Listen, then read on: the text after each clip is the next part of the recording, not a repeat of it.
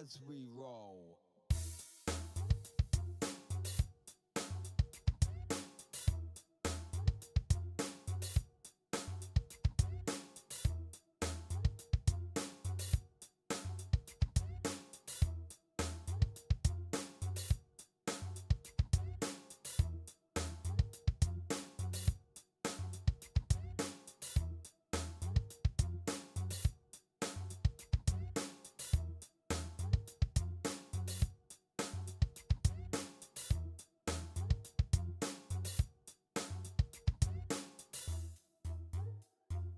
Girl, gon' make that booty pop like you the baddest. Let's do this. Yeah, the party never stop. Girl, gon' make that booty pop like you the baddest on the block. On the block, yeah, the party never stop.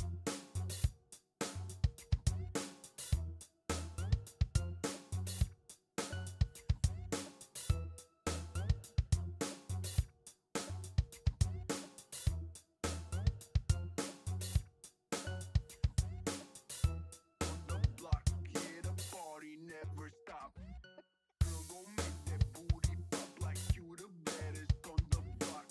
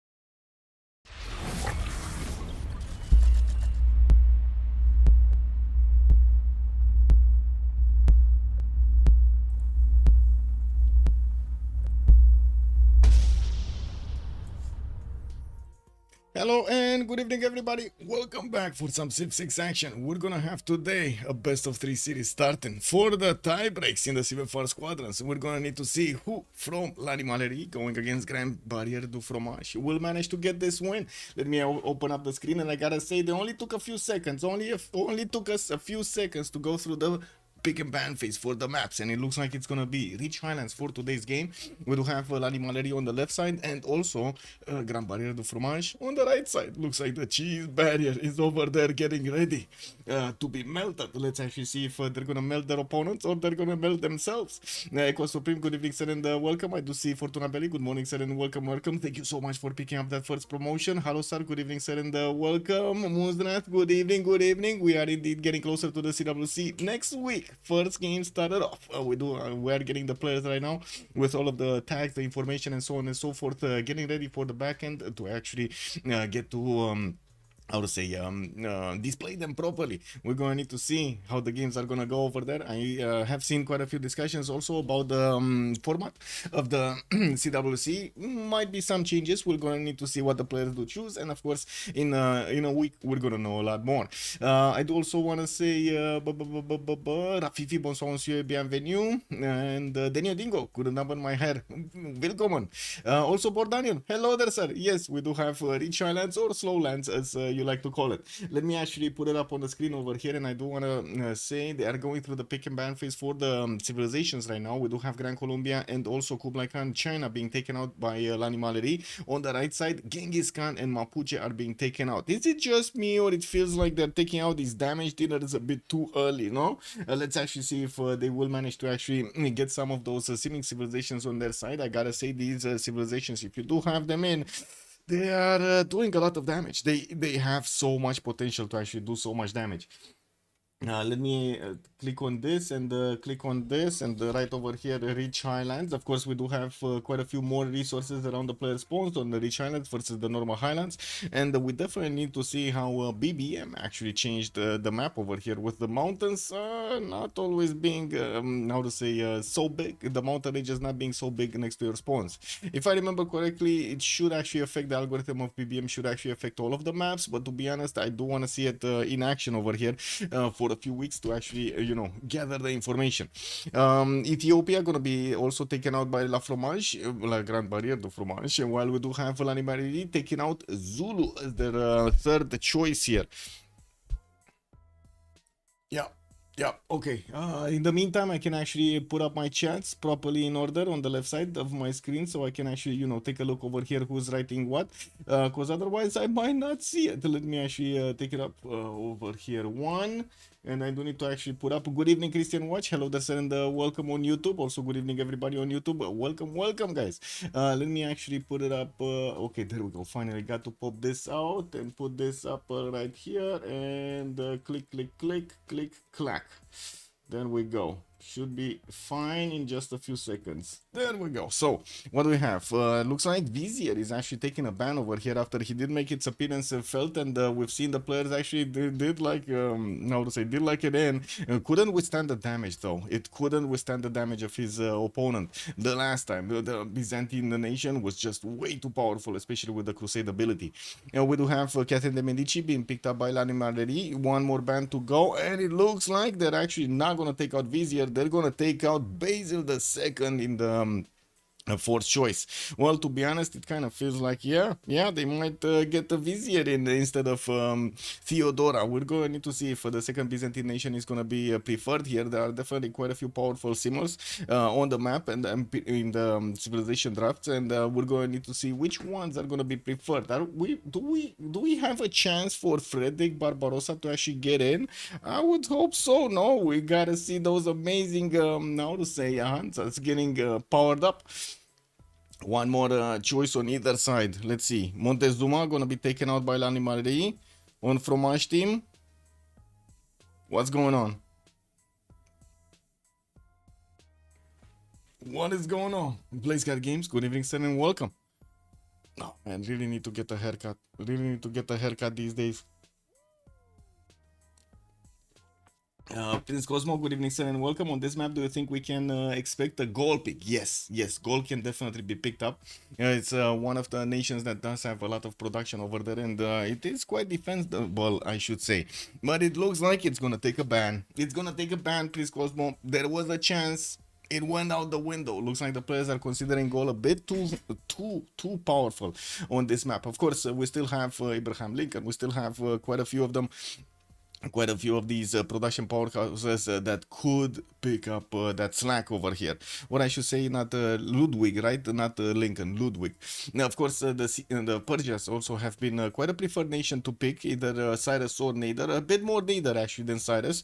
We do have him with quite a bit of tempo coming up in the games. Julius Caesar, Trajan are also normal picks most of the time. Philip II has been, I think, one of the most first pick civilizations in the last months, and we'll need to see if they're gonna keep that tradition. No, they're gonna take out Coupe. They're gonna take in Coupe. Well, Coupe first pick on the Rich Highlands map. This seems a bit awkward. The Coupe first pick. Interesting. Is it? Well, I mean, it's definitely a powerful nation. Is it worthy of the first pick? That's my question. We're gonna need to see in the game over here. Definitely L'Animality has had quite a few games which they were tilting, or I should say tilted on the aggressive side, not only on the seeming side. So we definitely need to see if they're gonna keep that also in this game. With Rich Highlands, it's probably gonna be a bit hard to actually go for a lot of aggression, but during the mid game, especially at the beginning of the game, but during the mid game you can definitely trade some punches, and might be one of the reasons they actually took out these Renaissance / medieval timing civilizations, Lotaro, Genghis Khan, Kublai Khan, Mongolia, of course, both of them benefiting from those keychecks of the medieval timing on the stirrups, and also Grand Colombia over there with a little bit later timing with the Llaneros. We do have Spain being picked up, and also Varangian being picked up by the side of the Great Barrier, the Great Cheese Barrier. Definitely Varangian over there. We're gonna get the gold, and we do need to see how Spain is gonna manage to also get the gold for their team. We've seen it in quite a few games when the players are managing to actually thread the needle over there with how much funds they do need to upgrade their units, either boats or of course land units, and any kind of delay on the upgrades does actually limit their chances of going forward, and of course managing to punch through their opponent defenses. significantly. And it looks like L'Animalerie is gonna take up Byzantium. Theodora is actually gonna walk in. Ooh, they did actually pick up the second Byzantine nation. Very nice. High move war civs are banned because this map has rough terrain, so the high movement is a big advantage. I agree. Mongol, Mapu, Colombia, all banned. Called Spain and French and OP civs on this map. Seems so. Surprised no Georgia, but Theo very powerful carry civ. Well, to be honest, we haven't seen Georgia in this. In this version, in this 6.3 version, for quite some time now. Give me a second so I can actually take a peek over here. We do have, we are playing on the 6.3, how to say, the static version. They did actually, the CivFR committee wanted to have the same version being played out till the end of the tournament here. And let me actually take a look and see where they are. Where are they? Where are they? There's so many of them. Look at that. Look how many games are being played right now. We do have Le Quatre Poneys, Confiture d'Irel. This is not them. This is them. This is okay. So give me a second so I can actually pull up their profile so I can get into the game over here. And there we go. Join game. Let me move this on my left screen so it's easier to actually access. There we go, and come back with the Discord so we can actually take a look at what's going on here. We do have La Grande Barriere de Fromage coming up today with Flak, Hush, Landel, and Nanoblaze on their side. Let me actually take a look over here. While on the L'Animalerie side, we do have Adridi, Juice for Art, Oransi, and Yogdrial showing up for the roster today. I do also notice they did go through the second ban phase. We do have Vizier finally actually taking a place over here in the bans with Age of Steam Victoria, and also Mali Mansa Musa is being taken out as the sixth ban over here by La Grande Barriere de Fromage. Okay, we did manage to actually get into the lobby, fixing the 0ms right now. I saw one, so you know, it is what it is. I'm gonna need to refresh the page and get back in. This is how it works, no? Okay, this, and then boom, this. Vicky very good on this, next best naval on this map after Spain or Varangian. Well, last time we did see actually Vicky managing to get like what, 1600 points of production or something. It couldn't get the win though. It couldn't get the win. That was quite something. Do we know if Malif banned in the CWC or not? The moment we don't know if it's gonna get through, but I guess wait a second. Looking at the votes over there, it kind of seems like it's gonna get through. We'll see. Let me also take a look. We're gonna have that answer in just a few days, Cool Whip. Also, is Sondoka any good nowadays? That's a good question. We haven't seen it really being played out. Neither did Sejong actually get that much time. She takes a bit too long to come online, so you need your team not to feed it too hard. Yeah, that's quite a problem, yeah. Sundo quite good, and she's getting buffed next patch. Whoa, they're patching it. Okay. Well, I do see Abraham Lincoln picked up by La Fromage on the third choice, and I do see L'Animalerie are gonna take Babylon on their side. Definitely a strong civilization that is gonna have quite a few advantages when it comes to its simming abilities. The fourth choice also needs to be picked up before La Fromage is gonna have their also fourth choice available for them. Let's see what L'Animalerie is gonna finish. Let's see how L'Animalerie is gonna finish their roster here. Babylon, this is just broken in game. Yeah. I mean, you say broken. I don't know, man. I don't know. Looks like also the little one just ate, and it's just taking a nap over here next to me. She's oh my god, she actually had almost had an encounter of the third kind with the other cat today. Uzetian is gonna be the last one on Fromage, and look at that, Sondok. We got Sondok in the game. We're actually gonna see the extra signs coming up from those zones and on the mines. Very nice. Yeah, very nice. We were just talking about this. I think I do need to actually swap with either Nanoblaze or Adridri here. So Nanoblaze is asking Pico to swap. Pico, I guess here. Let me see. Swap Nano. Let me ask. I think Blackman and Nu are kind of cool because you can harass everyone with spies. Yeah, that's probably one of the reasons they are actually picking it, not only for the extra intel, but also later on in the game, they will get all of those amazing missions going. That might be a big source of gold, actually, getting the gold from their opponents. Surprised no Hungary though in game. Rivers are kind of uncommon on this map. Yeah, Yeah, they are. Yeah, they are.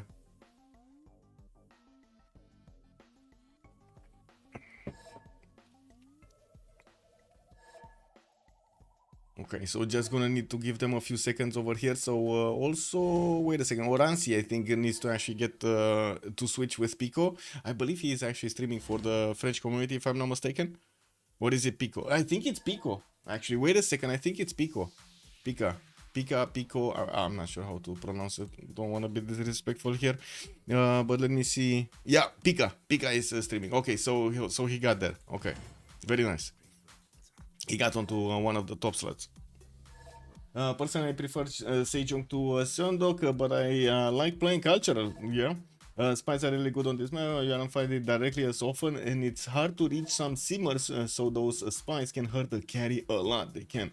Sejong kind of bad this patch. He will be strong next patch though. Ooh, well, let's see if they do manage to actually give just a little bit back to Korea and not give it too much, because we've seen in other versions Korea being way too strong, way too strong. What did they change to Sejong? I want to know. Give me a second. I think I can actually take a look at the BBG. I was thinking if I should, you know, keep on doing movies about this or not, but did not actually choose to do it. Give me a second. Civ changes. The Korea. Seon base adjacency is increased to 2. We're not playing on this version. We are not playing on this version. On the next version, we're gonna have the Seon base adjacency increased to +2 for both Koreas. Very nice. That's a lot more science. And actually, I think it might actually be exactly what it needs over there. Give me a second. We got this. We got this. We got this. Okay. We got this. Just switching stuff. There we go. Let me put it on the off topic. You know, it's always nice to actually have the update from off topic from CPL. Very nice, very nice. Okay, so what do we have as picks? Landel is gonna go for Uzetian, Oransi is gonna go for Theodora, Adridion, Sundok. By the way, Team 1 is Ranimaleri, Team 2 is gonna be La Grande Barriere du Fromage. Flak is gonna go for Harahardrada Varangian, Yogdriel is gonna go for Coupe, Hash is gonna be the one with Philip II, Nanoblaze on Abraham Lincoln, and then we do have another one, Jules for Art, that needs to pick up the last civilization here. Not sure exactly which one it is, but I guess we're gonna just see it in a few seconds. We can figure it out if we take a look over here. I'm pretty sure we can figure it out. All right, Theodora. No, Theodora already got picked up. Babylon I think is missing. Yeah, there we go. Juice for Art is gonna go Babylon. Oh, we actually got it before he picked it. Very nice. Also, let me put up the remap votes. Startup prediction for how many remaps? 0, 1, 2. Submission period for 15 minutes. Got it good. Let's actually see if you guys do manage to actually get some points over there from correctly predicting. How is it gonna look like? How is it gonna be? Yeah, also, first one into theater, way too low scaling and only really good if you are trying to war early. Secondly, it's too greedy for war. Thirdly, too expensive for the team. Jules said the last time he played Uzetian, his spy died while he had 90% of success. Oof, that reminds me of some Jack the Ripper luck over there. So you still need to do the 7 into commercial hubs. Theater gonna be 3rd or 4th district. For access probability. Nope. I mean, you know, 90% of getting something done is like 10% of not getting something done, no? Let's say it also means 10% of not getting something done. So what does chat say? We are seeing the first map. We got on the left side the Uzetian to take a look at, or also Babylon on the right side. Where are we going, chat? Where are we going? Left or right? Show chats, click on buttons, click. We're going right. Okay, Fifi takes the wheel. Let's take a look at Jules for Art over here with Babylon. Should be around here somewhere. I do see a lot of open space for them. No, not around here. There we go. Ooh, Spice Settle. He actually has 3 spice stars in the capital city, giving him that extra nice and juicy extra food. While we do have more spices in the northwest. Ooh, quite a few cocoa tiles are also going to be over there to give him the extra gold. We do have him also with a nice adjacency from rivers for that extra housing. And from what I do notice, he's also gonna have a wonder setter with Mount Kailash being into the south, giving him a bit of extra culture. Not too much, you know, not too much, not too little. One extra point on each of these tiles. Not to mention he does have some extra faith pattern there. We also have him to the west side with quite a few of these cocos and bananas available for those extra points of food. And from what I do see, he's gonna have Washington to the northwest. That's gonna be one of his opponents, and Korea to the west side. He could actually set up coastal trade routes with Korea. Drid is one of his buddies here, and I do also notice Spain is gonna be northeast, so he's between two opponents with one ally that he could actually trade with. Okay, not gonna be an easy spawn for Babylon. Might not see that much from Nano Blaze here to actually go on the offense, but I'm pretty sure we're gonna see some movement from Spain. Looking at Coupe, we do have him on the western side of the map. Tehonianga Coupe will benefit from some turtles in the water. He does have multiple 2-2s to work and 3 turns for a scout. From what I do notice, also he's gonna have these rivers northwest and east side to get his settles on with some fresh water, but he's gonna be very limited when it comes to the lakes to actually place down his harbors. Only that I can see 1, 2, 3, and of course his big lake over here from the capital city, which I'm pretty sure he's gonna get at least 2 cities on. Let's actually see what he's gonna choose. Can he actually fit a third one? No, he cannot fit a third one, right? If you put it on the maze, that's mean distance. You can put it on the niter, that means distance, and neither of them are actually, well, I open up this, right? They will be too close to this wheat tile. It's unfortunate. Maybe he goes non-fresh over there on the truffle tile to actually get it down. We'll see how Coupe actually goes for. And we do have him also with Pamukkale in the southeast to get some extra fresh water from. No one tile lake to get the bonuses though. Also, the last time I played Sejong, I remained on 3 cities until turn 45. Time to put a zone in theater squares, and I agree it's expensive because behind you want to put the industrial zone, yes, and get as high pop as possible. Looking at Korea, we do have him over here to the western side of Babylon. That's going to be one of his allies. Adridi will have the spawn next to the rice tile, or I should say next to the cocoa, so he can get a 2-2 base and also be much closer to the other tiles that will give him the extra gold. And we do have him with some inland cities and quite a few hills for him to develop his seons. And pretty sure we're going to have a lot of science adjacency here. We also do see some geothermals, but yeah, that's not gonna work. That's just not gonna work. The seas are going to give him the access to the trade routes, to international trade routes towards Babylon, and I'm pretty sure they're going to get to connect with each other here, getting those extra gold points. In between him and the Nano Blaze towards the north, there's not much fresh water, so I would imagine he's going to go for this lake, and that's about it. Not going to get forward into too much American territory here.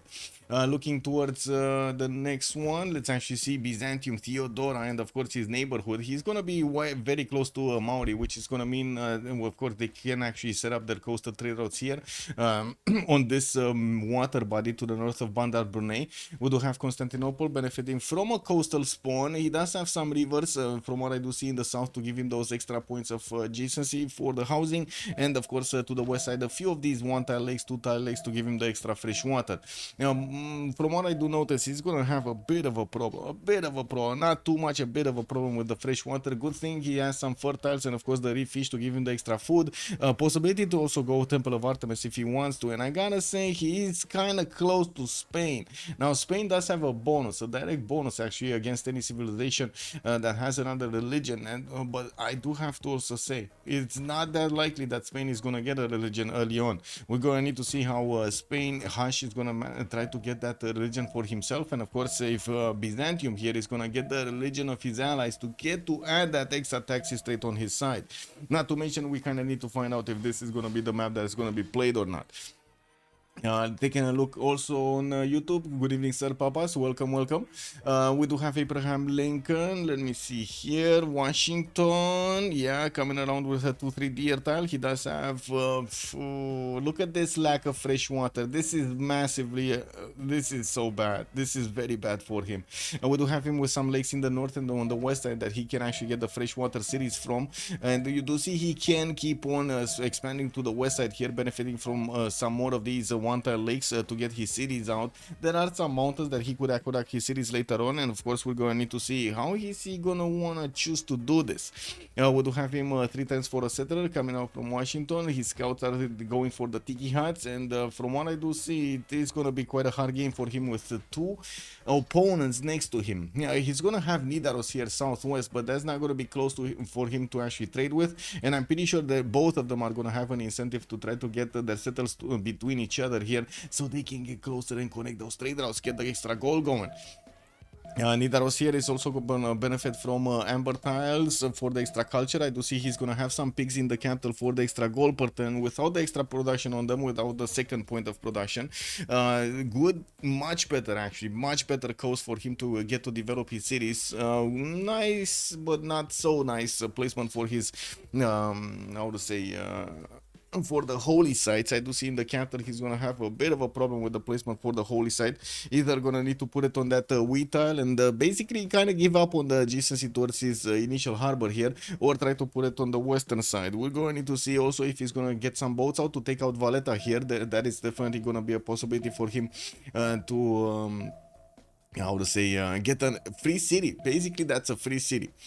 We also have him with a possibility to go against Maori, and to be honest, I really like that these nations, both of them have unique units that they could try to punch each other with. On the one side we do have Maori with the Toas, on the other side we do have Norway over here with the Berserkers, which are so strong when they are going against their opponent and keep on attacking. We might actually see quite a big conflict over here between these two nations, since both of those units can actually jump into the water and move very quickly from one side to the other. I do also want to take a look at Spain. We do have Spain here. Madrid does benefit from 3-2 bananas from the get-go, some diamond tiles over there, and of course I do see some extra culture from the coffee. Mount Vesuvius to the western side with a fresh water settle on the river. 3-3 banana in that city does look very good, very good. And I do see he's getting his settler out. I'm pretty sure he actually found Mount Vesuvius, but I do want to double check. Oh my god, he didn't see it. You didn't see Mount Vesuvius. What is going on? Incredible, right? Incredible. He didn't see it. It's mean distance from his capital. Never saw it. That's a bit unfortunate. That is a bit unfortunate. Can you imagine if he actually goes with his settler anywhere else? Because I'm pretty sure he's gonna go northeast. That is gonna be such a slowdown. Incredible slowdown for him to actually benefit from it. Anyway. And we do have the remap vote being activated here, and I do want to quickly take a look at Uzetian spawn. Let me actually also finish up the prediction over here, because yeah, we're gonna need to end up the submissions a little bit earlier, because we don't know what they're gonna vote right now, and I don't want to give extra information, too much extra information to the viewers. Let's see it. Let's see it.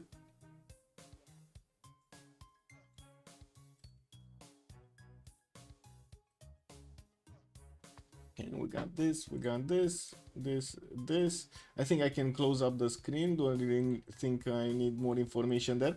I do want to point out, usually on the Reshine Lands maps, the players don't actually go for that many remaps, so we might not have a single remap here. And from what I did notice in the vote, the majority of the points actually have been placed in the one option, like one remap option, while there are some high rollers actually putting on the 0 and on the 1. It's 0, the high roller, the one and only high roller.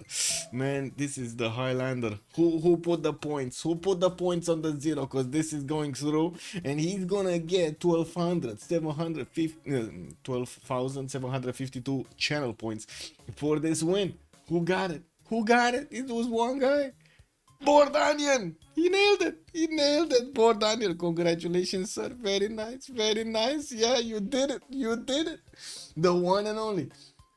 Okay, let's put up the next prediction very quickly for who will conquer the first city. On one side, we do have Lani Maleri, basically over here going against the Big Cheese Barriere. I still cannot actually put the full name because it's too long. It's too long, unfortunately. If Twitch is saying no.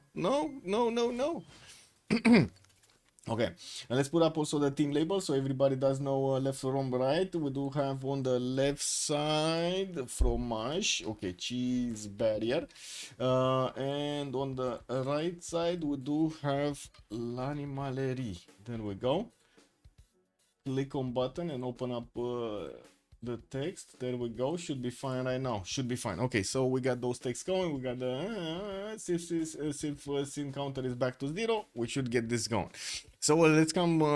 Let's actually take it from the left to the right right now. We do have China starting to go for the Grand Mesa settle on the right side, benefiting from some extra food points, and from what I do see also some extra culture points. We do have him getting his second settle soon, and I'm pretty sure he's gonna go for that gypsum on the western side. He does have another river towards the south where he can get some fresh water from, and from what I do notice, gonna have also the Yellow Sea actually spanning between him and Babylon, Hammurabi. Now they're not gonna be allies, so I'm pretty sure trade routes are not gonna go through. We might actually see Spain sending one of his settlers towards the south, and from what I do notice, Spain is going for that western settle. He might have sawn Mount Vesuvius with the third visibility from the settler. Anyway.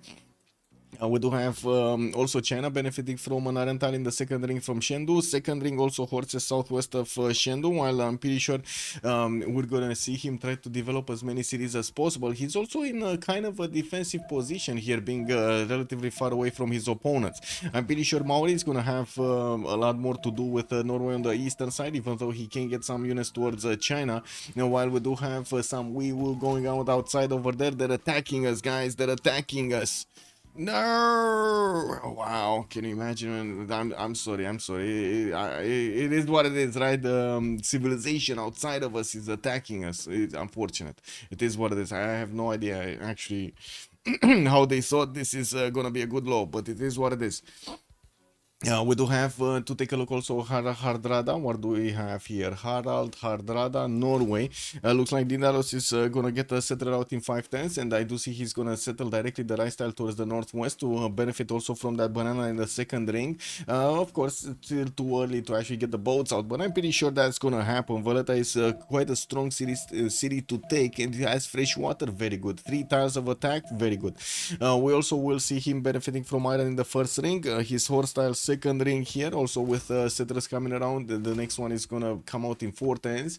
He's getting his sailing out. I would imagine he's also starting to place down his holy sites here. Yeah, that's the holy site, and I'm pretty sure there's gonna be another holy site on the 3-1. There we go, on the 2-1. I mean, for the 3 points. That's +3, right? Yeah, +3 holy sites. So he's gonna also get the splendid bonus for his era score alongside the other ones. This Vesuvius is illegal. I mean, to be honest, it kind of seems like again Hash is being placed in between 2 opponents here. It is gonna be quite a hard game for him to get through. Babylon on one side, Spain on the other. Not gonna be an easy one. Not gonna be an easy one. He even the last game actually, when we saw him play, he was in the kind of a similar situation, fighting him against his opponent 1 versus 2, and did manage to actually withstand a lot of damage, not to mention deal his own. Looking back on Varangian here, I think we kind of went through most of the choices. There isn't that much fresh water. I do want to point out he does have some lakes towards the northeast, which I'm pretty sure he's going to get to settle. But also I do believe he's going to stay in the North Sea over here, and definitely will need some cities towards the western side. Doesn't know about Maori yet. We'll find out, and we're going to need to see how that actually changes his strategy around.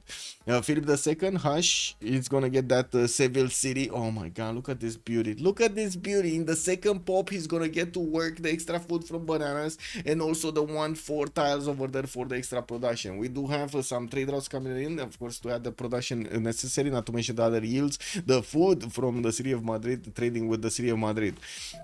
Third city coming around, could go northeast, could go southwest, even though I do believe he's actually gonna go north somewhere. Looks like at the moment he's not oh my god, he doesn't have an escort. He's trying to get a builder out, and there is a Byzantine warrior that could just sit behind the forest over there to try to get the settler.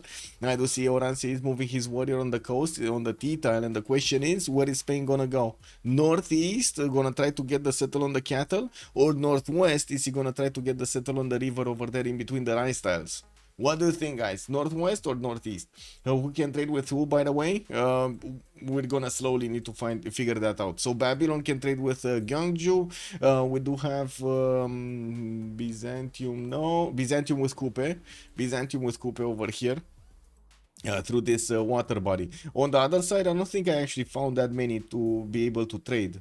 Yeah, I don't think I found that many on the other side. So, like, America is not gonna get to trade that easily with Norway. That would be his closest opponent. And then we do have Uzetian that has Varangian as an ally. That's not gonna work. That's just not gonna work. We might see Spain actually getting his city in the south of Seville, so he can trade with China. This might happen. This might happen. Northeast, and he loses it. Oh my God, you think? Nah, he's going northwest, and I think. Wait a second, where is he getting? Yeah, he got a visibility on the over that warrior, so I'm pretty sure he's just gonna keep on going for that tiki hut next to the river. He doesn't even know how it looks now. Now he discovered actually how it looks over there. Took a big chance. I gotta say, Hush over here took a very big chance. Now we do have also to take a look next on his strategics. He does have his horse tile in the second ring here from Madrid, while his iron is gonna be third ring from Madrid. It's only one tile away from Seville, and I'm pretty sure he's gonna try to improve it. There are some also reef tiles over here that are gonna give him those adjacency points, and we're gonna need to see how things evolve.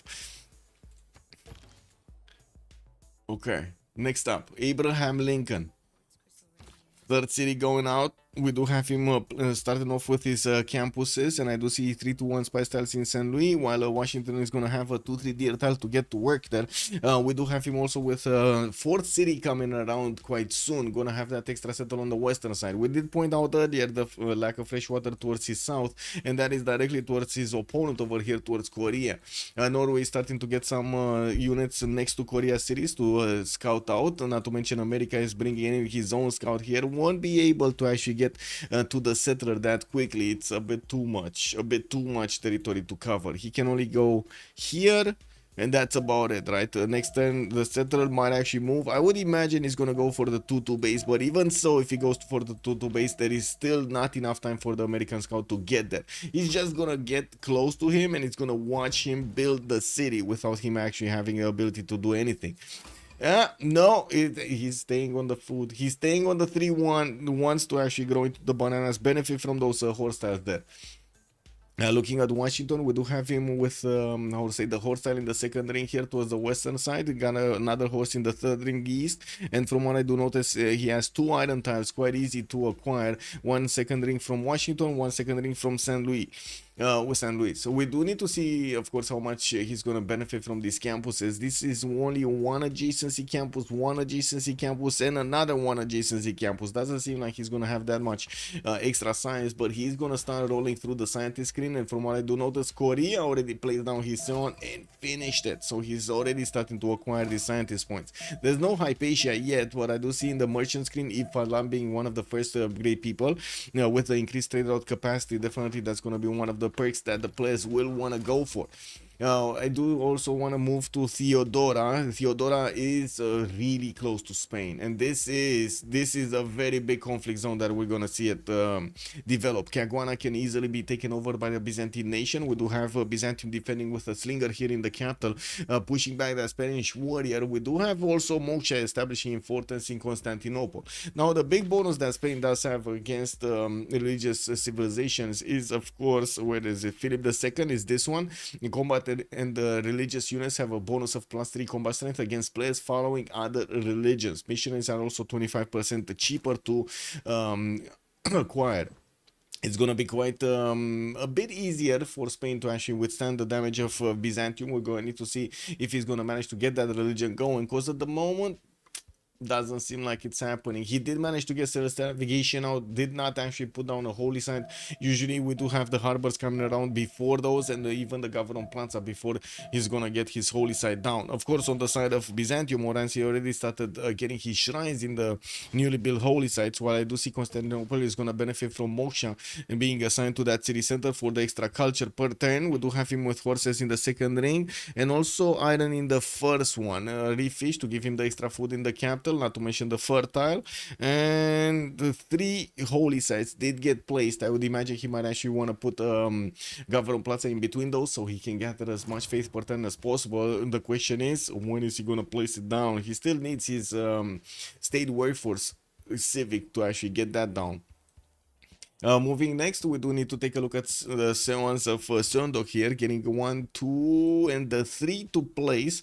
We do have a +1 with another +1 and another +1, +3 actually this time around. getting the bonus, very nice. Now from the geothermals, wow, they added that back. Okay, monuments coming out from Grande, and I do see builders, of course, getting to two-turn in Jeonju, while his sons are getting built. The science is gonna be acquired a lot easier here for Adridi. 9 science a turn with 3 culture, also 19 points of production at the moment. Not really on the on the others level. I look at Philip II having the benefits of 32 production points. We also do see America did manage to arrive with a scout here, just as Norway next to the borders of Korea, to take a look at the territory. Maybe they do manage to get a few pillages going, even though I do see Adridi did manage to get to invest into a slinger, and he's gonna get to push that cat scout out of his territory here. And with access to iron in the second ring, 2 horse tiles in between Jeonju and Daegu here, one in the first ring of a city, the second ring also from both. It looks like he's gonna have good enough strategic resources for him to get whatever unit he wants. Next up, we do have Coupe. 3 cities strong. Oh my god, look at this Opango city. 3 amber tiles with a banana. All amber tiles are 1-for-1s. Did get the religious settlements. Gonna go for a 4th city. Looks like he wants to go north with it. Starting to place down his harbors and building them quite quickly, while he's also getting some monuments out. We do have him improving his coastal resources for those bonuses for celestial navigation. It just looks great. 31 points of production here for Yogdrial. He will also have, from what I do notice, of course, Oransi here to trade with. We do need to see when they're gonna try to get this going, but I'm pretty sure Oransi is gonna get a city on the stone tile, and we should see a city here next to the bananas for Opango to actually get the trade routes going, and of course Reina getting to play placed in. There is a possibility for him to go against his next door neighbor China to the southwest, and as you can see, China at the moment is not opening up with his encampments. He's going commercials, and he's gonna try to get the gold. China does have a scout next to Maori, and Maori did not see where China is. He did not scout to the western side. What did happen is actually Hammurabi did manage to get closer to one of the Chinese settlers, and I do have to say that Chinese settler is going for the Torres del Paine, did not go for the gypsum. He's actually gonna block the gypsum settle. Well, a 2-4 base is a 2-4 base, so you know, I cannot really say anything bad about this. We still have him with the possibility to actually settle on the deer tile, and there is a Babylonian scout that is starting to actually get to discover the lands of China here. A bit surprising, China is not pushing him, is not actually, you know, smacking him in the head over here with one of his warriors. We do have also Liang being plugged in Opango. That is going to be massive.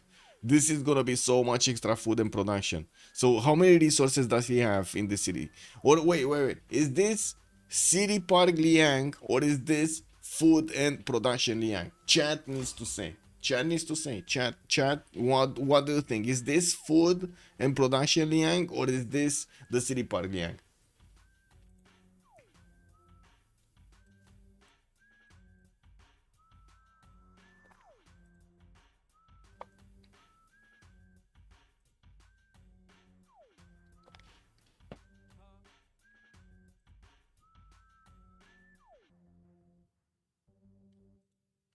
Food and production? Okay. Yeah, I think so. I think so too. This is gonna be a massive city. 1, 2, 3, 4, 5, 6, 7, 8, 9, 10, 11, 12. 12 resources that he's gonna 13 actually with the wheat tile southwest. 13 resources that he's gonna get the extra bonus of food and production on, and a lot of them are gonna be amber tiles. 2, 5, 1 tiles, and this is, oh my god, before mines. Amazing, just amazing. We do have him also managing to get the religious settlements, extra production towards settlers, and of course acquiring more tiles. I'm pretty sure he's gonna want to get onto that lake so he can actually place down one of his harbors there, and of course we're gonna need to come back a little bit later. We do have Hammurabi to also take a look at, which at the moment is getting his 4th city actually towards the south, towards Mount Kailash, starting to build up his Palgum count, and went for a pantheon, goddess of festivals here, getting himself some extra culture points from these improved plantations. Already started off on his spice tiles.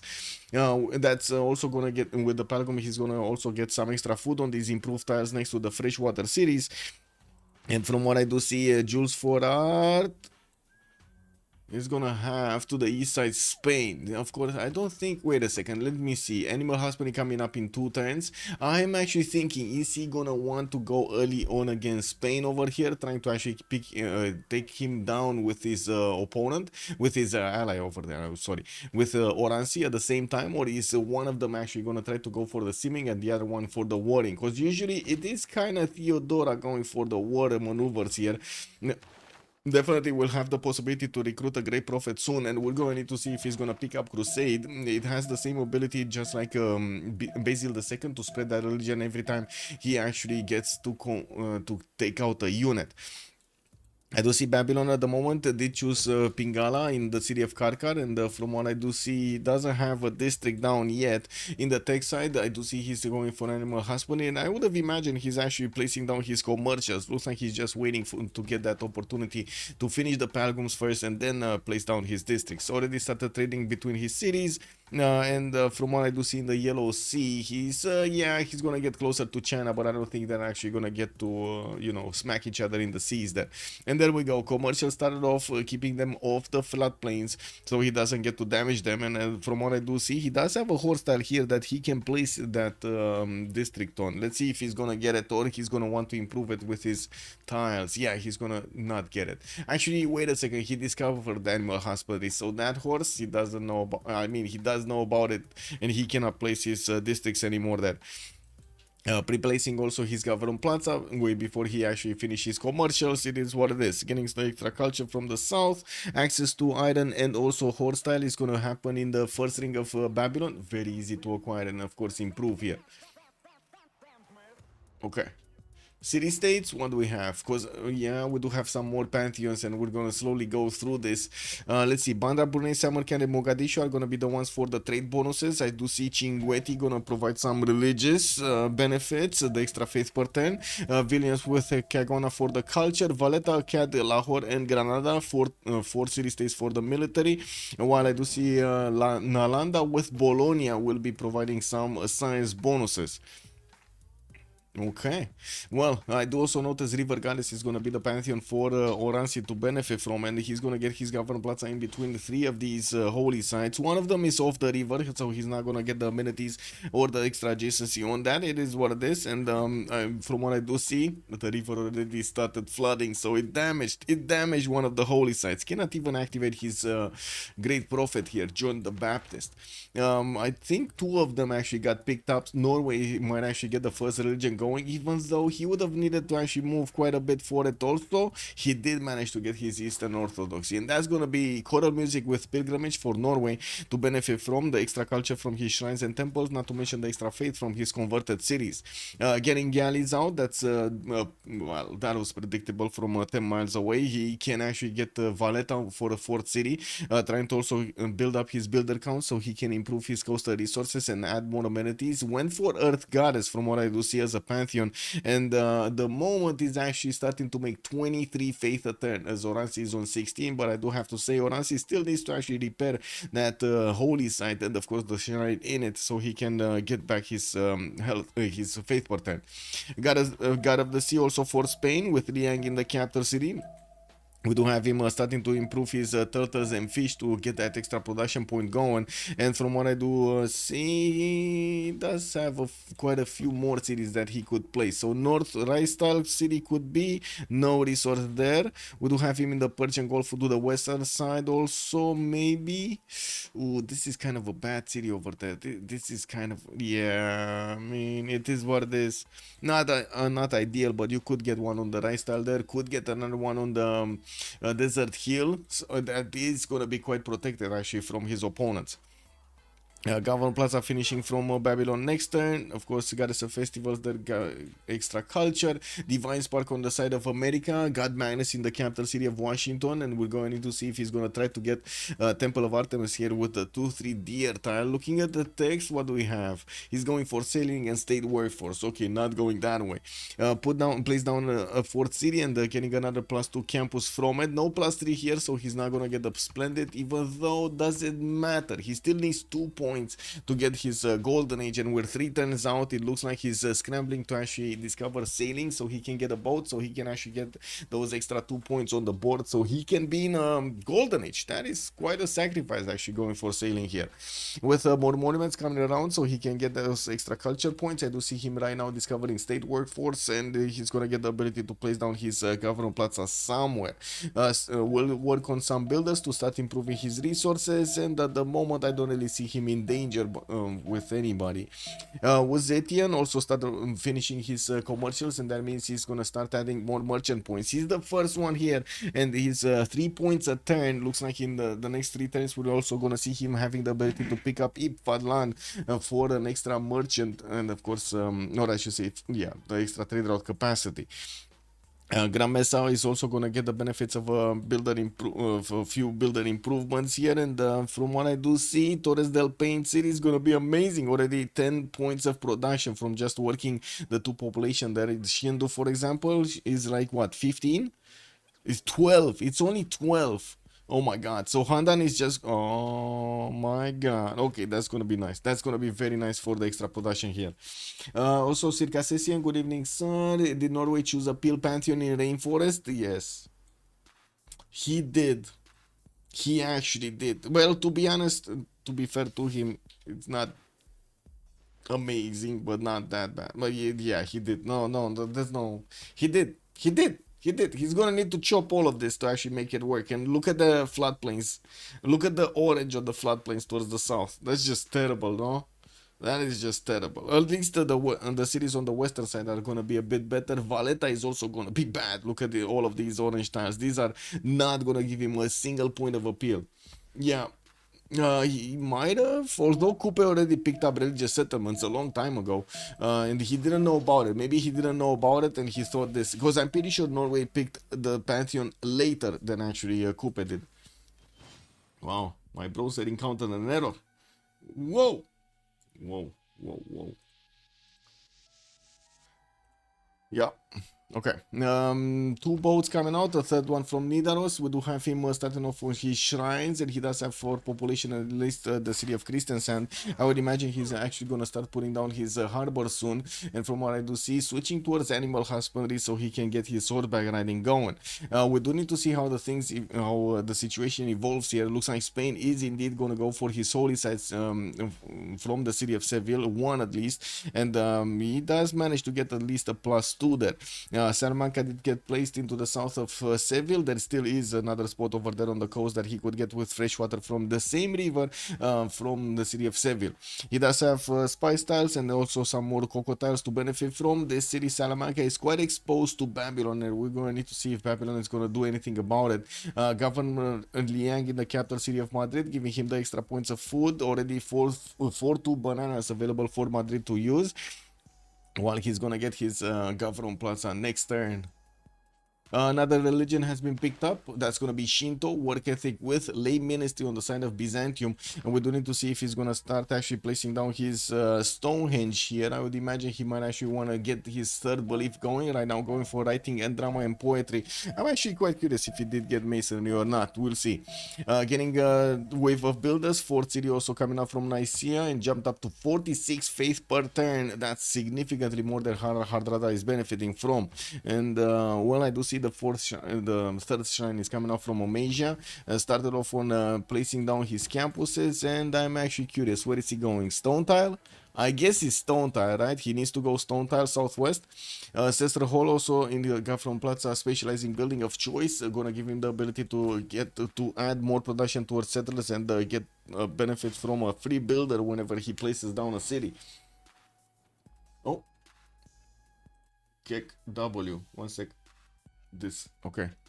Moksha in the capital. So Uzetian, let's see, still didn't pick up his golden age yet. I do see he did not lose his trade route though. There is a Babylonian scout that's just sniffing around here, and the trade route is going towards or coming from Xi'an. I don't know. It kind of looks like it's coming from Xi'an, going towards Chengdu, which of course it's going to expose him to the deadly scout of Babylon here. Landel does have 9 science with 25 cultures, chose Penbrush and Voice Golden Age for his first bonus in this era. And from what I see, the Government Plaza next to Shendo, of course, the commercial over there are gonna give him those extra points of gold, and 19 points of gold at the moment with 38 points of production. Sorry, got distracted by thoughts. Hadrada also 9 science and 12 culture. Yeah, there we go. There we go. There we go. And the question is, can he stop it? No, he can shift enter his slinger on the cattle tile when the trader is gonna move forward. Come on, Jules. No, he didn't get the trader, he got the commercial. Okay, well, this trader is gonna be safe right now. This looks like it's gonna be safe. Anyway, Hardrada 9 science 17 culture. We do have him with 3 cities strong. Gonna get perished by Maori on one of his holy sites, and his boats are already starting to do the damage against Valletta, taking that city down very quickly there. It's already down to 32 out of 200 points. Getting also his Government Plaza from Nidaros. Not gonna get any more points from that adjacency at the moment, while we're gonna need to see how he's gonna place down his next districts. And we do have him going to improve his horses, and I don't see new settlers yet. Of course, he did get his monumentality golden age with only 24 faith a turn. He does have still 225 faith in the bank, and I'm pretty sure we're gonna see builders pop out of his cities here, or maybe he's thinking of getting a settler with that faith per turn. We do have him, of course, still adding more shrines, and since he did manage to get his choral music, he's gonna add more points of culture to his empire here. And yeah, there we go, the builder buy is coming out. And went for Earth Goddess without that much appeal. This is kind of, yeah, there we go. So a settler and a builder got bought here. We do have him Hush also, 11 science 19 culture, 4 city strong, getting his whole separate project so he can actually get a religion, so he can get that extra damage against his next door neighbor Byzantium. We do have him with also 1 archer and 1 slinger defending his borders, while he's gonna go for his 5th settler coming out from Madrid. We do have some campuses also from Barcelona. Place down his Government Plaza, so he adds a lot of adjacency to that +4 campus towards Barcelona, while he does have very good tiles in the capital with a lot of bananas, and of course Liang giving him the extra production and the extra food bonus on all of these. It looks like that city is gonna grow very quickly. Valletta already has been taken down. Norway did manage to take down that city center, and from what I do see, Spain might get the ability to actually take a cat down. I don't think that's gonna happen. We do have Byzantium also placing one of his galleys, so there's gonna be no surprise in the choke point over here. Only has a single city exposed actually, but that city, Barcelona, could actually open up the ways so he can take out Madrid and Seville. We're gonna need to see how Rancy is gonna want to play this. I would imagine it's gonna be land units more than the coastal units, and I would imagine also Spain might actually think caravels might go and take the capital city of Byzantium here quite quickly. We'll see how things evolve here.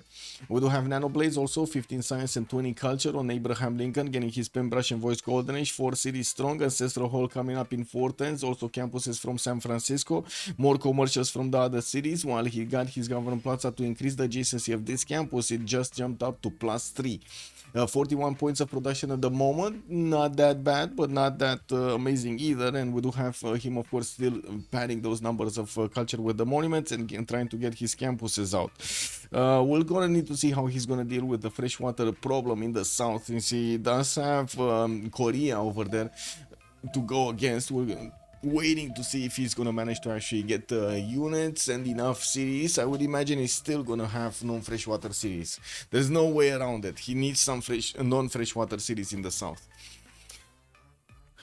Oranzi, 12 science and 24 culture on 3 cities at the moment. Byzantium soon to be 4th, and I do see he's working on his 5th, and I would imagine he's also going to benefit from so much faith per turn, already on 53 at the moment.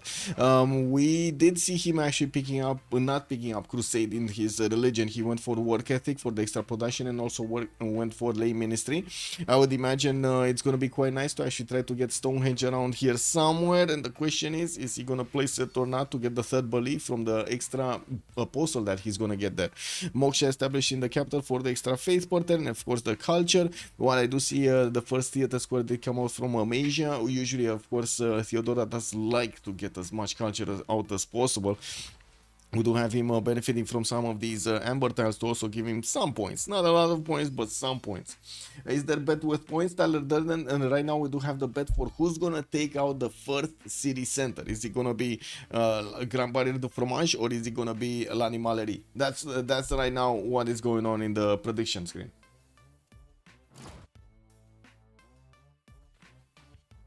And that's another good question, Coolwhip. Will he get his crusade denied? And there we go, Stonehenge coming out from Omasia. I would imagine that's what it is. I'm actually quite surprised he didn't place it from a city like Constantinople for the extra production and of course the speed that he would get that going. This city is 20.5 while Omasia is only 7.5. He would have built it 3 times faster from the city of Constantinople. And he did have a stone tile to place it next to, but anyway, losing gold because, you know, he invested in any other type of district than the gold generation here. While he's gonna start expanding very quickly, he's gonna be faster than Spain to get his cities out. Adridri, 23 science and 26 culture on Seondok. We do have Adridri starting to actually get another city towards the exploding volcano towards the northwest. Gyeongju did get Moksha in. His Seons are getting the benefits of a government plaza adjacency, and of course the geothermal starting to give him some adjacency there. For adjacent Seon in Jeonju. Governor Pingala also established, while I do see he's gonna start to add some extra food points from the farms here, from the wheat tiles. We're going to need to see him improve also his strategic resources. Has his horse tiles already started up. 38 science and 26 culture, he just got the double points. He just got the double points plus 60 ones on his campuses, the double card basically. Only 34 points of production though, that is kind of half than Yogdrail and Jules Forard have. This he's gonna definitely need to get a lot more production points, and that is a city count problem. Getting the 4th city from Daegu, getting also a 5th city from Jeonju, went for fertility rights as a pantheon to get the extra food points from the wheat tiles, rice tiles, and the other tiles that he has with food here. Cattle tiles I believe also have them, and maize tiles. Okay, so wait a second. This is 4th, 5th, and 6th. Okay, this is actually 6th city, not 4th, not 5th. Yogtrial, 12 science and 24 culture on 4th city Coupe is starting to get some horses out from the city of Taomutu. While he sees the galleys of Norway, he's gonna want to probably try to take back Valletta. There is a possibility for him to actually attack into that city center quite easily, and we do have him starting off on his theater squares. I do see Opango did get the benefits of Governor Liang extra food and production points, started to improve his amber tiles here in that city center, and while we do see 4-3 bananas available for him to work, is this city, just this city is 22.6 points of production, while his capital is on 24.8. He has two amazing cities over here between for him to use. Governor Plaza went for Ancestral Hall, so he's gonna pop out one of those free builders from it, and we're going to need to see where these horses are actually gonna be going. I would imagine Valletta, but let's wait and see what's going on. I do also notice he's moving towards the north with a settler from Taomutu, and the biggest question is he actually gonna settle on the coast towards Norway, or he's just gonna put it one tile off the coast, so he basically just dangles you know, the food in front of Norway, but just out of reach of his next door neighbor. It might happen, no? Already started to get some admirals. Of course, Spain is also making some points from his harbors. They won't really matter that much, but we might see some, of course, extra trade routes from Zenki. We might see them benefiting from basically a free fleet or a free armada earlier than usual, and getting that extra strength on one of their city centers to defend themselves against their opponents. Jules for Arthur, 30 science with 31 culture on Babylon, right next to Spain. We do have him getting Wallace Throne. Okay, this is war. Getting also Hanging Gardens from Durkul Galzu. At the moment did not start off on getting his units out. He's 5 turns away from apprenticeship and 6 turns feudalism, while he did finish all of his Palgums in his cities for the extra food on these improved tiles next to the fresh water settles. He's pushing back one of these Chinese scouts from his lands. Magnus in the city of Durkul Galzu is gonna give him a lot of possible chops here. Yeah, some of them rainforest for the half production, but a lot of forest also coupled with that. He can definitely try to go for his bronze working, and we're going to need to see if he's gonna get that fast, because right now I do see only Yogdrail is going for bronze working, and from what I do see, of course, Babylon doesn't have an encampment down. Oh, never mind, excuse me, he has an encampment down in Durmuti. We will see him starting on getting these great general points. He's on 4.6. He's on 4.6 already. Wait, is he using the what? He's even using the card Strategos to actually add more points over there. That's massive. Did he get a barracks? He even, well, of course, it's Babylon, right? So he got the barracks for free, basically. Very nice. So right now, I'm feeling scared for Spain. Is it just me that I'm feeling that Hush is in a bit of trouble over here? We should take a look at Hush stream. Let me actually put up on the screen over here. Hush the carry stream. Let me see. Hush the carry. What is he doing? Oh no! Oh no, he does have a camera. He does have a camera. Look at him. Okay. He's very concentrated right now. Look at this. He's very concentrated. Very, very, very concentrated. Look at this. You see him? Full attention to the game over here, trying to figure out how he's gonna actually try to bonk both of his opponents. Very nice. Do I have? Yeah, I do have. Okay. There we go. I'm gonna let him here. Let him be here. We're gonna take a look later on his reactions to everything that's happening. He does need an encampment of his own, going for his fifth settle towards the northeast, and from what I do notice, finished up with quite a few campuses. Got his Zoroaster Great Prophet for a possible religion, and we're probably going to be talking defender. Byzantium also did finish Stonehenge and got his crusade for the extra +5 against his opponents when he's going to convert those cities. And Oranzi has a choice. Is he going to go forward towards Spain to get closer to him or not? Has also some horses coming around. I do see Oranzi is gonna send them towards the eastern side.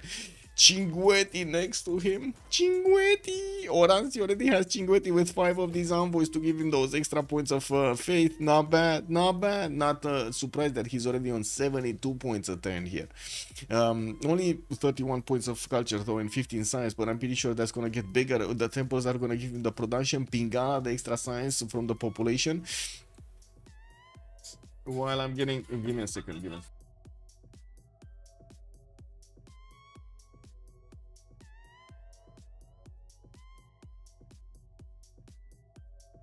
Sorry about that. Big preparations over here with Easter. By the way, what are you guys doing for Easter? Anybody? Anybody? Check the Torres City Spain can take. Wait, what? Torres City Spain can take? What? Wait. Where was Torres City? Torres City was Uzetian, right? Yeah, yeah. This one, right? China City. This one. What's with the Torres City? You think Spain can take this? I don't think so. I mean, they can trade their allies, so, you know. Hunde Priest. Oh, Spain can take Defender of the Faith? Yes, he can take Defender of the Faith, yeah. Also, yeah, there's not much in hand. And I do see he's starting off on his walls here. And from what I do notice, there was another religion activated by Hush. We're going to need to see what is he going to do with it. He's also going to need to spread it around. Defender of the Faith with Jesuit education. Only has a few faith points, only 8 faith points. But, you know, in 10 turns, he might actually get to buy one of his libraries or something. And since it is in a 1 versus 2 situation, every point counts here.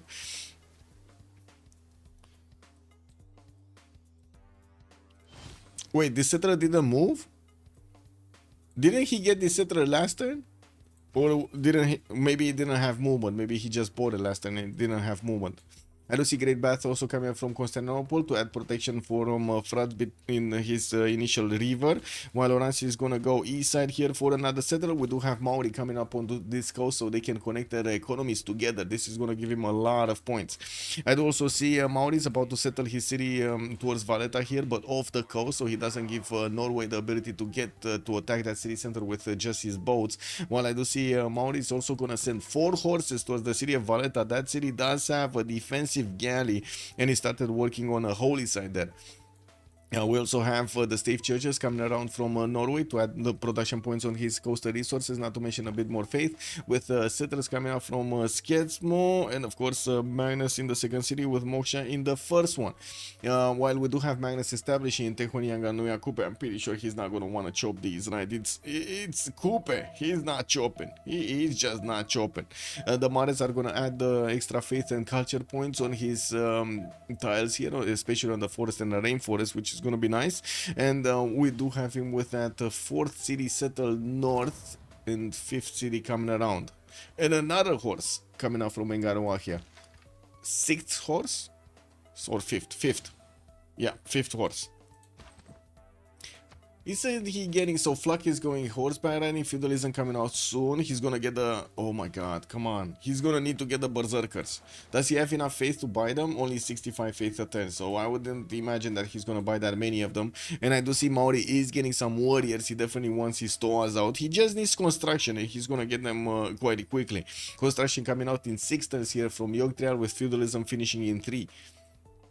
In America's territory, more settlers are coming out. He's sending some horses to actually escort the settlers moving towards the south. No freshwater position is gonna be, while he keeps on actually adding his campuses. You do see Charleston, no food, no housing.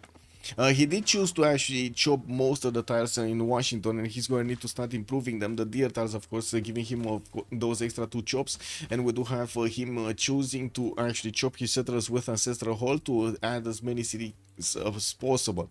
We do have Babylon managing to get one of his first generals, Shun Tzu, in the city of Durmuti, while at the moment we still don't have Spain actually getting a general. He did manage to get the Defender of the Faith, so at least he does have a +3 in the cities he converted, not all cities, in just the cities he converted. With Spain also getting only worked 2 turns his card, he got 4 out of 30 points, and it doesn't seem like he's moving that quickly. I do also want to point out Byzantium here doesn't seem like he's placing down an encampment yet. We do need to see him getting it soon, so he can get one of those generals, of course, if he wants his stirrups timing. Doesn't seem like Oransi is that interested in going against Spain that quickly, and we do have the first encampment coming out from the city of Madrid in 2 turns from that city center. Okay, so let's see, do we have this? So Spain did not actually place, he didn't convert enough cities here. Give me a second. Yeah, oh no, he did. Okay, it's fine. +3 combat strength appearing on the scout. It's fine. Never mind. Valletta is in danger, yes, but it takes a few more turns. That's why I wasn't getting there quickly. It will take at least like 1 more turn to get the first horses there, 2 more turns to actually be able to hit it with multiple horses. Slowly getting there.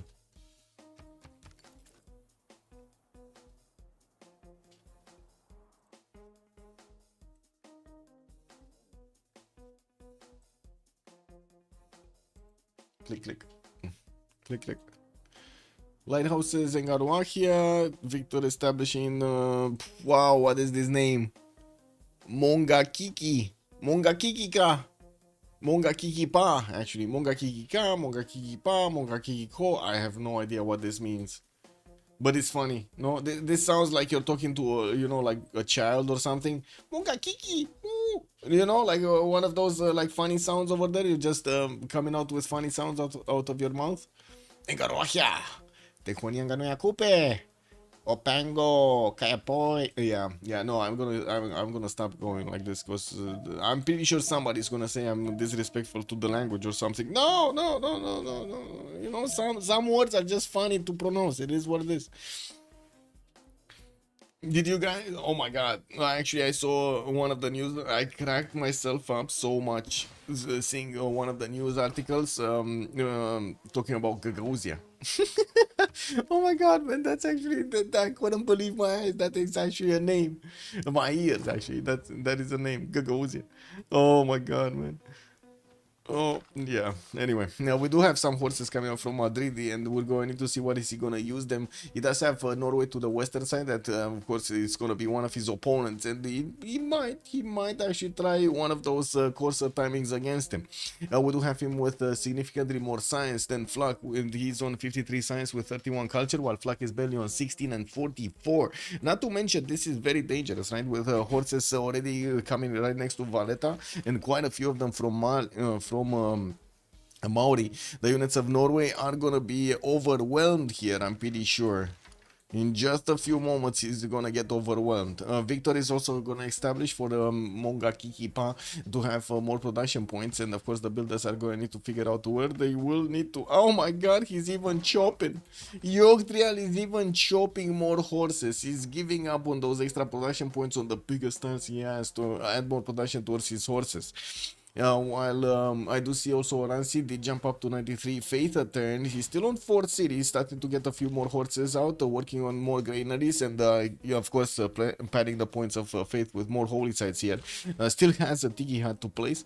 While he did manage to get to connect his economy with Maori, he didn't send trader house. Maori did, and I do see Maori is slowly getting his gold per turn up. He's on 37 points right now, with Oransi losing 14. He definitely needs one of those trade routes to go towards his ally here.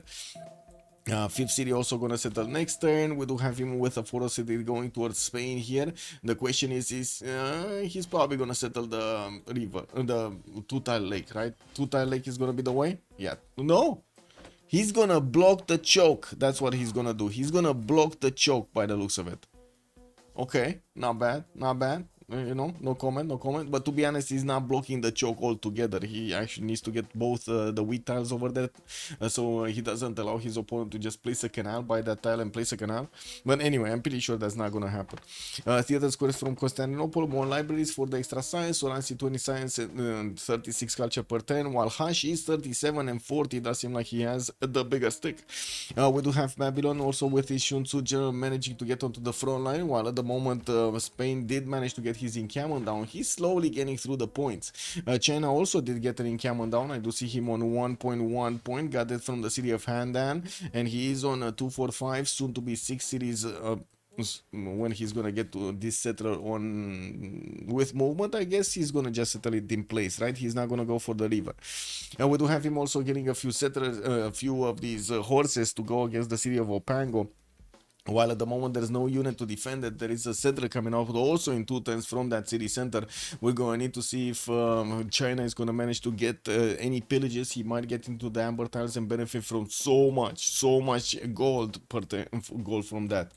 Okay, Valletta, yeah, Valletta. Oh, Berserker got out, got the technology for the Berserkers, and now these horses are gonna be, how to say, are gonna be in pain actually attacking to the city center. The city center can actually heal, and there is a horse also in the water that can disembark quite easily. Norway is bringing some archers to the fight, and also trying to add as much support bonus to those units as possible with everything he has. Another settler moving south here, but I don't think Valletta is gonna go down. Is it just me, or the city is not gonna go down? It's a bit too strong with the Berserker inside of it. Well, that's a one horse that just bought the dust. Yeah, I think he's gonna defend Valletta. 3 turns for ancient walls. These units will take significant damage actually attacking into the city center. Okay, one horse dead, but to be honest, he's gonna need to spend another 10 to get these food points going from the med tanks, from the farms over here, to actually start adding more damage to Valletta.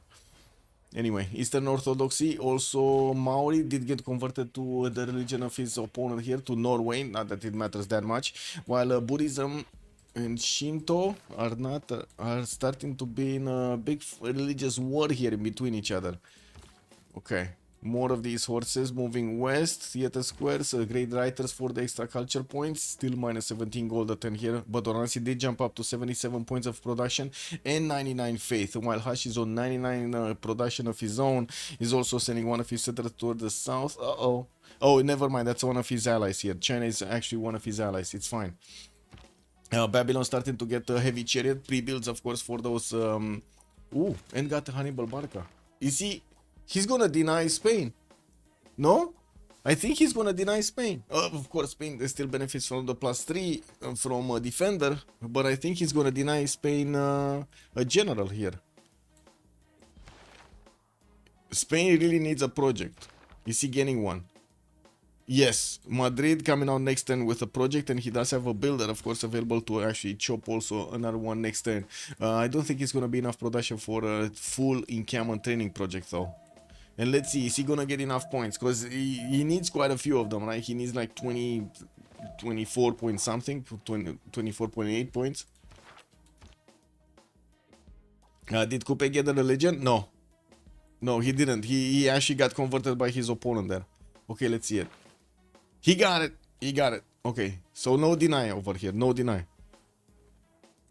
Spain, well, I guess it kind of depends, right? He's only going to have one general, and there are 2 opponents coming against him. And they're not gonna come from the same side. He's actually gonna need to put up a defense on the west as well as a defense on the eastern side against his opponent. It's gonna be quite actually easy to take Valladolid and also attack into Madrid territory. I don't see that much of a problem also attacking into Salamanca. Yeah, there are a few hills here that he's gonna need to get through and a few mountains creating chokes, but it's a lot of flat tiles also in between. Not gonna be easy for Spain to defend this. And both of his cities, Salamanca and Seville, are actually on the western side of these rivers, not on the eastern side where he would have had a bit more defense. With already pre-builds coming out from Babylon and starting to get his heavy chariots, he's not going to be far away from getting to discover stirrups, and that is going to give him the ability to upgrade these heavy chariots into knights, which is going to be a much stronger unit to go against the horses of Spain, especially with a general. Let's see Valletta. Valletta got the walls. Mauri is going back. There's no way he's gonna get this city. No way. Toa is also coming out from Mongakikipa, and I do see Norway will have the ability to buy out some more of those berserkers to keep on doing the damage against Maori. Could even try to go against Mongakikipa from Maori. This is starting to be dangerous and not in a good way for Kupe. We do have a Toa coming out from Opango also, getting to turn here. Mauri is gonna start getting another settler moving towards the north of Tehonianga Noia Kupe. I would imagine he's gonna get closer to that banana, and I do see China did reveal he has an archer next to Opango. We do have horses from Landel that are gonna appear in the borders of his opponent here. They cannot actually one turn to move on the amber, and I'm pretty sure Landel does want both of his horses to actually get there at the same time. While the Toa actually, whoa, slow down a turn here. Uh-oh. Oh well. Oh well.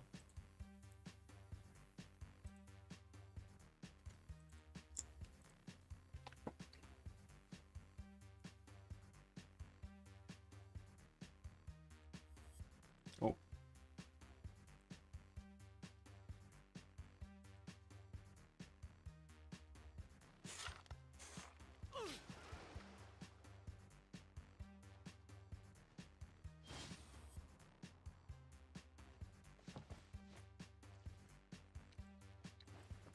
Okay, Byzantium is working on taking out Caguana with those horses that he initially built. I'm pretty sure he's gonna want to get his hippodromes out, and I do see the first one did get built with more of these amphitheaters to add the culture. He's definitely gonna want the stronger unit, the heavy chariot. We also do need to see if he's gonna start moving against Hush here soon, while Babylon is getting a massive army into Rikuri Galzu. This will require them keeping quite a bit of gold to upgrade these units. I do see Jules does have 336 in the bank with Yogrial on 193. That both of them are making over 55 points a turn, while on the other side I do see they have a bit of a problem with gold. 23 on Nanoblaze, Hashi's on 29, Flak on 21, and then Landel on 39. Actually, we do have Landel here starting off with quite a few commercials, and he keeps on building them. Doesn't actually need to defend against anything, and I would imagine he does need to get the trade routes going with Spain, so he can add those points of gold. While we did have already Mauri starting to send the 2 traders towards his ally, that's one of the reasons he's making so much gold a turn. Oransi will also need to couple, and I do see his couple his economy together with Mauri, and I do see he put one of his first trade routes towards his opponent, towards his ally there. Caguana gonna be easily be taken over. Looks like Byzantium is gonna get a few pillages here, and of course benefit from the med packs. No, he's just choosing to take that city down, and of course improve the tiles with his builder, placing down an encampment for some defensive capabilities. While I do see Spain is gonna work on taking down the city of Akkad. Here he does have 2 of these horses and one of the galleys. That city is trying to get a heavy chariot out, and he does have quite a few archers that will get to counter attack, while he also has a galley inside of the city to help defend this. I'm actually quite curious. Is he gonna take this city? What are the chances of him not taking this city? Because look at the horses, they're losing so much strength against that city center, and it's not like the city can be placed easily under siege. He needs to get the horse over the river, and of course a cat is just gonna bring back his archers over here. Might actually defend this. Might defend this. Okay, Seville campuses. I do have to say, Spain does not see what's going on in Durkuri Galzu. He does not see this. He has 41 science, 47 culture, 0 pre-builds. Zero pre-builds. Zero. Zero. Whoa.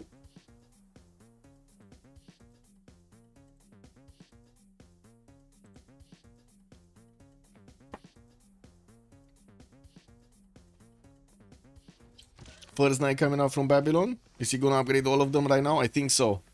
Oh my god, this is... Is Hush just gonna die here? Okay, serious question. Is Hush just gonna die here, chat? Cause it kinda looks like he's just gonna die here. Let me actually watch his stream. Oh my god. Let me see. I open up the chat also. A second. Okay, I'm gonna need to start making some units. What is he saying? Yeah, what is he pre-building for on this guy? Oh, check this out, check this out. He's actually gonna see all of the knights coming in this turn with the general. He's still trying to get campuses and commercials out and working, of course, with the builders here. Oh my. Oh my. Zero pre-builds, guys. Zero pre-builds. He doesn't even have the... Wait, does he have the card? I didn't see. Does he have the card? I don't think so, no? Oh, he has maneuver. Okay, he has maneuver. Never mind. So at least he has the card so he can get some horses out.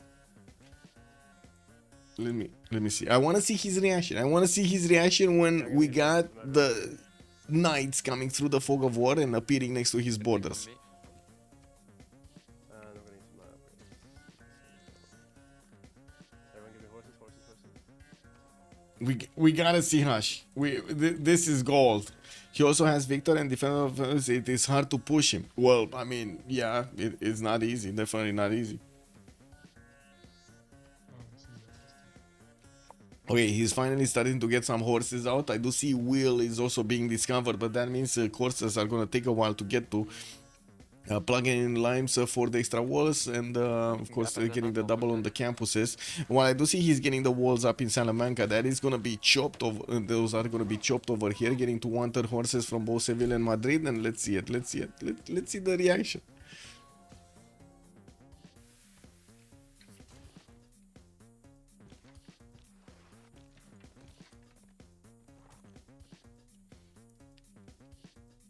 Oh my, he might actually not get that city. Okay, there we go. There we go. Let's see it. Let's see. Come on, Hush. Look at it. Look at it southwest. Oh my god, he's not even looking. Check this out. He's not looking. Yeah, there we go. There we go. We got the units moving.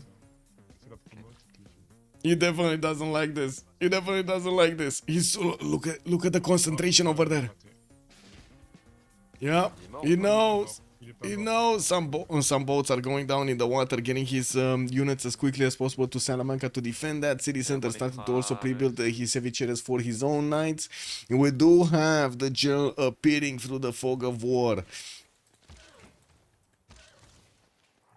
Oh my, you say it's hard, but look at this. With Defender of the Faith, even with Defender of the Faith, the Spanish units are getting two-shot. The horses are getting two-shot. That's a problem. Let me actually turn off his sound over here and we're gonna get back to our own eggs.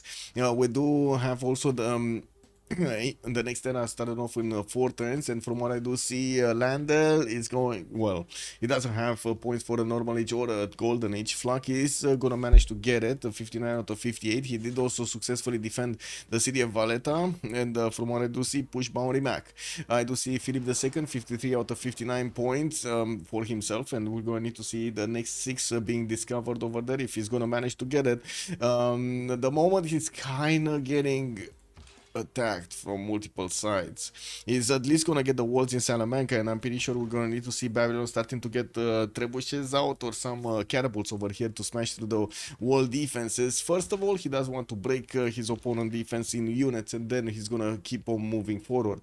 Nano Blaze also 36 out of 39 points, has Apadana coming out from Washington in 7, started to also aqueduct his cities here, got his first industrial zones built, and of course he's gonna get the adjacency from the extra aqueducts adjacency, and that's about it. His production, what is it? 111. Not bad, not bad, but still Hush has 138. That's the most production in the game. That is the most production in the game. We do have also Oransi, 68 out of 68 points, and I do see he's gonna get his golden age, not bad. On the eastern side, he's getting also a big army, and I gotta say, at the moment, I don't think Spain has the ability to actually get to destroy both of these nations. Armies, I mean. Yeah, that's what, one unit down. Jules Forat is getting around Seville, and he's gonna start getting those mines next to Mount Vesuvius. And I do see him also sending another wave of units towards Salamanca to start eating at these Spanish horses' health. Well. Adridi also 47 out of 55. Does look like he's working on industrial zone logistic projects, with Imhotep being the next one. He might actually get it before the new age. And I do see also some of these great people did get picked up. Great merchant by China. Hypatia by America, Abraham Lincoln there, okay, not bad. Okay, and I do see Yogdriel, 61 of the 61. He's gonna manage to get 2, 4, 6, 8 cities with his holy set also coming out from Ruatoria. That's gonna add another tax history to Oransi if he's gonna manage to get it. I do see Oransi is also making a big sacrifice here, getting Colosseum in the city of Nicaea. Might even get to chop it with the next 2 tiles that he has. He has 2 more forest chops that he can add the production, getting GMC out from Constantinople, and I do at the moment not see actually his general. He doesn't have a general. He doesn't have any camo down. He doesn't have a general. He's gonna need one of these 75 pointer one, the medieval ones. On the side of Jules, 63 out of 65 points, still on 4 cities, attacking his opponent, getting 5th city out, and I do see he started working on his catapult. 6th city also moving towards the northwestern, not bad. We do have catapults coming out in the next turns. I'm pretty sure he's gonna put some more production from the chops, might even get it right now to get it moving towards Salamanca quickly. Since we do have Spain with only horses at the moment, it's not gonna be easy for him to defend this. He's trying to get the sit-ups in 2 turns and trying to pre-build as many of these heavy chariots for his own knights, while at the moment we do see some attacks going into the south. Spanish horses are trying to retreat from the forest because they're getting massively damaged by the Knights of Babylon, and these knights are not taking that much damage in return. This is a problem. This is biggest problems. Yeah, that one's dead. Could attack into the city center, especially when the cities are only 33 defense strength. You can see even against the 40 strength over here, the knight is 54, and the city of Seville 43. The knight doesn't take that much damage, and the walls are definitely going down, but it's much more efficient to actually get those catapults out, and I'm actually surprised he didn't chop them last turn. I don't know where the one in Durkuli Galzu actually disappeared. I was expecting it to already come out this turn. With the chops and everything, I was definitely expecting that to happen. Oh well, we're going to need to see probably Theodora finishing up the war against Spain, and from what I do notice at the moment, Oransi is being a bit too passive. I would have imagined already him getting some of those courses to attack into the Spanish city of Valladolid, or even Madrid, to try to slow down his opponent here. It looks like he's not doing it. He's waiting for the next bonus points. He's getting a few galleys from Edessa, while he's going to finish his Colosseum in Nicaea. Next turn, he's also going to need 2 more turns for the GMC to come out. He does have 105 faith a turn, so definitely units are going to be nice. 63 science with 65 culture puts him ahead of Philip II's 50 and 53. Both of them getting the golden age points. That shouldn't be a problem in the next era to actually benefit from those. Intelligence agency also coming out from Maori. I do see Korea did manage to get to 6 points off. Wait a second, is Adridi not gonna get his golden age? Is this happening? Is Adridi not getting his golden age? It might happen, right? It actually might happen. This is a bit of an issue on their side. He still has a few more turns, right? Like 2, oh, well, 2 more turns. Those aren't that many turns. 2 more turns. I don't see any new great person that he could actually get. What is he making? Industrial zone logistics. That's not going to help. Wait, Imhotep, America and Babylon are actually working on these, and it doesn't seem like Korea is going to have the ability to get it quickly over America. America with more industrial zones, also still not getting his Apadana down. I do see he's 1 point off. 1 point off from getting a golden age. Okay, let's see the attacks. That's significantly more units coming out from Spain. Salamanca did actually upgrade one of the knights, and now that city is a bit too hard to push even for the units of Babylon here. While we do have two of these capitals starting to move towards Salamanca, they're going to need to get into position to start attacking into that city center, probably from the south, right? From the south, from the spy styles. He did also put the knights right in front there. Yeah, yeah, the war machines are coming in. Both Iron Horse Levy Great Person equals 6. Well, I do see Adrede. Still needs 6 points. Still needs 6 points. Yogdriel got it. Jules Forar got it. Yoransi got it. Nanoblaze got it. Hush got it. Fluck got it. Landel got it. It's just Adrede here. He's getting his libraries, more seance. He does have very good stats, 89 science with 53 culture. Of course, Pembrush and Voice adding to him quite a few points. I don't think he got a boat, but he did manage to already get a boat. He already has a boat. In the production screen, we do have Oransi jumping up significantly with the extra amenities that he's getting from Colosseum. He just got to +6, +3 in some of his series, and jumped up to 164 points of production, 116 faith points.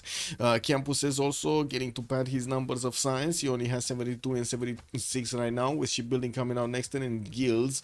I would imagine he's gonna need to start getting the units against his Spanish counterpart here on the western side. In the meantime, the Babylonian units in the borders of Spain did manage to actually slow down Spain over here significantly, not to mention pillage quite a few mines, so he can basically get back the gold he used to upgrade all of his units here.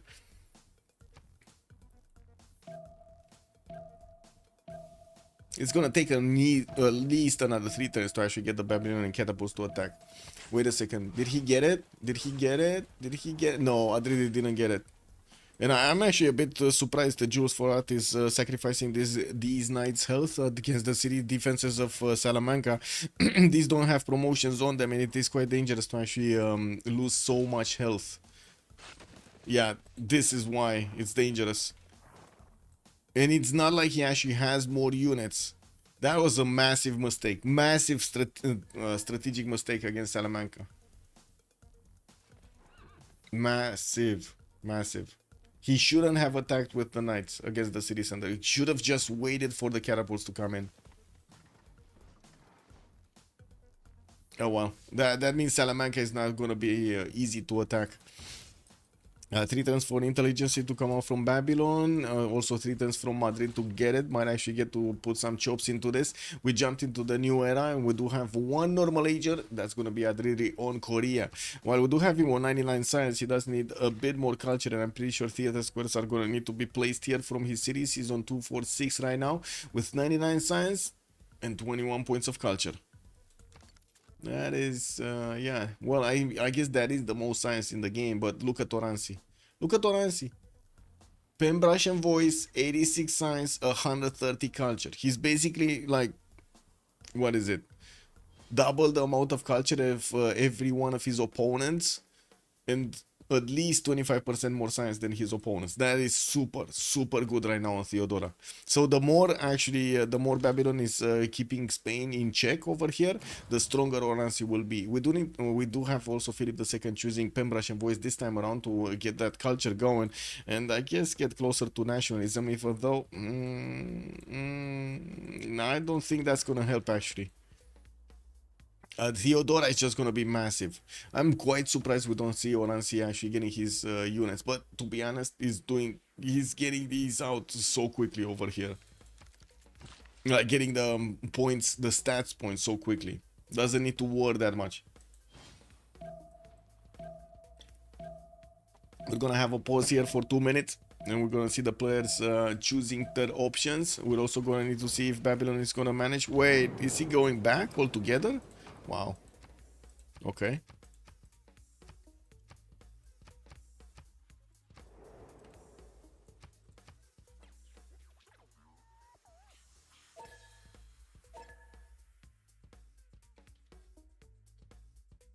Okay. And be right back. 2 minutes and we're coming back.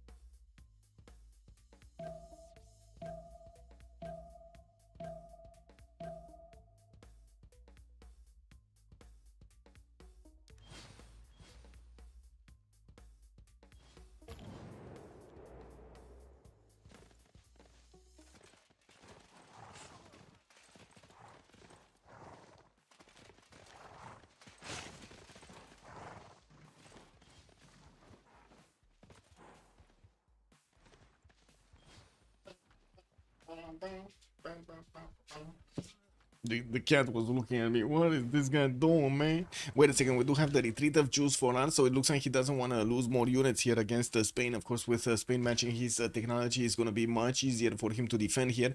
While we're going to need to see if Byzantium or Oranzi is going to pick up this flag of going against his opponent. I'm pretty sure later on in the game, Oranzi is going to need to take out Hush. We do have Landel to take a look at. Let's see.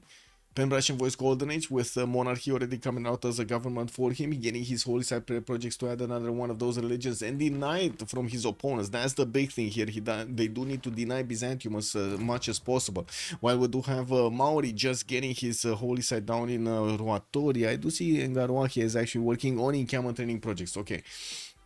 He's gonna try to get one of those units down, sending a few towards to the western side also.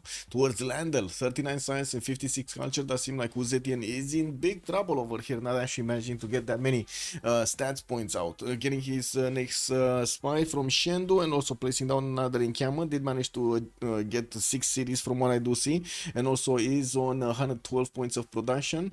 Okay, Flak, 62 science, 65 culture on Norway, 2, 4, 6, 7 cities, working on his foreign ministry from Nidaros next turn.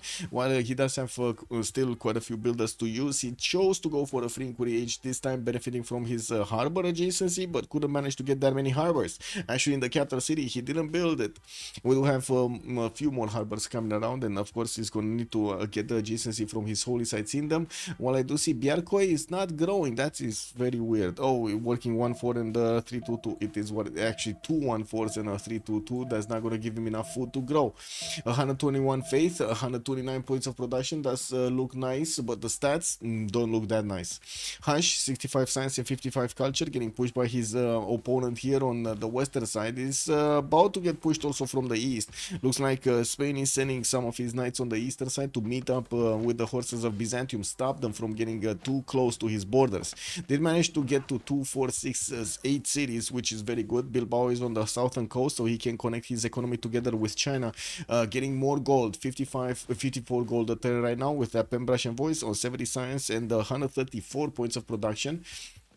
Still working on getting a better military. Nano Blaze, also 62 science and 60 culture, 170 points of production on 2, 4, 6, 8 cities, with Temple of Artemis finished in San Francisco. Managed to recruit Isodor of Miletus, and I don't want to see who got Imhotep, because I think he got Imhotep also. No, it was Babylon who did manage to get Imhotep, while I do see America did get the benefits of Isodor of Miletus for 2 charges. Not bad. And of course, the production does look good right now. We're going to need to see how he's going to get to use it. There is a Babylonian horse with a general that did manage to get into the borders of San Luis and pillage one of the commercials here, including the market, slowing him down a bit. But I do see there are horses, defensive horses from America, that are going to get to push that back. Oranzi with the biggest size in the game. Oh no, he's actually second runner-up, 93 size with also 139 points of 140 points of culture, getting his next wave of universities, and started off on the Watts. He finished his religion here with Crusade. After he did get Crusade with Stonehenge, he did manage to get another Apostle and went for Watts for the extra faith and extra science. Not bad. Also upgraded his Corsairs, not doing that much damage against the Knights of Spain, and especially since Spain does benefit not only from the +3 against the civilizations following another religion, but also the Defender of the Faith in these cities. That's going to be an extra +6 that Byzantium is going to need to go through. Yeah, also 156 faith per turn with 191 production. I'm pretty sure that this actually makes Oranzi the most productive nation in the game right now. Adridri, 109 science, 22 culture, unfortunately did not manage to get his golden age, so no more Pembratian Voice this time around. Also, he will have 120 points of production to use, getting his encampment training projects out, and I do see some crossbows also from the city of Daegu. Does have to the north over here, America starting to get a few swordsmen, but to be honest, it's not that close, not that far away. Let's actually see if America Nano Blaze here is going to manage to use these units against his opponent successfully. While Adrede is gonna soon also gonna have his ability to get the Hawacha. That is gonna be a strong unit, a very strong ranged unit, basically a faster field cannon, Yorktrial, 57 science, 56 culture on Coupe, Pembrokeshire Voice Golden Age, 132 points of production. Still needs to get his campuses out. Got attacked by Norway by the looks of it, with some Levy units from Bologna. While I do see China, just got a few units on the western side. There are TOAs that are gonna get to defend this quite easily. The city of Opango quite easily. We were thinking he might actually get pillaged. He didn't actually get pillaged. The TOAs were on time over here to stop that from happening. Getting a spy from Tehoniaga Noia Coupe, tried to go against Valletta, could not manage to get there, got a few defensive units in Mogakihipa, so he keeps away these pesky Norwegian berserkers from actually getting too close up and personal with that city center. We're going to need to see if Norway here with the berserkers is going to manage to find a way to get some pillages of Maori here. Jules for art, 71 science, 78 culture, about the same as Philip II. We do have him on 6 cities. And getting more science from his libraries, plugging in Borsipa Magnus over there in 210s to actually get those extra points of production from the chops going. Finished Oracle, finished Hanging Gardens, and of course got quite a bit of science from his campuses here with the Gavron Plaza placement. Wanted to attack into Spain, could not manage to get through, and of course retreated his units back to his lands here. And while we do have him getting his printing in 210s, we're going to need to see him probably go to Escudasiers and try to outrun over here Spain for that extra technology. We do have another encampment training project coming up from Spain. Looks like he's going to want to get another one of these. He's kind of far away. He's going to need at least 2 projects, while Maori is also getting projects. Babylon and Korea are also getting a lot of points. We still didn't see Byzantium managing to get one of these, right? Yeah, we didn't see Byzantium. He's still on 7 points out of 75. He didn't get the projects out. That is a bit unfortunate. He needs a project, or I should say he needs a general. We're going to need to see when he's actually securing that. We did have Byzantium managing to buy a few missionaries to go and convert the religion of Maori. He's going to need to move towards Uratoria, where there is a 6 turns for a holy site project to come out from that city center. I would imagine there's only one single prophet left, because already China did manage to recruit this one. That would be the 4th one. And you do see he did establish a religion here with Zen meditation and stewardship for his cities to benefit from. While there is only a single religion available in the game, it needs to be Maori's religion that actually gets out. It needs to be, like, he needs it for his ally over here, Byzantium, to benefit from the extra +2 that will equal out, tie out basically the extra Spanish bonus. And we got quite a few boats also coming up from Adrianople with a possibility to get a canal through. We do need to see if we're gonna have Theodora here go for his caravels or not. He's getting spied on the city of Adrianople, so everything he's doing here in that city center is being seen by Spain. We will need to see the reaction of Spain, if he's gonna want to go for caravels also, or try to get some defense over here in the waters. I would actually say it's very unlikely that he's gonna do it, but it looks like he's doing it. So, you know, there's no reason to get that many galleys if you're not actually gonna get to upgrade them in some form or another. With more of these universities finishing, Guanas is jumping up over 100 science, not to mention 151 culture, has so much production and faith. So much production and faith. This is a very good opening for him. Pingala establishing also in Christian Sand for Norway to benefit from industrial zones for the extra production, but I do see Norway is barely getting that science up on 88 and 72. We do have Maori next to him that has about the same problem on only 68 science with 62 culture, and didn't go for free inquiry golden age, and is gonna need to actually hard build a lot of these campuses and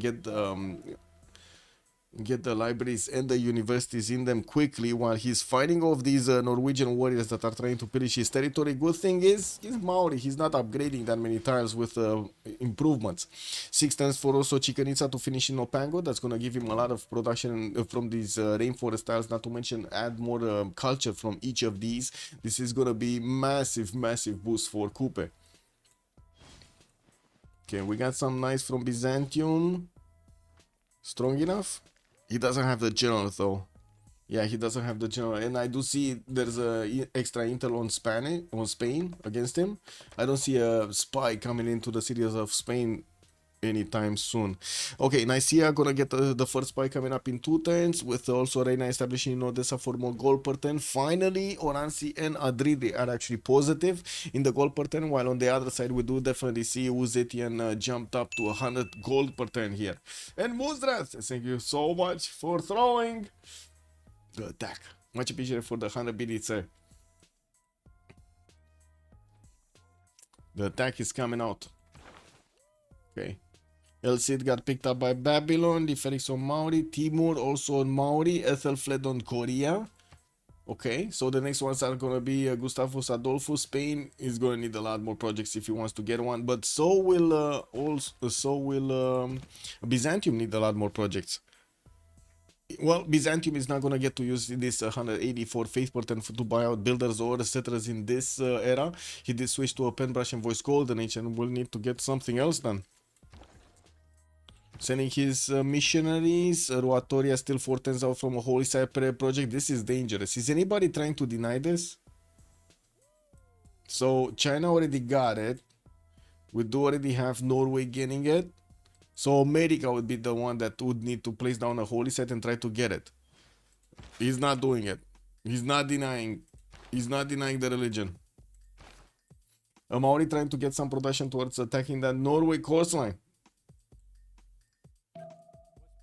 Well, I do see units already coming out from Norway trying to punch through the Maori defenses. Monga Kiki Pa, it looks strong enough to actually defend against the Berserkers.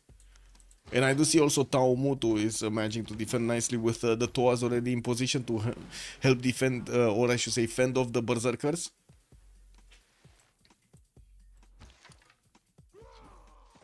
Yeah, there we go. One of them died. Well, they're trying to actually fend off the attacks here. It looks like it's happening. Ooh, Spain is lashing out and actually does quite a bit of damage against the Byzantine units. We do have Wars of Religion activated from Byzantium, and I do see also from the side of Spain, of course, benefiting from 68 points of damage on the knights against the course of 60. Since there is no general over here on the side of Byzantium, that is a massive difference that he needs to overtake. With also crossbow coming up in 4, I would imagine Oranzi will need to actually start to buy out some units. He's on 84 faith in the bank right now, doesn't have enough for a unit. That is a bit unfortunate. I think he bought a knight here. And we're gonna have a pause mid next turn by the looks of it. Yeah, that was for the Chichen Itza. Wait, you're throwing stuff at the Chichen Itza, Muzrath? Come on, that's gonna be amazing, no, on the side of Maori. But to be honest, it does seem like Maori is lagging behind. It's kind of slacking. Yeah, he got a lot of cities out, but it doesn't seem like he's developing that quickly as we've seen others with Maori develop over here. 2, 4, 6, 8 cities at the moment. Good thing is he did manage to get good enough gold per turn. He's on 93, and I do see him with 163 points of production. Not bad actually compared to everybody else in the game right now.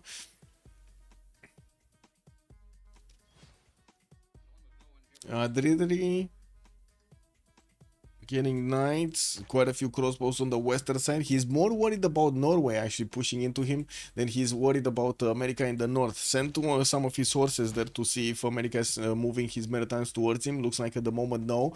We might actually see line infantries from Abraham Lincoln soon. We do have him printing in 4 turns.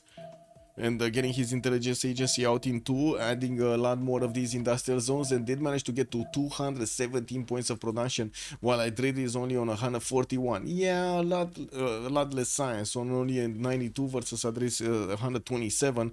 And of course, Korea right now is gonna need to scramble to get some more culture on the board here.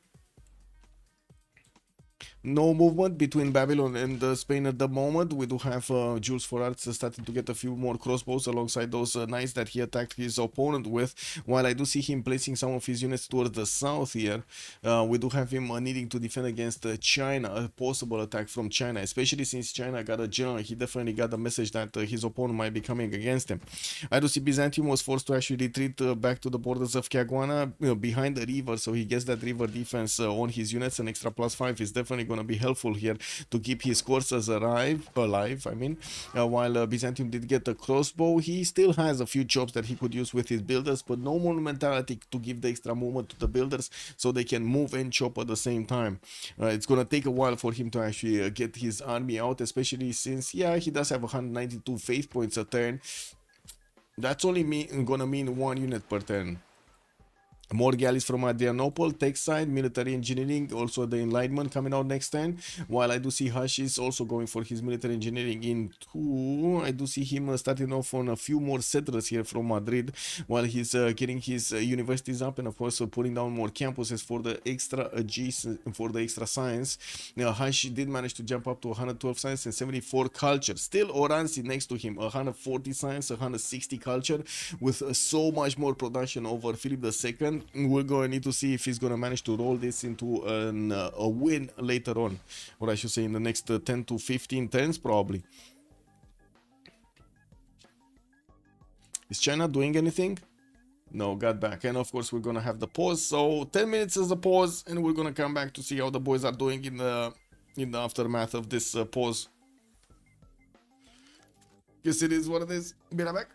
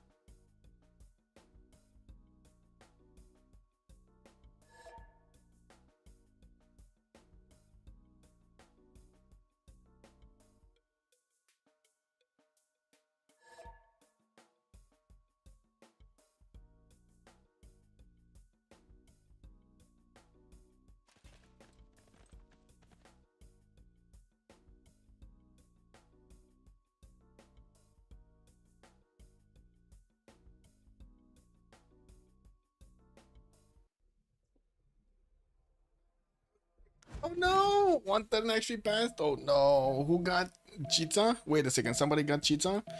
It was getting built over here. Chicanitza. Yeah. To acknowledge the Chicanitza being a good production. Oh, I see. I see. Yeah, 4 turns out for gonna get in Opango. Okay, let's see.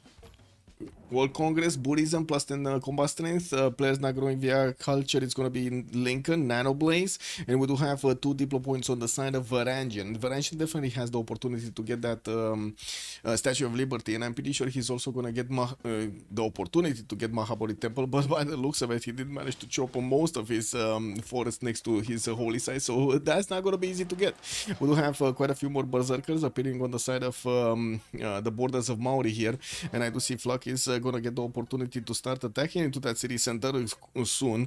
We do have 2, 4, 5 of these berserkers actually getting next to the borders of Mongikipa.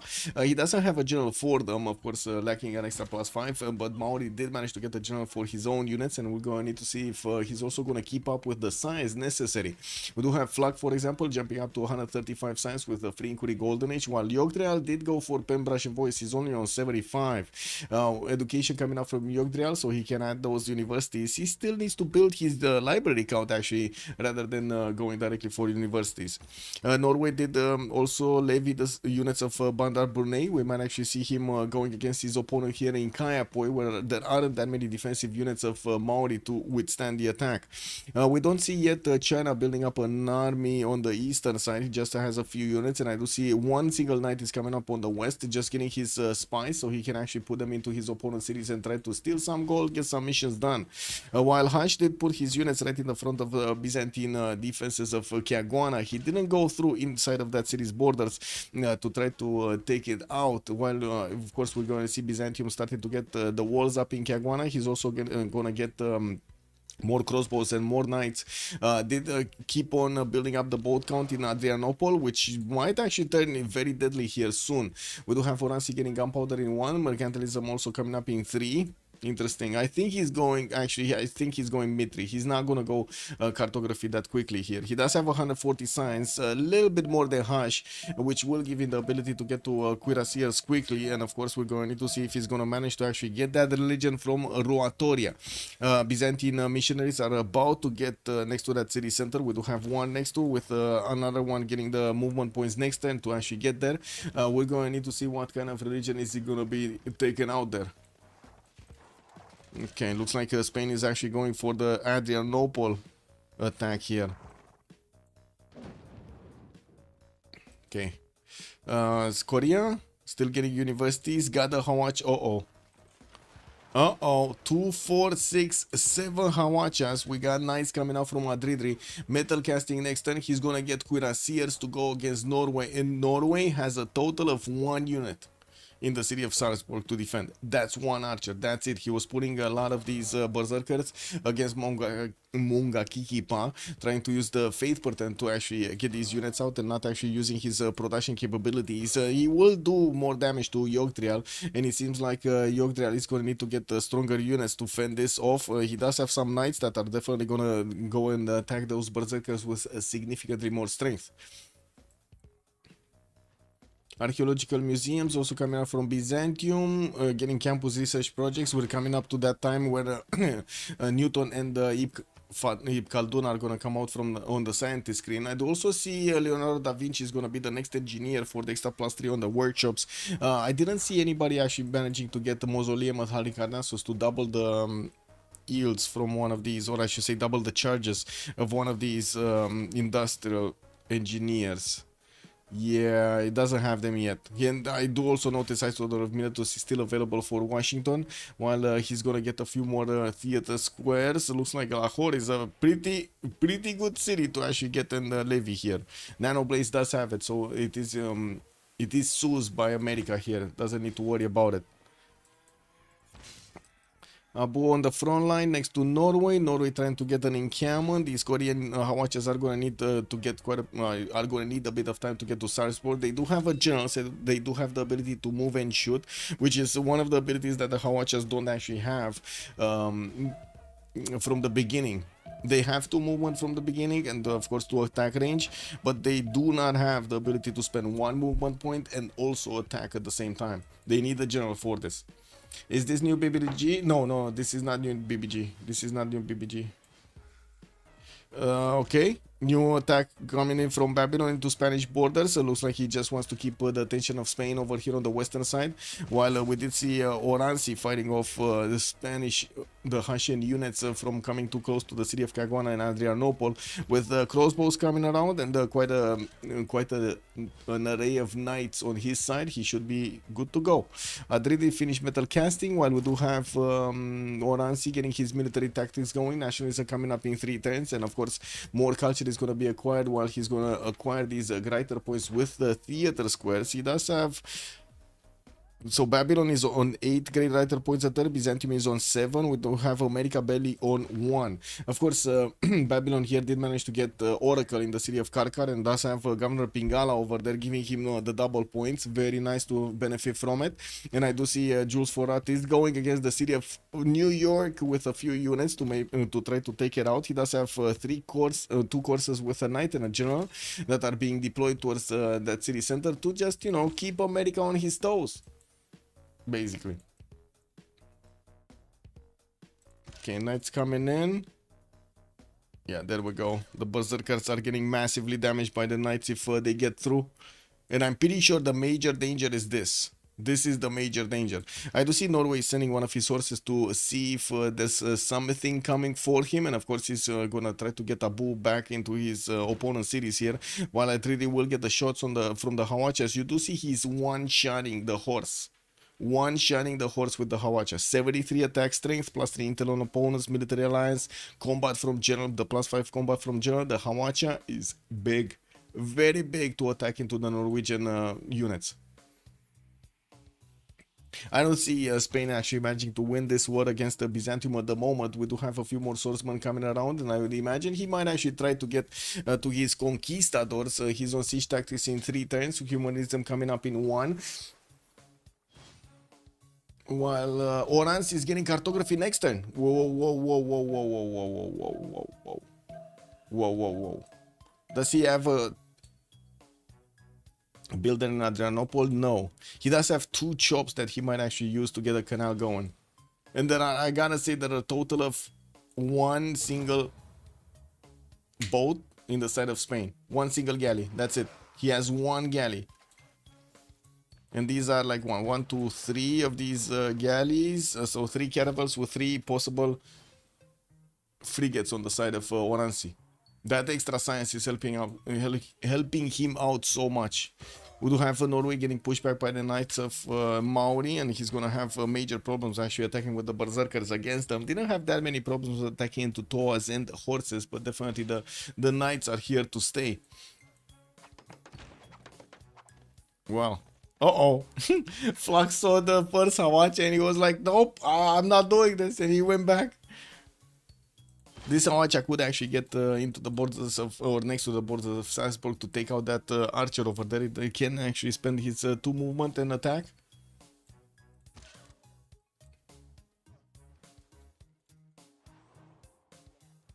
More markets. Terracotta army getting built in Landel's side on the city of Xi'an. And I do notice at the moment Babylon cannot actually push through effectively against the Spanish units. He has quite an array of catapults that he built earlier on, couldn't actually get through. He was sending also his units towards New York, and I do see the courses are going to get into that city's border soon. But defensive men-at-arms are also coming up to help Abraham Lincoln. They do have an extra +5 because they were coming up free from his industrial zones, and it does seem like he will manage to trade punches with the Knights before the city of New York is going to go down. That city only has a single horse inside of it, updating it to only 39 defense strength. That horse does not add a single point of defense on that city center. That is a bit unfortunate. In Byzantium Nation, we do have him with more campus research projects, more settlers also coming out from Constantinople. Still no canal in the city of Adrianople. While he's gonna get a campus from there, he's not actually using the production at the moment to get a builder to help him chop here. Oranzi is also metal casting in 2 turns, and nationalism coming up in 2, while Hush is gonna need to get his men-at-arm upgrade over there from military tactics. We're gonna need to see how soon he's also gonna manage to get to his own cuirassiers and the ballistic, or I should say 2 ballistic, so he can get his cuirassiers and field cannons. Cheese barrier, a lot of Russians, eh? Yeah. He's getting all of the cheeses. They're getting, well, let's see if they're gonna manage to get through here. Cronidota has joined the round table. Cronidota, thank you so much for the follow, sir. Much appreciated. Welcome.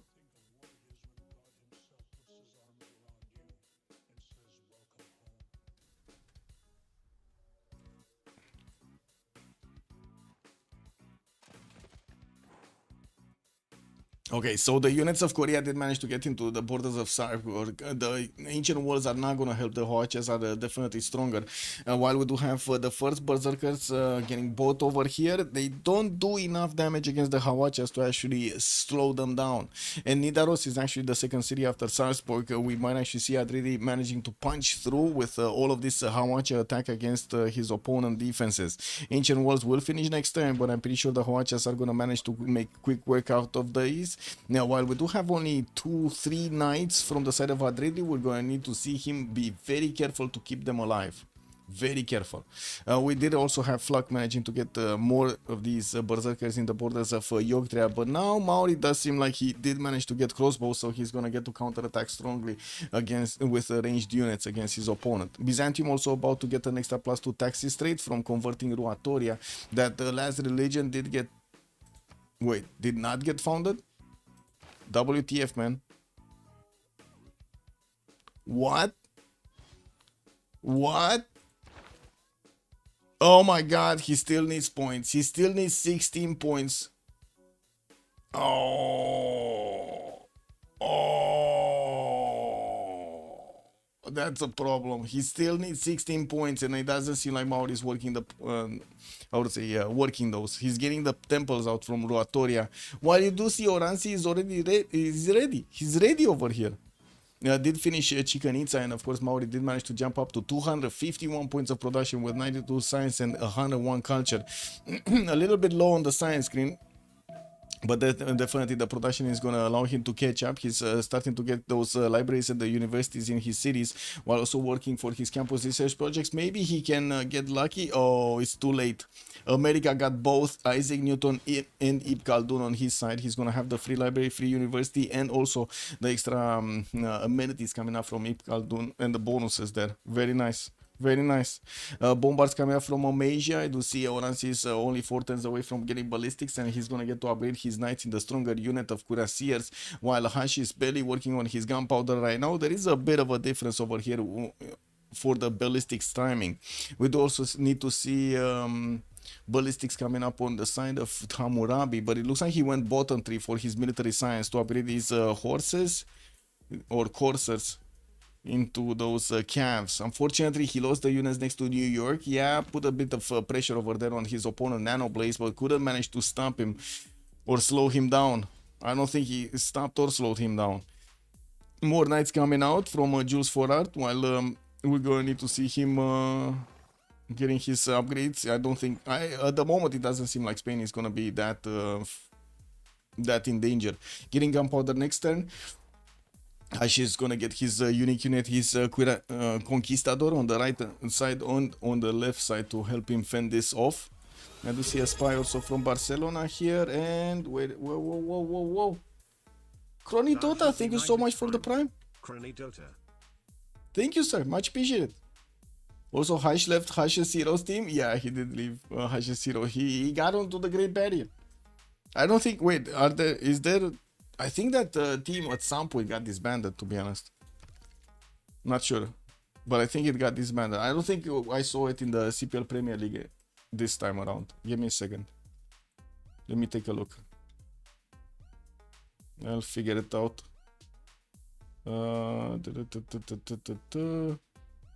Teams. 1, 2, 3. No. Yeah, we don't have Hashes Heroes anymore. Nope. No more Hashes Heroes. 2 turns for another spy to come out from Maori, and I do see he did manage to fend off the attack from Norway, while the city of Sarburg is already getting taken down. I gotta say, these units are gonna melt so quickly. We do have the Hawachas not taking that much damage. Korea's knight did get over that river, and he's gonna get to directly attack into the city center while it's gonna be very low. Let's actually see the first moves from Madrid, needing to actually get into those borders with more of these Hawachas. They only have 2 ranged strength, 2 range to attack.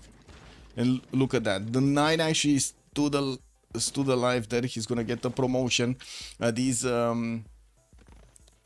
coursers are not. Oh my god! Look at the damage. He's just taking out all of these units. Got the city. Got the encampment. Yeah, we do have Norway upgrading one of his muskets, but then boom, his units are getting deleted everywhere. Korea's bringing in another knight, and I gotta say, he kind of got lucky over there. Also, I just watched your commentary of the World Finals with Potato. Your inputs were extremely insightful and entertaining. Thank you so much, sir, and glad you liked it. We do have the CWC actually starting off next week, so you're just on time, sir, just in time. We're gonna have 3 months of amazing, top of the top Civ6 strategy gaming. Let's actually see what the players are gonna do with the teams right now getting to register all of their rosters over there, and also getting the details. Stay tuned. You're gonna see on the Civ6worldcup.com website all of the details over there, and also get to follow the tournament with all of the casters getting in. There we go. That's the website right there. At the moment, we didn't get all of the updates, or I didn't get all of the updates, because I'm waiting for the information from the players, and it's very confusing if I actually get some information and then I need to keep on adding or changing the information overall. So I'm giving them as much time as possible, and during probably the weekend, we're gonna have all of those player profiles updated there. So first city went down. I think we can finish the prediction right here, guys. We can finish the prediction. Choose an outcome. It looks like Lani Mariri did manage to get the first city. There we go. He got the first city. Yeah, glad to help, Chronic Dota, and of course, welcome to the community. Yep, CWC gonna be big this year.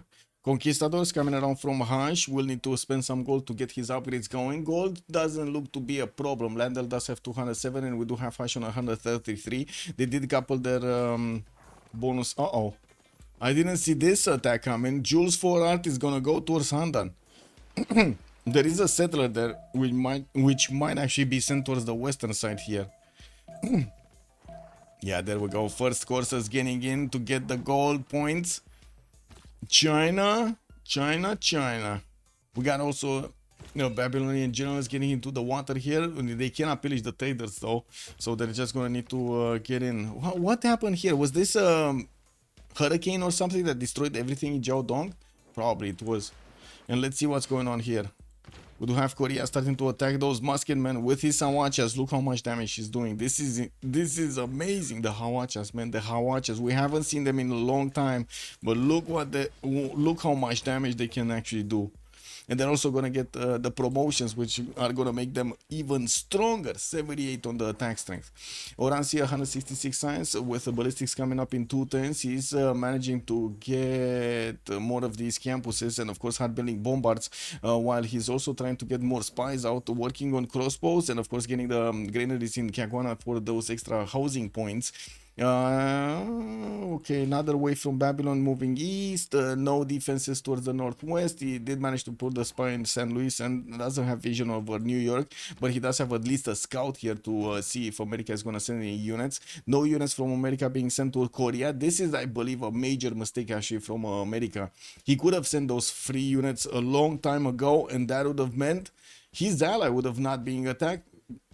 I'm pretty sure his ally wouldn't have been attacked. Hi Doki, good evening sir and welcome. Also, can you show scientist situation? Those 2 scientists, Steve Khaldun and Newton, already got picked up, and it was America that got both of them. With Babylon actually managing to get Galileo Galilei, America did also recruit Leonardo da Vinci for the extra +3 culture on the workshops. I believe actually America did get also Hypatia, so he's benefiting from all 3 of the important scientists from the beginning of the game. 196 science with 121 culture, 342 points of production on Abraham Lincoln. That's significantly more than anybody. But his allies are dying, and this is a problem. Like, we might not see Hush make it through the next era, and of course with Theodora needing to actually get his religion here from Ratoria Dexta +2 taxes trade. He's still waiting. Oransi is still waiting to do this. Did manage to get the General Gustavus Adolphus. Actually interesting that he placed. Oh, that's where the encampment was. That's why. He's going to need to move it on the western side, and as you can see, he does have the core ability on his knights, which are going to turn into Cuirassier soon. I do see Adrede is going to boost that next turn for him, and I think this is going to be where the action is.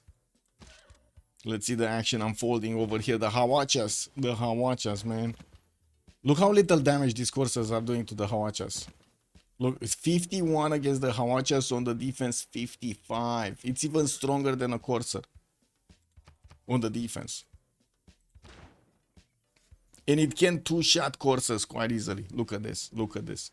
There is a general on the side of Korea, where we don't have a general on the side of Norway. I did hear some upgrades, and I would imagine we're going to also see Handan being torn apart here. Babylon does have quite a few of those coursers starting to pillage that city center's tiles, not to mention the Great Wall of China here. And I do see immediately China is sending some of his units to try to fend this off. There is a possibility, and there is a, how to say, a reality when he actually takes down Handan altogether. His finally LC general did manage to disembark on this side of the territory here on the oil tile, and will need to actually get a little bit southward so he can give the bonuses to more of these Babylonian coursers. While Babylon is also getting ready as military in the city of Durkurigalzu, I would imagine this is where the problem is. Spain conquistadors are significantly stronger than the Byzantine defenses in Caguana, and we will need to see Byzantium here getting his stronger units out. With Byzantium also jumping up to 200 science and 186 culture. Remember, he's not in free inquiry. He's getting this without free inquiry. This is a very strong bonus that he's going to have in the next era. 250 points of production, 210 points of faith. Very strong indeed. Is America gonna manage to catch up? That's the question. And also get the win, because that's another problem, right? With maybe 2 of his allies dying, that is a problem. That is a big problem. Yogdrial here is still having trouble getting over 100 science with only 94 and 108 culture. We do have him getting a few more spies out and plugging his points with commercials for the extra gold. Finally putting the production into his universities. And I think the biggest question is, will we actually have this here? What is going on? Jules? Oh, Jules. Okay. Yes, Jules has a emergency. Yeah, it happens. It happens. Oh, Cuirassier upgrades from Adredri. Now, this is significantly stronger than what Norway can actually defend here. Norway barely getting his military science. Well, at least he does have quite a few cav pre-builds. 2, 4, 5 that I can see. 6 already built, and he's hard building a few more coursers. Yeah. So he's gonna get at least the cav technology to help fend this off. But to be honest, it might not help that much. These Awachas are gonna be deadly anyway.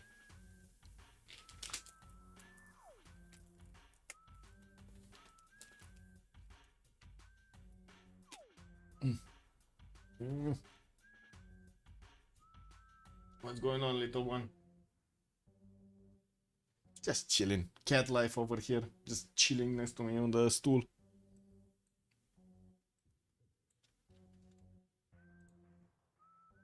Okay, what's going on in CPL? Anything happening in the off topic?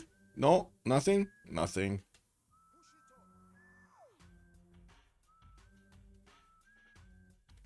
Let's see some satisfactory action here. I did start off a save, by the way, on Satisfactory. Didn't get to show you, but I guess we can play a little bit. Look what the people are building. Highways everywhere.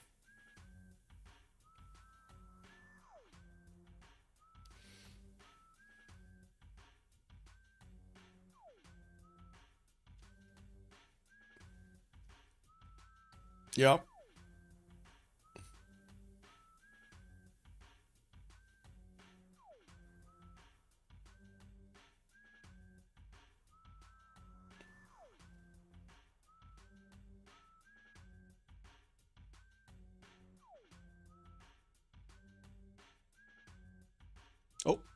Okay, I'm paused. So, Cav upgrades here. Flux is getting his units next to Dinaros, and the Hawachas will have the strength to attack into those city centers defenses. As you can see, they can triple or quadruple shot actually the Cavs, while it doesn't seem like the city center is doing that much damage. Yeah, he's probably gonna need the bombard, to be honest. Not as efficient to attack with the Hawachas. We also have Maori sending some of his units, knights, into the borders of Norway to try to do more damage, maybe get a few pillages off. We still don't have Spain moving with the conquistadors, while at the moment Byzantium still needs to actually get his upgrades. He didn't get the boat upgraded in Adrianople, and from what I do see, he didn't get a builder out to chop the canal either. Field cannons coming up from Odessa. He does have, of course, cuirassier upgrades right now. Could actually upgrade multiple crossbows into field cannons to help fend off the attack of the conquistadors. These conquistadors are significantly stronger than the corsairs, but might not be that strong, or they won't be that strong against cuirassier corps. Babylon, what is he doing here? He did manage to get that city away from China, but the settler did get safety. So that's the Torres del Paine city of China that got taken out. Of course, the landed here dropped quite a bit, 92 in the production queues, on back to 106. While he did manage to get that extra gold per turn. This is big. If he does manage to take out Jiao Dong, but I don't think he has enough units to do it, this would have been so damaging to his opponents here.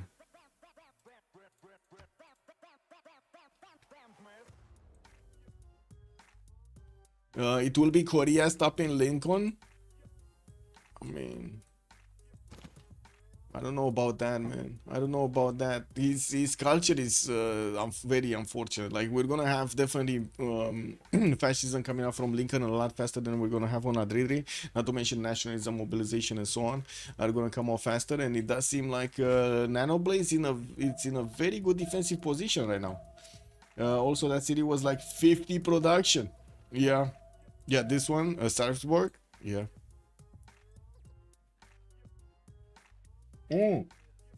Oh, sorry, you're talking about London. Never mind. This city. Handan or something? Yeah, the Torres one. Sorry. Got distracted there. Yep. Yeah, this one. Definitely strong. And let's see what's going on here.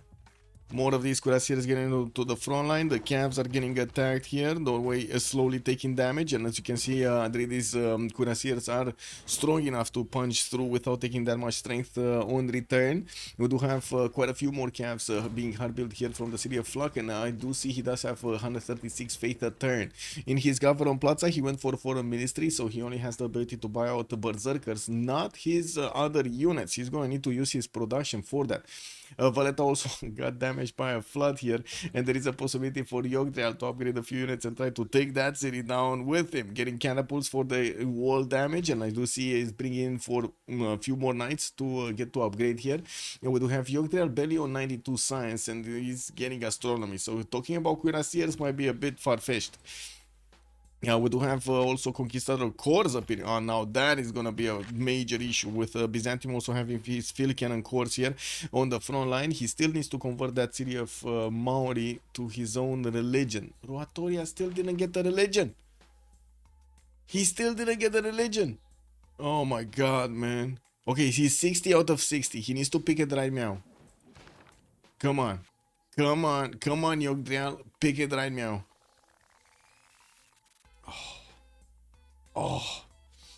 Keyboard, good evening, sir, and welcome. Also, Cupcake, hello there, sir, and welcome. Same with Lincoln Civ is unchanged for a year. Suddenly, we remember it's good. True. So many Civs, man, so many Civs. I would say, wait, did he just... Okay, he got the religion. Finally, he got the religion in Ruatoria. So now we just need Oransi to take this city, convert it back. Hasi's joining the cast soon. He already kicked over. I mean, he's already here, no? We got him on the other screen. Look at this. Yeah, look at this. We can only see forehead, by the way. Is this by design? Man, he really needs. Can somebody tell him we should actually, you know, like move his camera a little bit, or is this maybe it is forehead stream? This is prime forehead stream. I gotta say, prime forehead stream.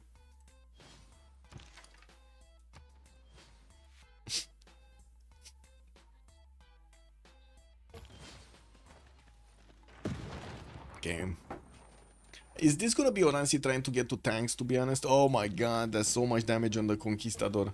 He poked it out and he got it back. What is Sash saying here? He's not happy, I'm pretty sure. Okay, I'll boost ballistics next turn. Yeah, not happy. Not happy. Okay, so we do have units from Korea starting to do the damage against Dinaros. I would say actually just buy out of Bombard over here in the city of Sparta or something to attack into that city center. That is 82 defense right now, and even the Hawachas have a major problem attacking into it with a line infantry corps inside of that city center. There are quite a few camps that are gonna need to try to do the counter attack, but without a general, that definitely seems like Korea has the advantage. Is the game already decided? I don't, not yet. I wouldn't say so, not yet. And I do think we do need to get the prediction, right? That's what you're hinting at, Echo. Yeah. I get it. Okay, thank you for reminding me. Let's see. Lani Larry. Very. Did you notice they are very aggressive here? Yeah. We got a prediction. Echo. Yeah, we got it. Lincoln is super big. Yeah, all three scientists, very big Lincoln. We did have Byzantium actually managing to get the Colosseum, and of course he does have the stronger army to go against his opponent here, Spain, but he does need to actually get to move these units slowly with the field cannon corps right behind them. Be careful to actually do the damage with the field cannons, and then be careful with the cuirassier corps to not be too low, and of course have promotions on them. While Babylon is starting to put a few more encampments down, he's also getting ready for full war, trying to get another encampment training project, and getting to core up his units on the side of Durkul. Galzu shouldn't be that far away from getting his own ballistics. He's actually 2 turns out from getting there. Adredi also getting military science. We do need to see if he's gonna get to resupply his front line. Looks like no. He's just gonna have these Hawachas that didn't take that much damage from his opponent and keep on doing a lot of damage against Norway. Okay. Don't think this is gonna be so strong. Yeah, China did manage to push back his opponent there. And we do have Babylon trying to get again another attack against Spain from the western side, forcing him to upgrade some more units on the west.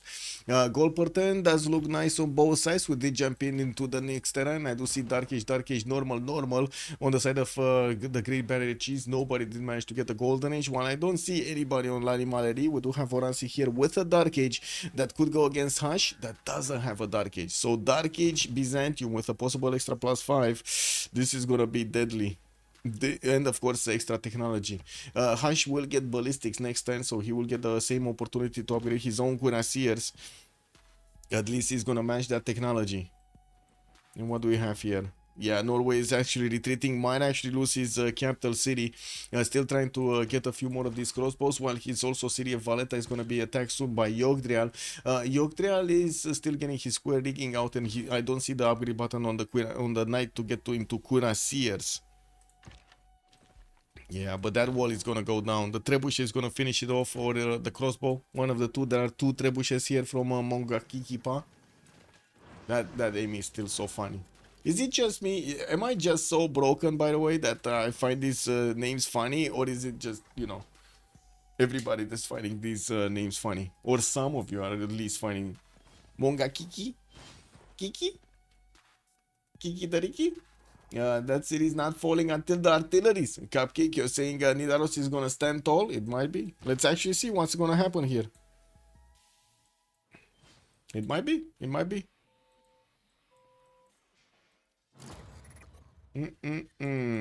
Let's see. Okay, so field cannons are moving across the river. I gotta say, this is a bit dangerous. The field cannons are taking a lot of damage from the night corps. Yeah, tanks are coming out soon. So yeah, sure. So Adrid is rifling in 3 turns. We do have also Rancy going for his squaring in the top 3. He still didn't place a canal here from Adrianople, and yeah, he does have the 2 chops that could help him get that out, but it doesn't seem like he's actually doing it. Not right now, though. Not right now. This would be massive if he does manage to actually get this attack going at the same time as he's getting the land attack going. This is gonna be massive. We do have Landel discovering military science, and we're also gonna have a pause of 2 minutes to get through the Congress, the next one. Let's see. Overall tab, Diplo was on Varangian the first, so he does have 3 out of 20. Not that many points.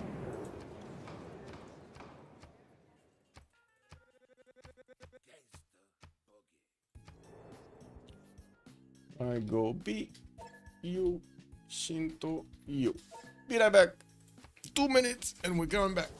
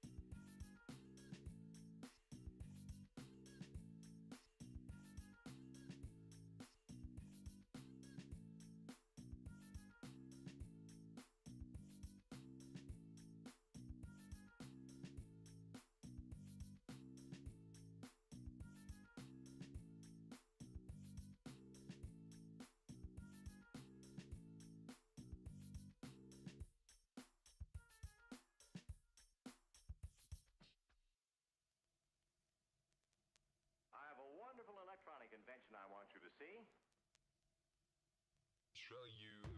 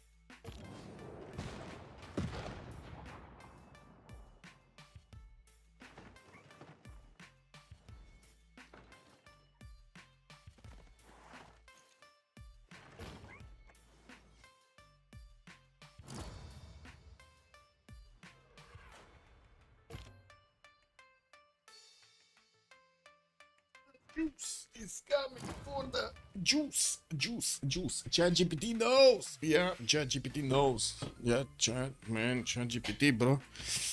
Let's see. Okay, so we do have Spain putting his mid shield in front of the Conquistadors. While he did manage to actually get to his upgrade, the Cuirassiers, he's gonna need to spend some gold here, and that's okay. That's okay actually. They do have a decent amount of gold on their side. Not that much in the bank, but they do have a decent amount per turn. We do have also Nidaros still getting damaged. I do see one of the Cuirassiers did get taken out here. By the looks of it, Norway did manage to do enough damage against those. And while the Hawachas are still trying to actually get through the Nidaros defenses, just like chat is saying, doesn't seem like this city is going to go down anytime soon.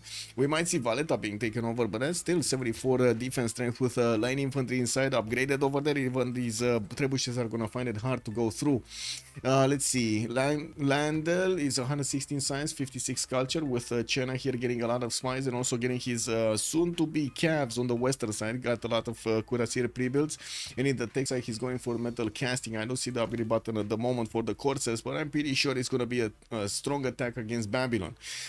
Babylon does have one of these Sabon Kipituns on the front line, so he's going to know that he's going to get attacked. Don't think it's going to be enough time to actually reposition his army towards the south. Flug going for 100 science, 75 culture, getting massively attacked here. Lost one of his city centers, might lose Valletta next, but to be honest, that seems like it's gonna be fine. And we do have Korea trying to get to his tanks soon. Rifling coming up in 2 turns. He needs steel, he needs refining, he needs also combustion. It's not gonna happen that fast. Now on the Hash's side, the rifling coming up in 2 turns. He's also gonna try to get to tanks as quickly as possible to fend off the soon to be attack from Byzantium.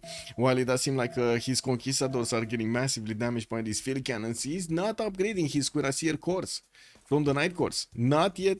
Not yet.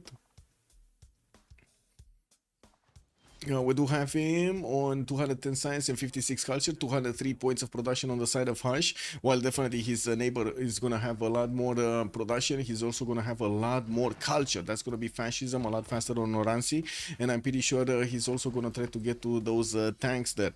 Nano Blaze, also 260 science, the most science in the game with all of the 3 scientists being picked up by him. He's losing gold right now at -26 and I don't see him actually getting an army against his opponent. He did get an army for free from his industrial zones. He's not moving it anywhere, even though it would have been relatively easy to go against Korea like 10 turns ago. He did not move. Now we do have him all for 150 points of production, getting industrialization and getting all of the factories inside of his cities to add more production points. Taj Mahal coming up from Boston for Morera score. While oh my god, so many of these industrial zones are getting the factories. Markets also from some of his commercials. He wants to get positive in the gold per 10. Definitely they do need a lot more gold per 10, but I do see they're faring a lot better than their opponents here, Larimaleri. We got Oransi, 230 science, 160 culture, 223 faith points, and also 273 points of production. Going against his opponent, and we'll start shooting at these conquistadors with his field cannon soon. We're going to need to see if Spain is going to manage to actually stop this attack from happening. He does have a very strong defense here, with Governor Victor establishing the city of Pamplona to add another +3 with his defender extra +3, and also his damage from his Spanish upgrade, because he's fighting off civilization that has a religion. He's getting an extra +3. Only 15 gold a turn here for Oransi. That doesn't really give him a lot of leeway to get his tanks, though. That is a bit of an issue here. A bit of an issue. Anyway, Adridi, 150 science with 24 culture, was attacking into Nidaros. He did manage to keep his army alive in Sarpsborg, and I do see at the moment he's not actually getting that many resupplies here. Way too late to actually get a cuirassier in 17 turns from the city of Sarpsborg, but he is getting from his main cities one of the military engineers to try to build the roads, and of course he really needs to get the bridge over this river. This is slowing him down massively. While we do have new cuirassiers and new encampments coming around, it does seem like he's just gonna keep on getting units to try to keep up the pressure against his opponent, Norway. Yogdreal, 130 science, 95 culture, starting to actually get the units right next to the borders of Valletta, and I do see him grabbing a few more courses, still adding a lot more of these industrial zones to his empire. 276 points of production, while he definitely needs to get more of that science going. Well, we're going to need to see if he's going to get to his own tanks and cuirassiers to actually do something again, something meaningful against Hardrada. Jules, 180 science, 90 culture in between two opponents here. Looks like he kept on putting damage on his opponent's cities, and also did manage to get into the trader line between Salamanca and Bilbao. Got a lot of these traders to pillage here. This is gonna be nice. That's a lot of economy that he's gonna shave off from Uzetian and Philip II if he does manage to pillage those traders. Of course, we do see defensive cuirassiers and also line infantries that are gonna get to counterattack here. The line infantries are super strong on the side of Spain, especially against the knights. Something more happening here. No, more of these encampments. Armories did manage to recruit Amina. Okay, and the next ones are already gonna be the industrial modern ones. We do have China with 3 points, Maori on 4, Korea on 6, Babylon 14 points a turn. Byzantium is gonna be on 6 also, while Spain is on 7. Quite a few of those general points. Byzantium also starting to get his bombards out, and I do see him placing down a few more hippodromes from his cities, still working on his industrial zones for those extra production points to come out, and getting Colossus in the city of Edessa. This will give him a free trader basically, which is going to be super good for him at the moment. And this is very surprising. They did manage to get the coastal trade routes going, but for some reason they're not managing to get that much gold. This is unfortunate. Only like what, 1 2 3 4. Oh, I really hope these are externals. Yeah, these are externals. Okay, so they're all going towards Edessa here. Also, Mahabali Temple coming out from Ruatoria. We did have Byzantium managing to get the +4 combat strength from the Taxi Strait with another 2 points gathered, while he did kill off the religion of Yogdrial here. That was all in the plan, but I'm pretty sure he cannot pass through the Spanish defenses. This is not happening on the eastern side. Really not happening.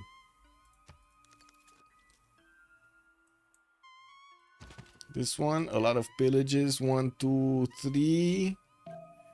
While the Hawacha still are chipping away at the city of Nidaros. I cannot say it otherwise. It seems like already one of the cuirassiers get taken out for the price of one of those calves from Norway. Norway is getting his heavy chariots out, and I do see him managing to, of course, get the upgrades for the cuirassiers. It's just a matter of placing the gold onto those units to get those upgrades up. Rifling coming up in 2 turns. He's gonna get to steal way before these Korean Hawachas are gonna manage to take down the walls in Nidaros. Very strong city.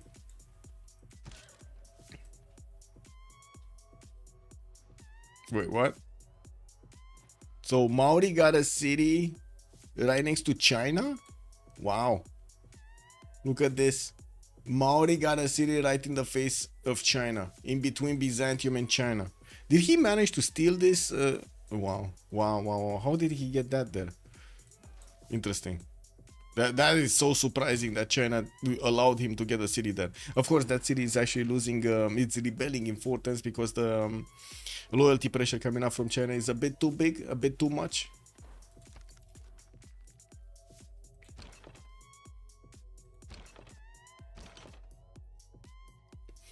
I do also want to say that Byzantine field cannon corps are not going to get to couple together their strength to attack into a single unit every turn, and this is going to unfortunately slow him down massively. Chat was saying artists are going to need to come out. I kind of agree with chat.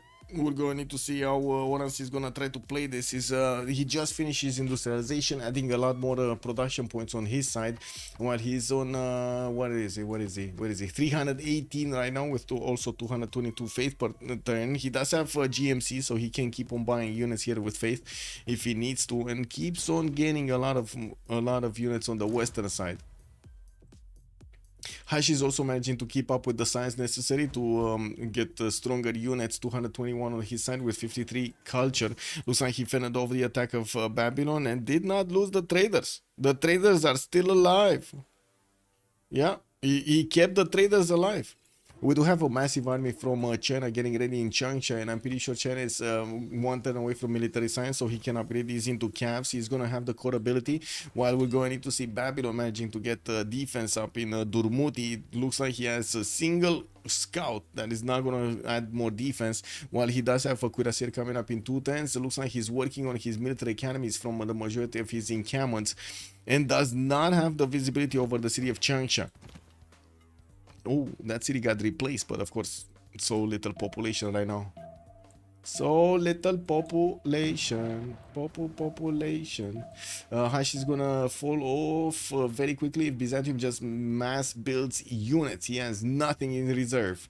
That's a big question, because right now I don't see Oransi actually stepping on it. He's putting pressure on his opponent, forcing Hash over here to pay attention to the eastern side, and also get a lot more of these encampment training projects to try to get one of those generals. But I don't see Oransi actually, stepping on it to get to tanks as quickly as possible.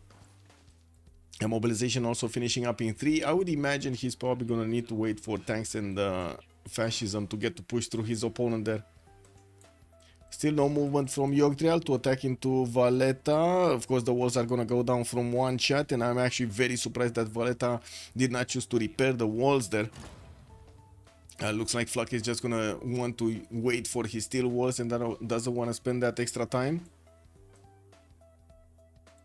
Okay, Colossus finishing next turn from Edessa. These field cannons are getting some promotion points, but with the Conquistadors being 115 on the defense, that's definitely not gonna help out get through them. It's a bit too tough. We did have this possible attack from Oransi, and yes, he does have the ability to upgrade these boats. Never actually got the upgrades, never got a canal from Adrianople, so it doesn't seem like his plan is actually going to work flawlessly as he was, or as we were imagining he's actually going to get to do it. More cuirassiers coming out from Madrid. Finally, the military engineer is gonna get the bridge over the river here, and we're gonna need to see if Korea is gonna get 2 tanks faster than his opponent. I do see Madrid is getting oh my god, he's not clicking. He's not clicking. Pingala establishing Jeonju. We do have Adredi on 183 science, while Flak is only 128. Definitely there's an advantage here for Adredi to get those units out, while he's getting a few more cuirassiers. The tanks, man, he needs to get the tanks. He's getting a few calves, also 4 of them actually, to go against a possible attack from Inhamar, where he knows that there are a few pre-builds, heavy chariots coming around from that city center, and there aren't that many other defenses. Yes, Norway does have the ability to move the defenses that he had in Skiesmo that were fending off the attack from Korea from the south. We're going to need to wait and see if these calves are going to be successful.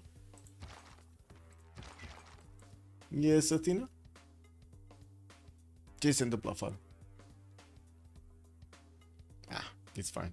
Cat is just watching out the window over there. Probably saw something turned back to me, and she started meowing. Oh my god, she almost had a big encounter, a big fight today. I was asking my grandma if it's safe to let her out on the stairs, and my grandma said yes, but it wasn't safe. The other female cat was on the stairs over there, and I opened up the door, you know, Athena went out, and she started looking down the stairs, you know, and she was like, meow, meow, meow. And I was like, what's going on? Go down, you know, like, have fun. And lo and behold, just a few seconds later, the other cat starts walking up on the stairs, and I was like, no, get back in, emergency, you know. Yeah, that's a problem, man. The 2 female cats are just not, they're not understanding. They're not how to say, fond of each other, I would say. Actually, that's probably the best word that I can use. They're not fond of each other.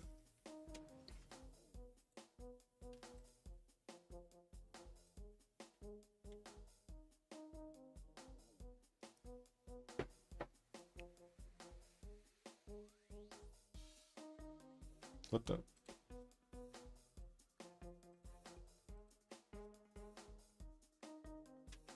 Lol.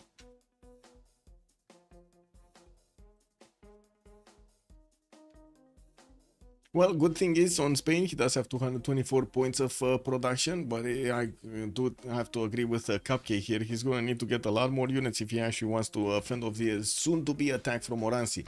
Oransi did jump up to 280 science, while Hansh stayed on his 220. We do have the factories coming in from the majority of the cities of Byzantium, where he built his industrial zones, and he did manage to get 330 points of production. With that, plus the 260 points of faith, he can keep on buying units every other turn, and of course putting them on the front line over there, while he's already putting pressure on Spain. The units of Spain are strong enough to stop the attack, not to mention the land is very hard to get through, with these forests actually blocking the vision of these field cannons to do the maximum damage against their opponents. I'm pretty sure artilleries are going to need to come out here. China upgraded his units, his scavs, and started moving towards the cities of Babylon, while I do see Babylon with the Sabon Kipidum did see one of the knights coming against him. We do have Amina here, a general for these cuirassiers, and from what I do see, he's getting some cuirassier corps from the cities he just finished his military academies in, giving him that opportunity to get these out. He started also connecting his economy with Korea, even though Korea does have only 2 trade routes to work with and not that much gold per turn. I do see there will be a bit more gold per turn on jewels, not that much, only 86 per turn. This is a problem. This is a problem on La Rimaleri. They just don't have the gold to get to upgrade their units when they want to. Ce s-a întâmplat? Aoleu. Athena wants to talk. Petting time, I guess. It is what it is. Yes, yes, yes. Do it.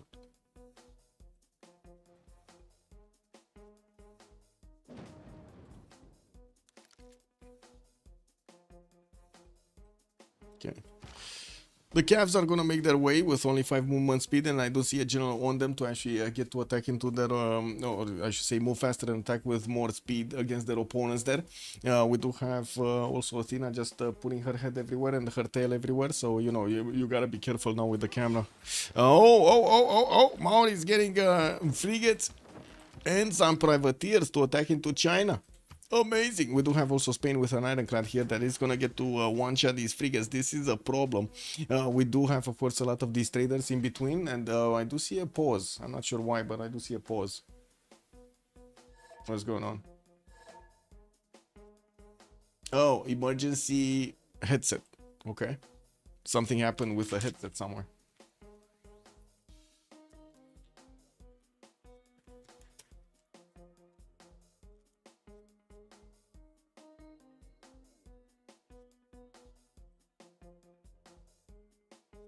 Mahabori Temple also gonna finish in 3 turns from Roatoria to give 2 apostles here to Maori, not to mention also managing to deny those Diplo points. We did have another wave of Diplo points on Varangian, getting himself to 7 out of 20, but he just didn't have enough production to actually fend off the attacks and also go for the Diplo wonders. Oh, Mahabori Temple actually is gonna finish next turn here in Drummond. Never mind. We do have actually Flug managing to get one of those in the north. I was so looking at these southern cities that in the west, Valletta. Ooh, walls got back up in Valletta. Very nice. Very nice. He repaired those. What's happening here in Nano Blazes City? Steel factories coming in. Didn't manage to get that big of an army. And I do see the Cavs of Korea did manage to get into the borders of Hamar here. Where's the 4th one? Wasn't there a 4th one? I'm pretty sure there was a 4th one. Oh, this one went the other way? Interesting. So he only has 3 units that are going towards Samar. Okay. Interesting.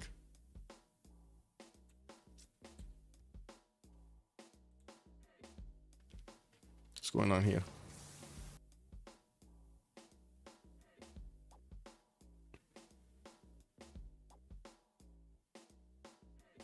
Okay, that's kind of weird. Oh, lol. Oh man, he broke the game. He broke the game.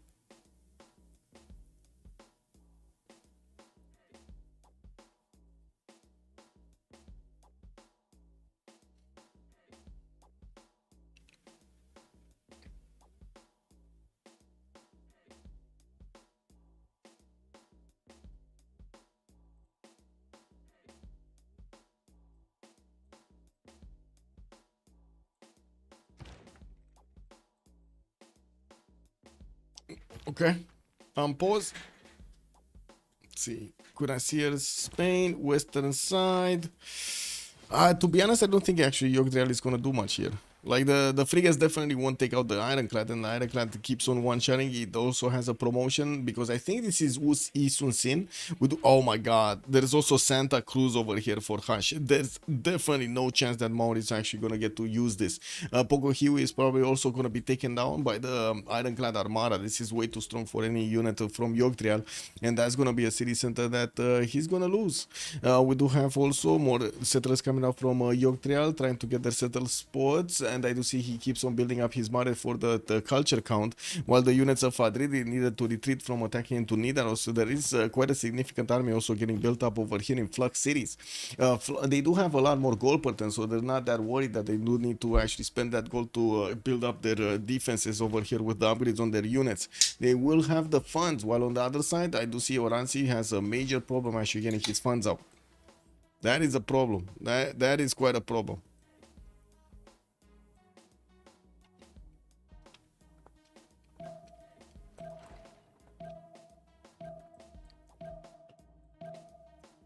$370 science on nanoblades, biggest one in the game here with Oransi on 250 and 200. We do need to see if nanoblades is actually gonna go for a victory condition. Battle Cruiser, good evening sir and welcome. Oh, flooding Caguana, damaging quite a few of these units from Byzantium, including that city center. Not critically, but still it is a bit unfortunate that he's going to need to repair that. We do have some archaeologists also coming around from Byzantium, while his bombard corps are going to soon move on to the front line. These are definitely pre-builds for artilleries. Oransi is 2 turns out from steel, with mobilization coming up next turn. I do see he did not discover refining yet, so he doesn't have oil per turn. Actually, none of the players right now have oil per turn. And we do need to see also the calves of China moving across the river, and we'll see how Babylon can actually get his units to fend this off. There are only 2, 4, 6, 8 of these calves, which of course can turn into 4 calf cores, and we do have quite a few cuirassiers cores directly coming around from the Babylonian cities. Didn't need to actually put that much defense to the northwest, because again, Nanoblaze did not move his line infantries anywhere. And we do have a few of these units from Korea trying to actually get the damage done on the pre-builds of Norway. Looks like Norway did manage to upgrade that cuirassier from a heavy chariot and kept the tiles defended. It doesn't seem like Madrid is going to do anything with the calves, to be honest. Like, not even one single pillage. Yeah, not even one single pillage is going to happen here. Unfortunate, but it is what it is.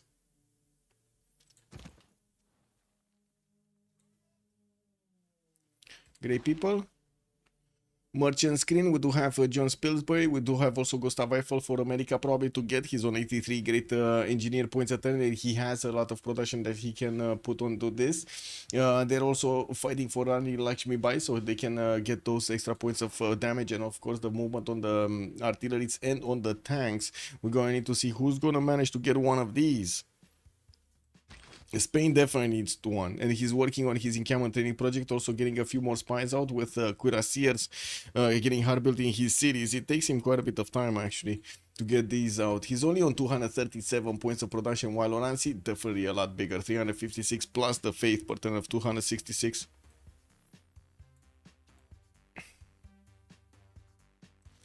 China 246 cities, yeah, and oh. Wait a second. Spain? Spain? I don't know about... Oh my god. Is Sash gonna lose his one ironclad? Guys. Chat. This... Okay, wait. I did reach 5 and 6. Yeah. I did yesterday, yeah. I did manage to get to, how to say, make the computers. Oh my god. Ironclad. No, the privateer. Oh. This is bad. He should have taken it out. Yeah.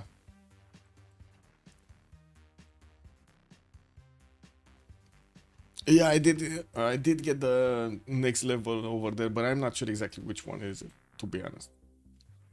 I know I'm on the tier 5 belts already. We started automating heavy modular frames, like all of those motors, computers, so on. I needed to work on getting the oscillators going. And I was just, how to say, scaling all of the production beforehand, so we have what we need.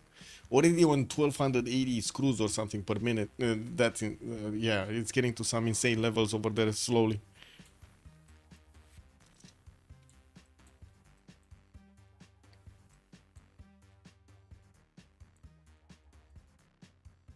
And this time around, I gotta say, Battlecruiser, this time around is much more easier. We didn't need the supermarket anymore because, you know, we had all of it being put into the cloud, which is so much more useful than actually we had the supermarket. We didn't need to go anywhere to actually get to, you just get it all, everywhere. Super good. And also the tunnels, the fact that you get, how to say,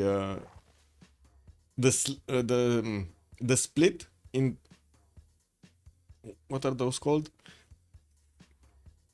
Oh my god, the travel tunnels. I forgot how they're called.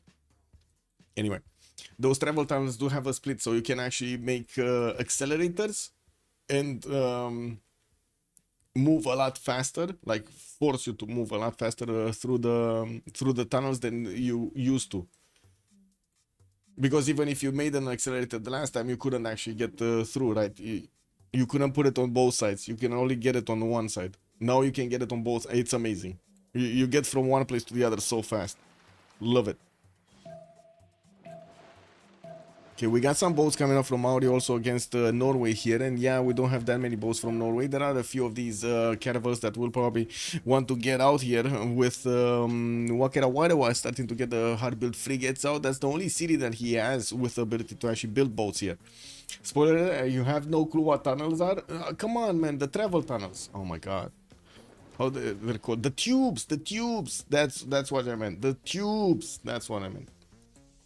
They're super good this time, this version. And also the, I would say, this time around, we extracted everything. Like my buddy went to the first location, you know what, that grassland location? Yeah, not for resources, it's just for movement. You know that grassland location, the first one on the screen that you get over there, when you need to spawn, like it's the first spawn, right, in massive grassland. My buddy just made a train track to that location and extracted everything, and he brings it back with the train to the main base. Oh my god, man, we got so much steel right now, so much steel. We don't even have Mark III miners, and it's like so much steel.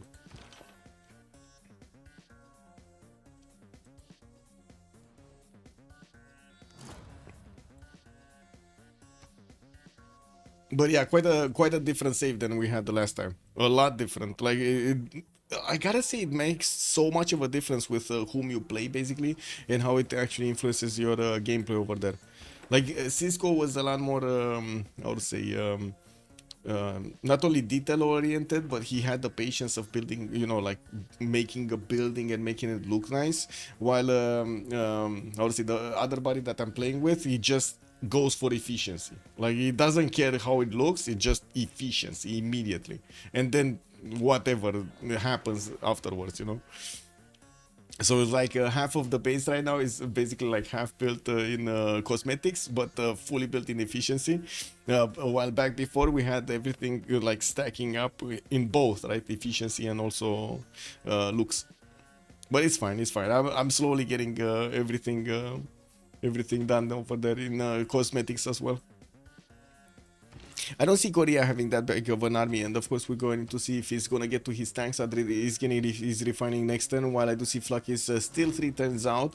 Flak does have the problem with the boats of Maori in the water that, as you can see, since he did get steel walls, are just not gonna get there quickly enough.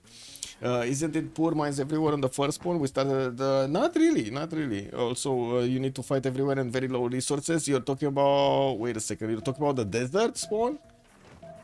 Interesting.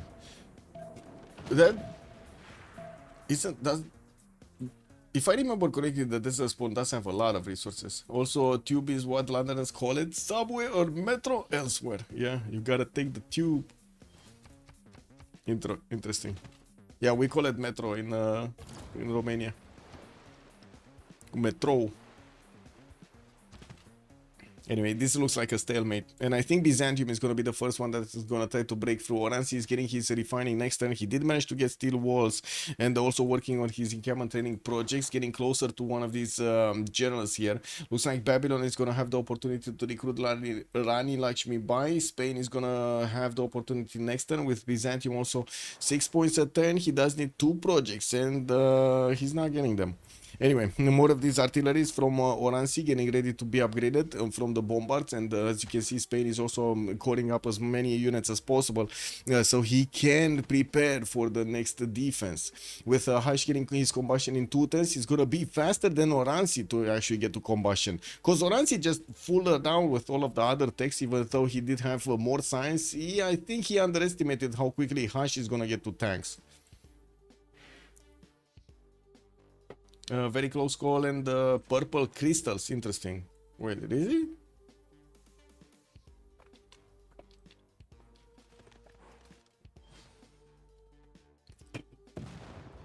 Yeah, I also gotta say, it feels like they went a bit too overboard with all of the slugs on the map.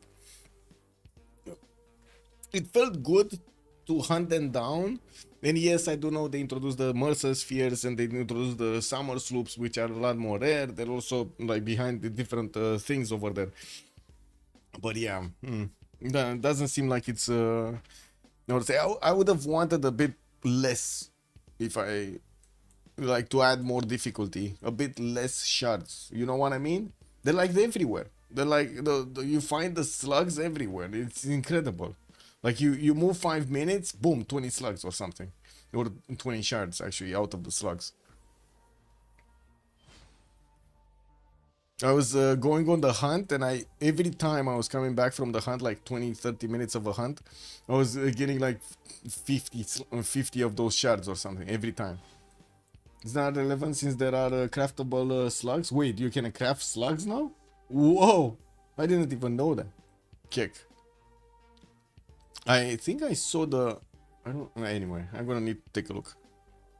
Archaeological museums from San Francisco, and we do have also pyramids here that has been built for a long time, with also University of Sancor being built in San Luis. I do see America did build that Forbidden City for an extra wildcard policy slot to use, while he's also trying to build Oxford University with the help of Gustav Eiffel, and that's probably gonna give him a lot of science there. He's already a lot more science than everybody else in the game, with 430 points and 125 culture.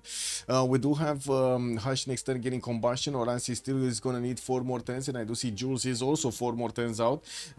This attack is not moving anywhere. Doesn't seem like Maori is doing that much against Norway. Not at all. This attack is way too late, and we do need to see if Babylon over here is going. Yeah, he got his units in more than enough time to actually fend off the attack of the calves from China. Coupe is raiding something? Is he? I mean, he's trying, but I think he's the one getting raided. He's losing the city of Pokohiwi. So he lost all but one of the boats, and he's trying to raid the traders over here from China. And I do see his city Pokohiwi is just going to be taken out. Is he getting steel next turn? That would be amazing, but he's not. He's actually on scientific theory. Yeah, he's not getting that. And I gotta say, it seems like the Great Barrier of Cheese is managing to keep the barrier up. Also, last recipe. Oh, I see. I think you can even burn boosters now. It was restricted before. Oh, interesting.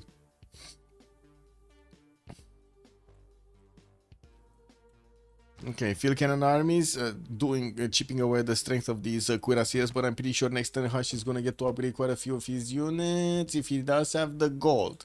I do see Lani Marelli did manage to get a significant amount of gold. Maori, it looks like he did manage to pillage a lot of these traders. Hush is down to only 56 gold a turn. Only has 1 trader, 1, 2, 3 traders. Yeah, I think he actually pillaged a lot of the traders of Spain over here.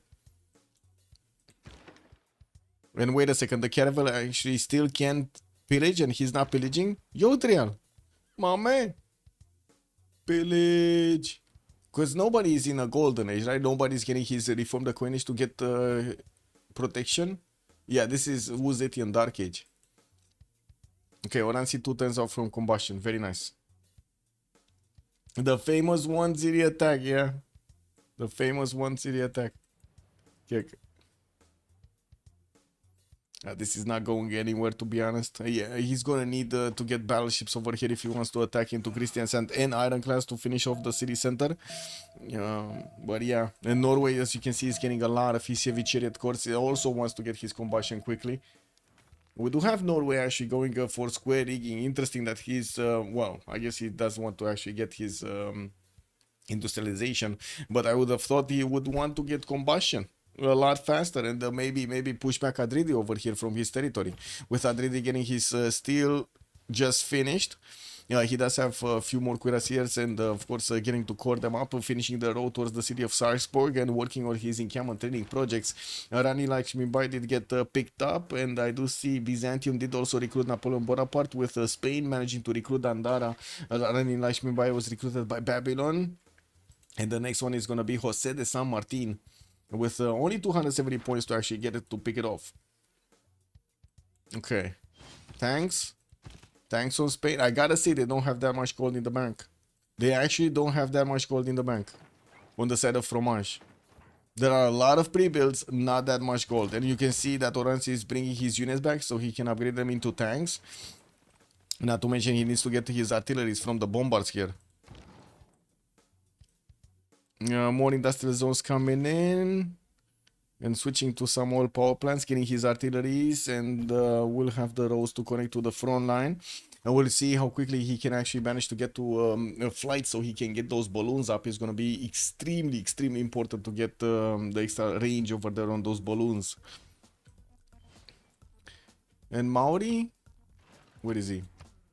Okay, so they gave all of the gold to Theodora. And I do see they gave some gold. No, they gave nothing. They gave nothing to Hush. Hush is not going to be happy when he's going to see a lot of upgrades. Tank armies on his borders upgrading from cuirassier armies, and he cannot do anything about it. Yeah, there we go. They're giving him as much gold as possible. He's on 310. No, well. Combustion next turn. He put it off a turn there. Yeah, I mean, he couldn't upgrade anyway. He probably had one or two more of these cuirassiers coming around. Yeah, there we go. Seville and Bilbao getting the cuirassiers. I do see the city center of Maori did get taken out by the Chinese Cavs, and of course also the Chinese caravels did also manage to take out these that one single cavalry that was that one single caravel that was standing alive next to the city of Jiaodong. Doesn't seem like Babylon is gonna get phased off by this, but I do see the Chinese Cavs are getting into the water, and we do have a Korean settler over there. We will need to see if Korea is going to get phased off by this. He does have steel walls, and of course there are quite a few exposed mines here for the Cavs of China to get in and get to pillage some of those tiles. I did also get to play with my friends Escape from Tarkov, the new mission. They made a map. So they made something extremely, I would say, well, not hard, but it takes quite a bit of effort to get to. So they made a map that you can only access with a card. To get the card, you actually need to get the missions in another game that's going to be Escape from Tarkov Arena, which is a much faster paced, like, and it's not a survival. It's just like deathmatch, basically, like. And you need to actually get some special missions from that to roll the card, to be able to get the card and also transfer it to the other one. And on that map, you have like, it's basically like the biggest loot ever onto one single map, which is not that big. It's actually quite small, smaller than Factory as map sizes go. But you need to get into another map, get through PvP. You need to get into Shoreline, get to PvP, get to the big building over there in the basement, and then transfer to the new map, which poses quite a few challenges over there. Of course, first of all, you need to get the PvP going, or whatever PvE is there. And second of all, you need to actually get, how to say, also the PvP going into the labyrinth map, basically. It's quite challenging. I like it. They're doing very, very well with Escape from Tarkov, I gotta say. Very well. Oh, Nanoblaze did jump up to 508 signs over here. And we do have him still getting some art museums. He's on 131 points of culture, while I do see he's getting a lot of research labs. It looks like he might actually just go to either GD arts and start to pump them out before anybody in the game, or he's going to try to get to space here. 774 points of production is also significantly bigger than anybody in the game here. I heard they did some crazy update on COD, but didn't hear about Tarkov.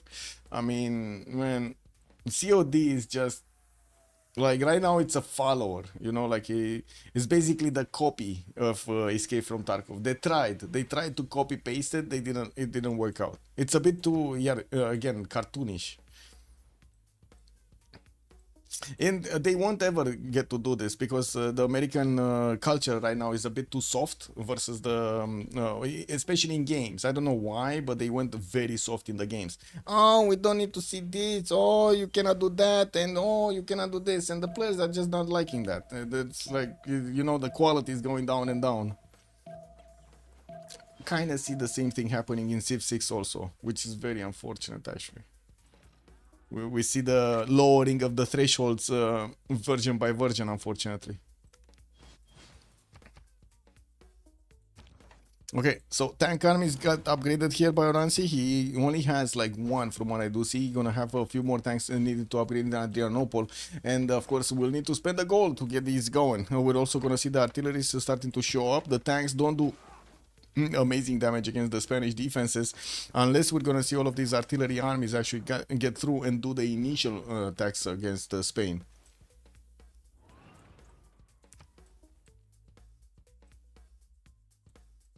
Yeah. Anyway, on the side of Korea, we're also going to see him needing to upgrade his tanks, but again, goldies are going to be a problem. We don't see the Maori fleet do anything against the cities of Norway here.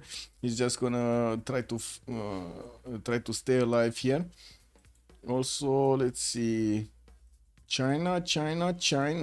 Yeah, couldn't get it. We do have Babylon with the tank corps that will get the counterattack against his opponent against China, while Landel is trying to get defining in 3 turns, doesn't have the pre-builds, only a single knight that could turn into a tank, and this is going to be an issue. Since we do have Babylon with already 5 of these tank pre-builds, and also does have a general for them with the military engineers giving them the ability to move faster onto the front line, and of course build the roads, the pathways for the resupply lines. This is going to be massive against China. You're talking to a lot of people from USA nowadays. They have a very different opinion about games. Fortnite League and the COD are very famous there.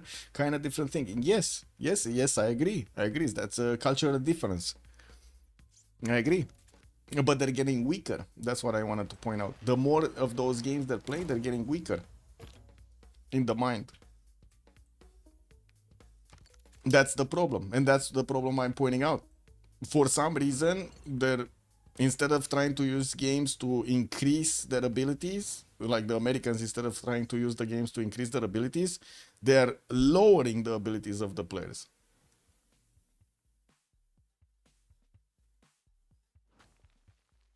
That's just mind blown, man. That's just mind blown. Wow. Was there any tourney or scrim on the beta version of Civ? No. Or at least I didn't get to catch it. I did ask Daniel like last week because they wanted to get one on the Sunday, but they said they don't really want to, show it off because it's a scrim. They don't want to give their strategies basically away, which is fine. I had another game to take a look at anyway.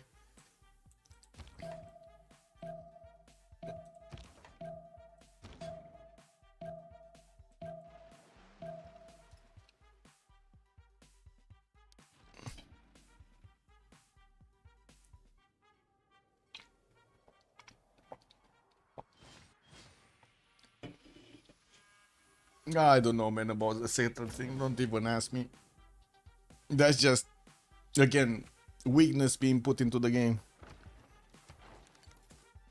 In some form or another. It is what it is. Instead of allowing the players to, get punished for their mistakes and be forced to think better next time, be forced by the situation they find themselves in and so on, and losing the game because of this, they're just gonna put weakness into it and allow them to get through.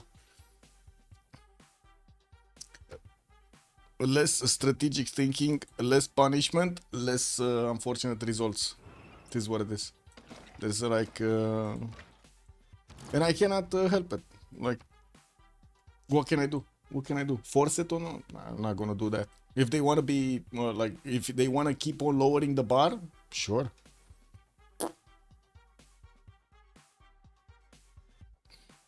I wouldn't, honestly, I wouldn't do that for in a million years.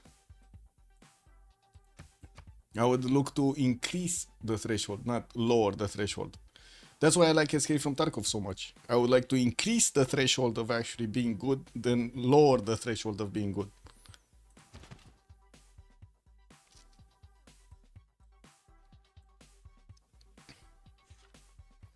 But you have to admit that it's just a time waste on the pop demon scheme when someone loses a settler.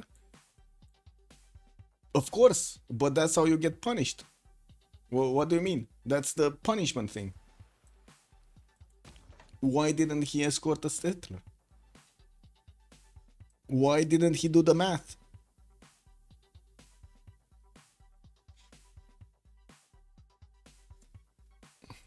It's good to turn it off in the pro games. No.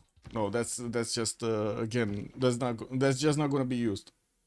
Like when you get the players to be weaker, they're gonna keep on being weaker and they're gonna ask to be weaker. Punish 7-9 people for a relobby. For a relobby. Just get another game going. You lost, no? Or keep going and lose the settler. I don't know, man. I have a different opinion on this. Like I said, I find it unfortunate they are doing this. Very unfortunate. They are weakening all of the competitive scene because of this. Across the board. And it's all started with Civ7 actually, because Civ7 again weakens all of the strategy, unfortunately. The strategy genre, actually. Like in Civ6, you had a lot of things that would punish you for making mistakes, for not doing the math, for not moving properly, for not being paying attention at some point to actually do this. In Civ7, you don't have that. There's barely any punishment built into the game. No surprise, nobody wants to play it. And my fear is they might actually, like, if they keep on doing this, they will kill off Civ6 as well as I would say they did Civ7, which is very unfortunate, you know. Like, I think we had a great community going. Very unfortunate to see this happening. Anyway, more thanks coming in from Byzantium. Thanks. But not enough strength to go against Spain. Spain is just keeping this out. We do have Byzantium with quite a few bombard armies that are gonna need to get through over here, and from what I do see, Byzantium is actually sending some of his units towards the south, towards China. They might actually converge on China, with both Babylon having the ability to go against him, and at the same time also, of course, from the north, Byzantium having a much stronger unit against whatever China can actually pull off here. I do see Korea just keeps on being to the south of Norway, keeps on keeping the city of Sarpsborg alive there with no counterattack. Norway is gonna get his own combustion soon. I do see him actually, well, getting the boost from Nano Blaze then. Actually, wait, they got a boost from Hush. Nano Blaze is gonna get his combustion next turn, land in 3 turns. I don't see pre-built armies over here, but I do see, of course, it does have a lot of these line infantry corps. There are infantries in the city of New York with a few tanks that are defending this. Of course, the infantries do have enough of a punch to attack into the tanks, and I do see a +6 intel advantage on the infantries on the side of Babylon here. You had a situation in some teamwork game. We have a lot of reload because Settler stealing, just regular public games, no tournament. I met enemy Settler with a scout, and the next time I pretend that I was no fast enough, but I was not even trying. I knew he'll cry for a reload and type GG on turn 15. Don't really like that aspect, but late Settler's immunity kind of stupid. You cannot have one without the other, battle cruiser. You either punish the player for making mistakes, or you don't punish the player for making mistakes. If you don't punish the player for making mistakes, all of the other things are not happening. So it's the only way to go. Anyway, we will see. Whatever.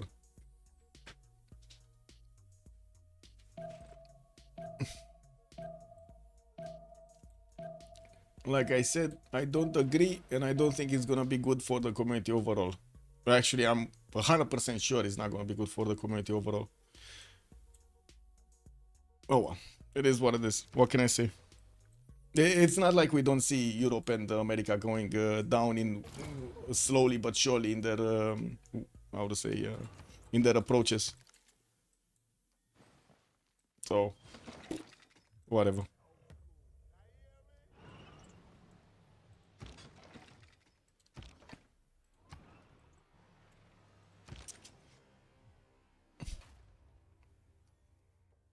You know, that actually how to say that actually brings me up to what the Dutch were saying. Not sure if you saw the Dutch complaining that their children are not getting the experience from the outside anymore because they're not playing with fire, they're not actually getting hurt anymore, and so on and so forth. They have been pampered too much and protected too much, and now they have children that do not know what to do in reality anymore. They, you know, they're like too how to say it, too weak. basically. And even the prime ministers and the politicians have started actually shouting out, this shouldn't be, like we should force the players to force the children to try to I would say allow them to make mistakes so they can learn from them. Protecting them from mistakes is not going to help them. Well, at least somebody has a little bit of brain. In China, the weakest link will be taken out next. Oh, that's gonna be funny. That's gonna be funny when America is gonna hit that wall and it's not gonna do anything. Yeah, that's probably gonna be the biggest wake-up call, right? After they lower their quality, going against China, that increased their quality significantly when it comes to actually men, basically. Yeah, that's gonna be funny. We're gonna have quite a show on our hands. What can I say? The world is coming to the normal state after sleeping for 50 years. That's not a surprise. I don't know if normal state would be the correct word to say. And I don't know if sleeping for 50 years, it did, I think it's more for like 12 years now. Anyway, we do have quite a few caps coming around from Babylon. He did need, retreat his units towards the northwest, started attacking with the ones on the eastern side, getting through the initial defenses of China, while we do have also Byzantium starting to get his units from the north with a few artilleries repositioning towards the city of Chengdu. We do see Byzantium is not choosing to push into Spain. He does still have quite a few cuirassiers that he should upgrade into tanks here. We're going to need to see how things are going to evolve.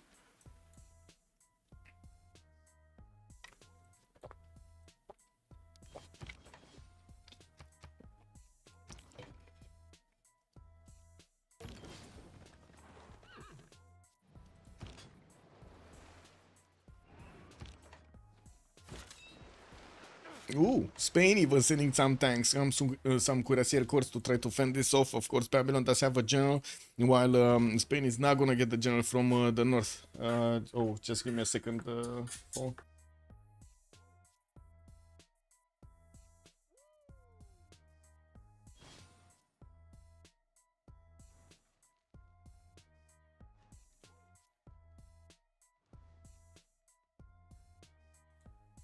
Sorry, a friend of mine wanted to meet another nightbird like me, I guess. An owl. Anyway, let me put back my screens in order.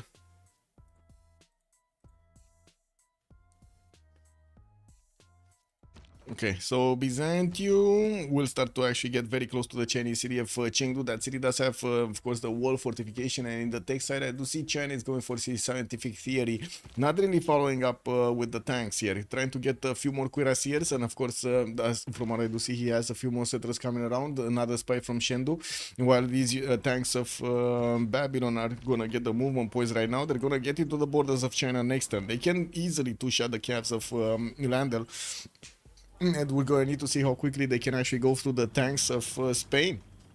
Looks good enough. Spain does have doesn't have the +3 against the civilization that has a religion. Babylon never actually made a religion on his side, and we don't have Spain with his defender of the faith because he's outside of his territory, nor does he have the victor city. So this city of Pamplona over here, of course, giving him giving Spain the ability to actually stay alive. And this, again, this is actually kind of a mistake, right? You cannot punch through that city center. Anyway, Genuine Sunshine, people that remember WW2 have gone, and new generation don't realize what it means to be an all-out war. Normal people as well as politicians. West was built on a premise that conflict should be resolved through negotiations, not war. That is changing now. Yeah, I wouldn't say it's normal, but that's where we are going. Sounds about right, General Sunshine. Sounds about right. Also, I had my military experience back then. It was like kindergarten, where everybody was in charge, only thought about privates won't be hurt, so they will skip the troubles. But it's very selfish, and people can learn nothing in such environment. So you did see what happens when you pamper too much the people. You saw it firsthand. Yeah. I was remembering when I'm sorry if I'm saying this or I am being disrespectful, but I found it extremely funny when some of the French how to say French soldiers got deployed in Romania. Uh, Only a few thousand of them got deployed to one of the bases, and the base didn't have proper toilets or didn't have like proper garbage cans or something like that. And they started complaining, and I was like, what are you gonna do on the front line? You know, like if you're complaining now, what are you gonna do on the front line, man? How can I trust you that you're gonna be on the front line? You know, like there on the front line, actually defending your territory, defending the country, defending the home, whatever, when you're complaining about garbage cans. You know what I mean? This is what? Wow, wow, wow, wow, wow, wow. And in stark contrast, you have Finland actually putting their people into deep water. How to say deep icy water to get them trained up so they could withstand the long term. It's like incredible. Wow. Oh man.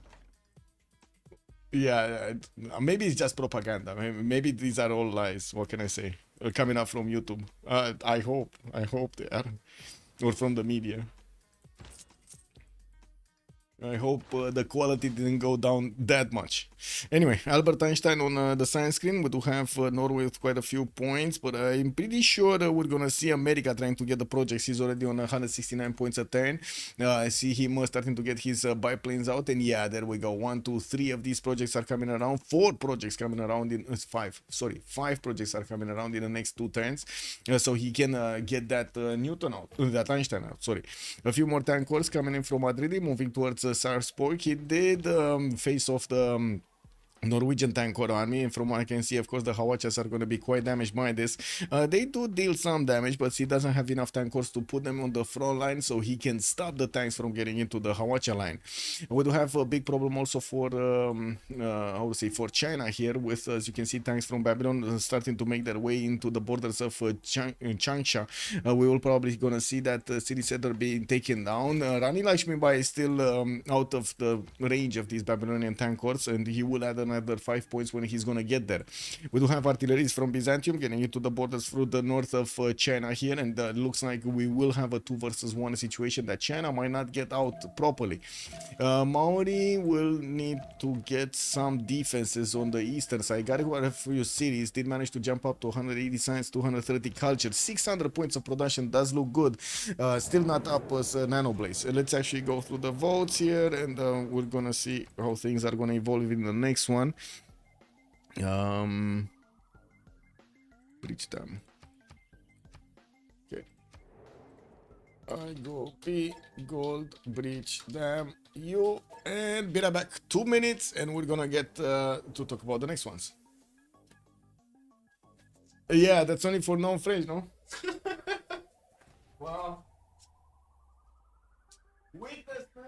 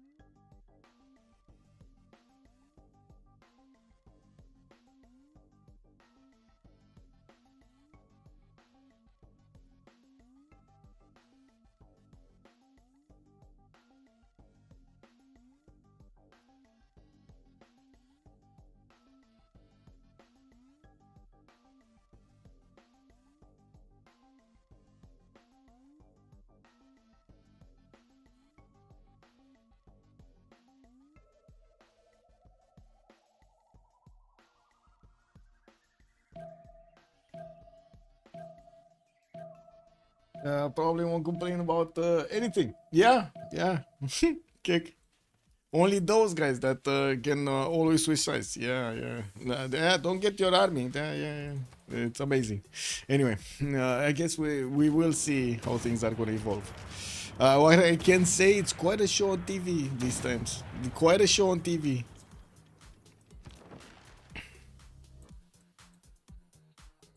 Anyway, Antonio Vivaldi by Mauri. I wouldn't really believe he's going to manage to get enough culture, or I should say tourism, to get to the culture victory. In the Diplo victory, we do have Flag managing to get 13 out of 20 points, and he did manage to get Mahaboi Temple. Didn't have time to actually put his Statue of Liberty, even though we do see him starting to get a fleet out here, and he does have tanks that will get to smash through the Korean defenses in Sarpsborg. We're going to need to see if he's going to actually start to put down that Statue of Liberty to maybe even get to chop it somewhere. I don't see. Yeah, I don't see any more chops, so he's not gonna get that going. We also do see him on 186 science with 91 culture. I don't think he even. Oh, he does have civil engineering. His mobilization is 3 times, so he does have the ability to put it down. He just didn't get it. We do have also the tanks of Babylon managing to get the bonus of the general, and now they will be a lot stronger. They do have also the army ability on some of them, even though I do think he's just gonna triple slam into soon to be the tanks of what I should say, soon to be the units of China here. He can one-shot some of these, and of course has promotions on the tanks to get his health back. We're gonna see if the Chinese cities with only 54 defense strength are gonna manage to stay alive here. China is getting his combustion next 10, but he only has one or a few tanks actually that can get upgraded. One tank upgraded is going to manage to increase all of the city's garrison strength, and without artillery it's going to be hard to get through. I would imagine we're going to need to see Babylon getting some artilleries out so he can smash through that defense. We got anti-air guns coming out from Babylon so he can fend off attacks from America. I'm pretty sure we might actually see some bombers coming out from Nanoblaze. He's going to be extremely quick to get these out. Advanced bombers coming out here from Abraham Lincoln. We also do have a lot more points on America with 172 great scientist points acquired this time around. Looks like Norway is now making projects. He's only on 23, and we're probably going to see the campus research projects finish, and also Einstein being recruited here by Nanoblaze, adding a lot more science on his side. 800 science, 150 culture, advanced flight next 10. I wouldn't say that I would say the GDRs are far away from him. I'm pretty sure the bombers are going to get with the fighters to do the initial attacks, and then we're going to see a lot of these GDRs come out from America. He can finish off a lot of nations around him. America can finish off a lot of, like, he could take out Babylon, he could take out Korea quite easily. We don't really have Korea here with that much more science, and from what I do see, Oransi did not manage to double his science count. He's on 341, barely got his research labs, and now he started acquiring them. Building them, I mean. And from what I do notice, he's getting attacked over here on the city, on the units of Caguana. Well, I guess that is the wall track that is taking out this tank army strength slowly but surely. And we do have the tanks of also Oransi managing to get into the borders of Chengdu with the artillery following up close behind him. He does have a military engineer that is building up those pathways, and from what I do see, Jules Forart is managing to get into the borders of Changsha and taking out those pre-builds from China that would have been helicopters, but very late in the game. We do see Jules Forart also, even with his normal tank. Oh, there we go, getting to tank core on the front line. He will manage to get through the Spanish tanks quite easily. Again, a lot of bonuses are missing from the Spanish army. A lot of bonuses, like +6 is missing, or +9. I think +9 is missing. Yeah, he's missing 9 points. And we do have Babylon with an extra intel on his opponent here on the Hash. A bit surprising because there were quite a few spies coming out from Spain. I would have expected him to put a spy into Babylon's territory and try to get that extra intel. Slow down. He didn't. Now he's gonna need to get it. Spies coming up in 4 from Seville. Madrid also starting to put down his aerodromes, while we do have America not upgrading his fighters. He does have P-51 Mustangs. There we go. The P-51 Mustangs are gonna eat through the Babylonian defenses very quickly, especially since the moment we don't have anti-air guns. With the anti-air guns, it's gonna be a bit harder, but I'm pretty sure the tank armies are gonna get through this. Nano Blaze, or I should say the fighters and the bombers are gonna get through this. Nano Blaze is 871 science with 878 production. Faith is reduced 25% of the cost. Siphon funds also 2 levels higher, and I do see Harald did of course get that extra Diplo. Still did not put down his Statue of Liberty. He did get a few battleships, and these are gonna be extremely useful to take out the units of Maori here, including the city's defenses, since in the tech side we do have Maori going for industrialization. Coupe is just ignoring. Never mind, we do have battleships. Okay, we got some battleships from him also. I didn't think he actually did manage to get to refining. He did manage to get to refining. I stand corrected. Yogtrial did get the battleships. We do have, of course, Norway with the ability to put the battleships inside of the city center to shoot from that, while he's also going to get the fleet ability on them to make them a little bit stronger. We're going to need to give him another turn. I do see also Korea did manage to upgrade his own tanks, pushing back the Norwegian tanks from his border in Sarpsborg. While that city is rebelling in 7 turns, we do have quite a bit of time in this session of the Congress, or I should say in this era. Cavs of China did get smelled out. Korea's galleys did manage to take a look at those. Adri does have artillery deployed on the eastern side and trying to get some more anti-air guns to fend off any kind of American attack from the north. They already know America has planes in the air because they saw these P-51 Mustangs getting upgraded in New York. And taking a look over here, we're probably going to see the city of Chengdu being taken out quickly, while I do see from the western side Babylon is going to work on the Spanish army. I do see also China is trying to get a safety settler outside of this range somewhere. I don't know where he's getting, though. Where is he going? He's going to need to go somewhere north of Spain maybe to get to a safety settle. Well, at least there still is enough time. Tanks of China, definitely not as strong as the units of Babylon. And I do see, of course, Spain is trying to actually keep away as much as possible these units. Babylon is going to start pillaging, and of course getting more of that gold pattern is going to allow him to upgrade more units, or allow his allies to upgrade more units. We still have Byzantium with quite a few funds that he's going to require to put into his cuirassiers to get into tanks, and I do see he's getting war department. That means he did manage to get to fascism. Adding another +5 points on his side is going to allow him to get that attack a little bit more efficient against Spain, but still does not manage to do enough damage against these tanks to take them out in good enough time. So he's just not going to attack into Spain on the western side. Well, nukes might actually get to punch through. Orange is synthetic materials 3 turns, Jules also synthetic materials 3 turns, while we do have Nanoblaze discovering his rocketry next turn. We do have also the first spaceport coming out from Washington in 5. Would be a question if he does manage to get the engineers or the scientists to add more production to those projects. I do also notice Norway did manage to recruit Alfred Nobel after Einstein did get recruited by America. So another 4 points for each of the research labs on the side of America, putting him higher in the science requirement. He's on 800 at the moment. And I don't think he actually activated. Did he activate Einstein? Where is he? Yeah, he did activate it. I don't see him anywhere. So he did activate Einstein. Okay, never mind.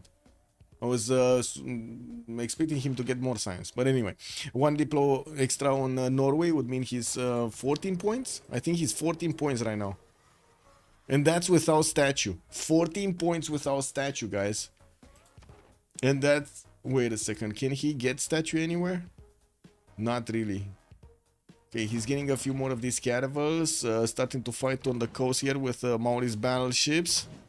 Getting a few artilleries to fend off this attack. Yeah, he's not really having the ability to... Oh my god, send one of the cities here, next to Vilnius. Oh my god, if only he would have sent a city here. He would have gotten magnets in there and got to chop that Statue of Liberty. That would put him on what? Wait a second. He's on 14 out of 20. That would put him on 17 out of 20. Would have even managed to get the win next. I'm pretty sure he would have managed to get the win next. Oh well. Why do I smell flowers? Whatever.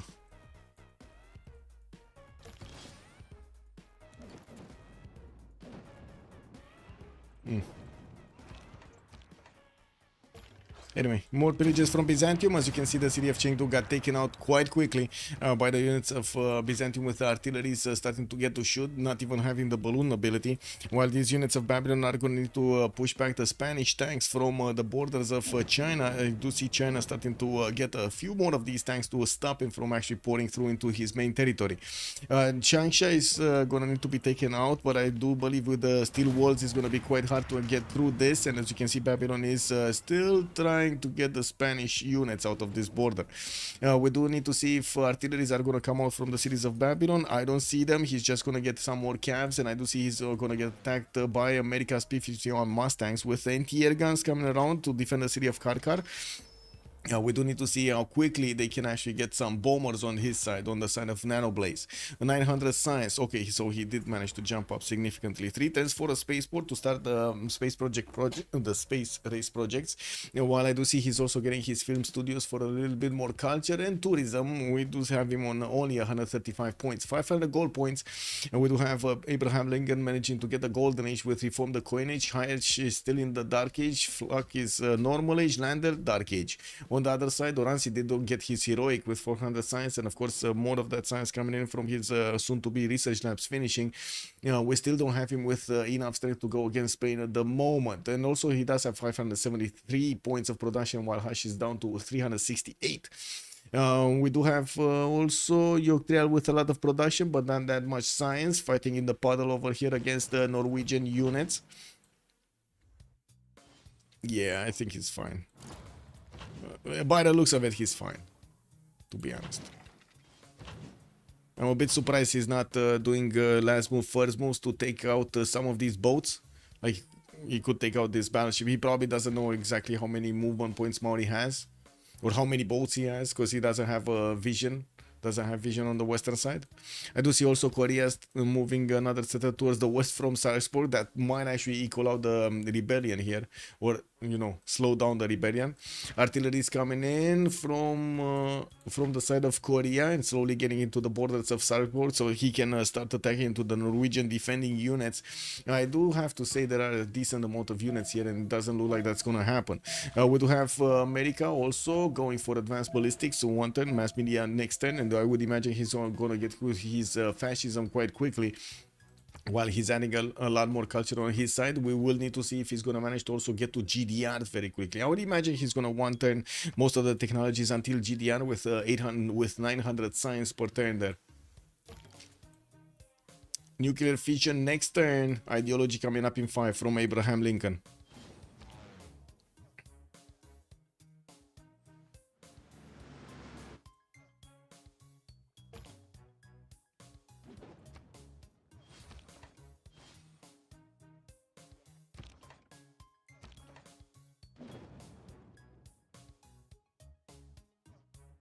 Okay, military engineers, pipelines, anti-air guns very slowly coming up from Spain. And what do we have here? Changsha, definitely not gonna get easily attacked here. Of course, Babylon just milking everything, every one of these tiles of gold, and we do have the artillery of Byzantium starting to actually get through. Chengdu easily got taken over, and I do see the new the tanks of Byzantium are getting next to Chengdu and also Xi'an at the same time.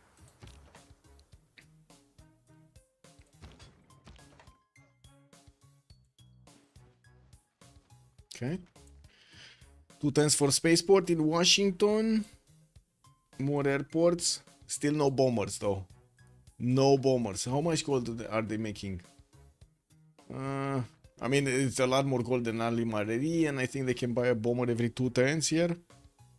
They did manage to get the first one in New York. Okay, so he's gonna slowly start to eat through the defenses of Babylon. Either in the encampment first, and of course trying to attack into the other cities here. Slowly but surely. No, I'm pretty sure he's gonna need a lot more bombers. One is just not gonna be enough. 13 turns for Potala Palace to be built in Hamar. Norway still did not put down his Statue of Liberty. While I do see Maori did manage to only get like 2 of these battleships, a battleship fleet and a normal battleship. I'm super surprised we don't see him placing down his Statue of Liberty. Like super surprised. Where is Nidaros? Nidaros is 38. Wow, 38 production. Christians, and oh my god, it's gonna take forever here to actually get that Statue of Liberty built. And there are no more chops, right? One chop, I guess, in the city of Nidaros. Just one chop on that coal, that's it. Okay. Anyway, if he does manage to finish Potala, that would mean 15 out of 20 points. Statue would mean 18 out of 20 points. Just would need another one of these congresses and he's gonna finish it. More battleships coming in, more calves. I would say Norway Flag does have a very, very big responsibility in front of him. He needs to take out Mauli's units. Needs to. There's no other way here. And Flak is going synthetic materials and not going for his ironclads to upgrade from the caravels, which I believe it is kind of a mistake here. I don't think he's getting that much out of the helicopters, as he would have from actually having a secure puddle, so he can try to get to his Statue of Liberty. I think securing the puddle would need to be his priority, right? Okay. What do we have here? Shen already have HP. The artillery armies are also attacking to Xi'an, while the tanks of Byzantium are trying to do as many pillages as possible. We do see the same thing happening in Babylon's attack front on the western side, while China is still a bit confused where to actually get that settler going. Landel is getting massively, I would say, under attack here. We do have also the military engineers managing to get the railroads going from the lands of Babylon to the forward city of his opponents there. And I do also notice the P-51s are starting to do massive amounts of damage against the Babylonian units. The anti-air guns did get repositioned towards the front line, so they can actually add some extra defense to all of these tiles here, and we do have more of them showing up. We're going to need to see if the bombers and or the American Cavs are going to start eating away the Babylonian tank army soon. We do have one of the Babylonian cuirassier corps that did manage to get into the borders of San Luis here, trying to pillage one of the campuses, with one turn also for the spaceport to finish in Washington. Okay, doesn't seem like anything's moving here. Battleship did get out. It still cannot one-shot the battleship fleet of his opponent, neither the normal battleship actually, neither the caravel, so he cannot one-shot anything here. But wait, how much damage is he doing? So he can two-shot the battleship, that's 1, 2 movement points. Then this one attacks into this, it's half HP. He needs at least another one. He needs at least another one of these battleships. Just normal battleship, doesn't need to core it up, just normal battleship. All the trade with China will be gone, that's gonna hurt. Yeah, true. But it's not, I do have to point out, it's not Philip II or China that is getting the most gold. Yes, China does have 356, but then Nanoblaze is also on 485. And he's the one that is going to need to, the biggest army over here, right? He's going to need to get the biggest funds for the biggest army. And we're going to need to see how quickly he can actually get to that. The satellites coming up next 10, we're going to probably see him follow up with the GDR technology there. Spaceport going to finish next 10, exactly when he can get the project for the space, for, of course, satellites.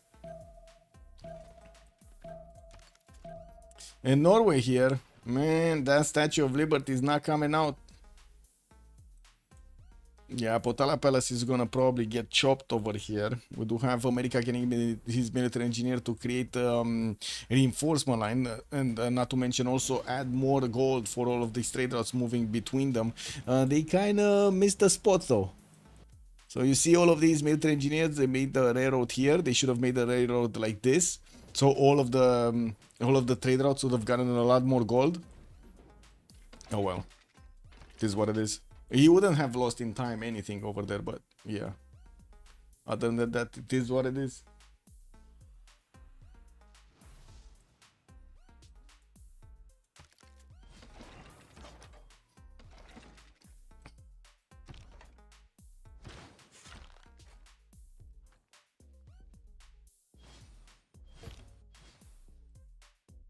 Okay, what's happening here?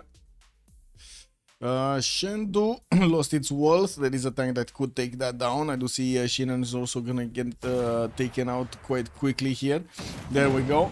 But also his spy got pushed out. Unfortunately, got to lose its extra intel. Shend also got taken out. Oranzi, they might actually successfully take out China before China can actually get his safety settled out. He just cannot get anywhere. Look at this. He cannot get anywhere. He's stuck in the puddle. Landel is stuck in the puddle. Is that gonna help them though? As in, that's gonna be a major problem actually getting any kind of Diplo victory, right? They need to get the points. They need to get the points from the Wonders. This is, I gotta say, massive mistake that Norway couldn't get this. I'm not saying he could have, because you know he got attacked from Norway, from the western side, from Maori. He got attacked by Korea in the south. They still have major armies on his borders. It's kind of tough. But to be honest, I think he could have gotten a city over here with Magnus to chop out that Statue of Liberty. He just needed to prepare a little bit for it, right? Get it in time. Now it's a bit too late to get it there before the World Congress actually gets to activate in the next one. And they might lose a player. This is a problem. There are only 3 cities remaining for China to defend, and it's going to be massively problematic to actually try to get the Diplo victory if you start losing players. We do have Nanoblaze jumping up to 2200 military strength, and we're going to need to see if he's going to manage to flex that ability against Babylon here. Looks like that is his main choice of target, with mechanized infantry also coming around. These are going to be really bad boys against the tanks of Babylon here. Okay, 2 tens launch Earth satellite, and also 5 tens for Manhattan Project to come out from San Francisco, placing down a few more of these spaceports and going for lasers, with ideology finishing up in 3 tens. He's not going to be far away from getting fascism, adding another +5 points of extra strength against his opponent here.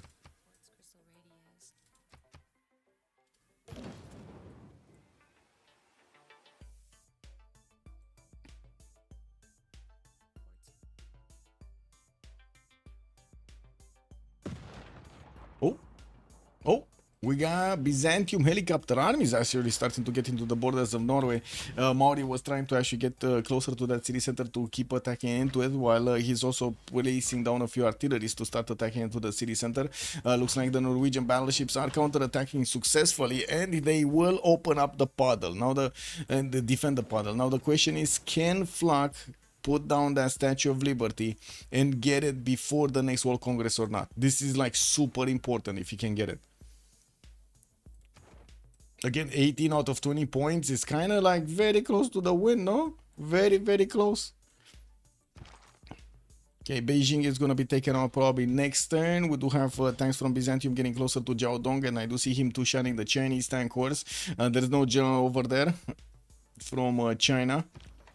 And yeah, we do need to see the artilleries. Byzantium does have another one in Chengdu, does have a promotion, and is going to get closer to Jiaodong. While Spain did start to place down some fighters into the south here. Looks like he's also placing some fighters towards Byzantium and starting to also attack into the Byzantine army, which doesn't have anti-air defenses in everywhere. Like for example, in Adrianople has 0, but there is one in Caguana that is defending these field cannon armies.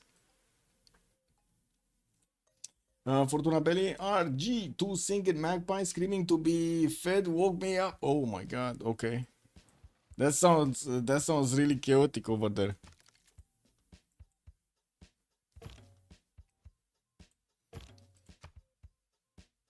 Okay, combined army Mohaj. She's also gonna get the ability to get that Manhattan Project soon. While still 2 tens for our satellite in Washington. Did he lose? He lost some production there. Interesting.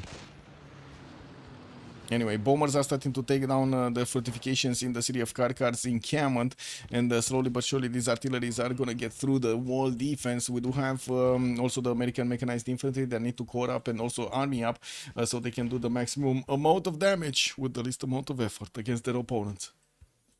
You know, this is like, who's that guy? Who's that guy? Deadpool? Maximum effort, no? Maximum effort.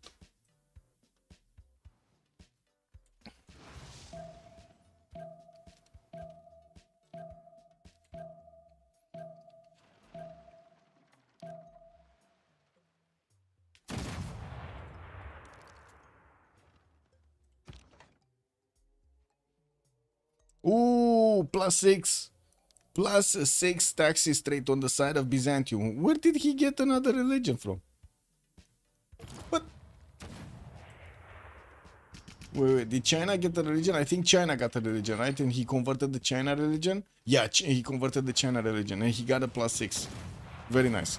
Beijing gonna be taken out. Byzantium does have the ability to move the tank, the artillery corps on the western side. As you can see, he's using his military engineers to also add more speed to all of these units. With the first artillery army starting to get the shots on that city center, it seems like it's 2 turns out from being taken out entirely. We do have China with the ability to actually place one of his cities over here to the southwest of Bilbao. Maybe he's gonna stay alive for another few turns, but I don't think he's actually gonna stay alive until the end of the game here.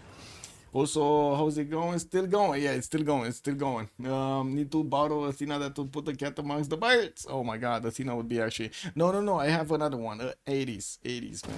80s. If he sees birds, woo, they're gonna be taken down, man. Cool Whip is also calling out the GDRs. Yeah, Nanoblaze is getting to GDRs over here. So even if they do take out China, the GDRs coming around from Nanoblaze are probably gonna clean the map here. He's on the 2400. He's also getting a moon landing in 4 turns. That's gonna be the second project for space, and I'm pretty sure the next ones are gonna appear next. We do have Manhattan project coming up in 4 turns from San Francisco with multiple spaceports also finishing slowly. I gotta say, only his capital was extremely good. Okay. Looks like finally the mechanized infantry are starting to get their attacks going against that encampment, also going for the pillages. Getting closer, that is putting that mechanized infantry in a bit too much danger here. Danger!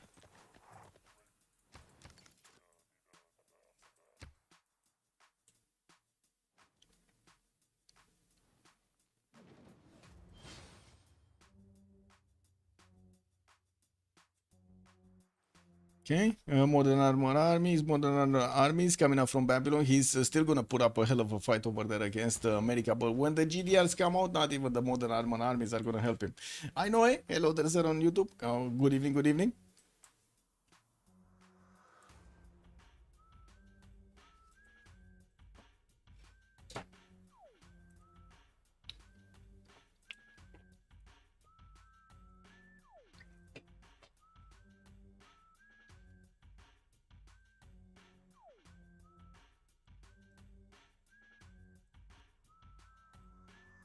Whoa. 1 sec.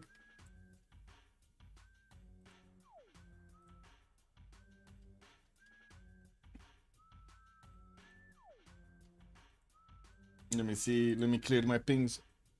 See if I have anything to respond to.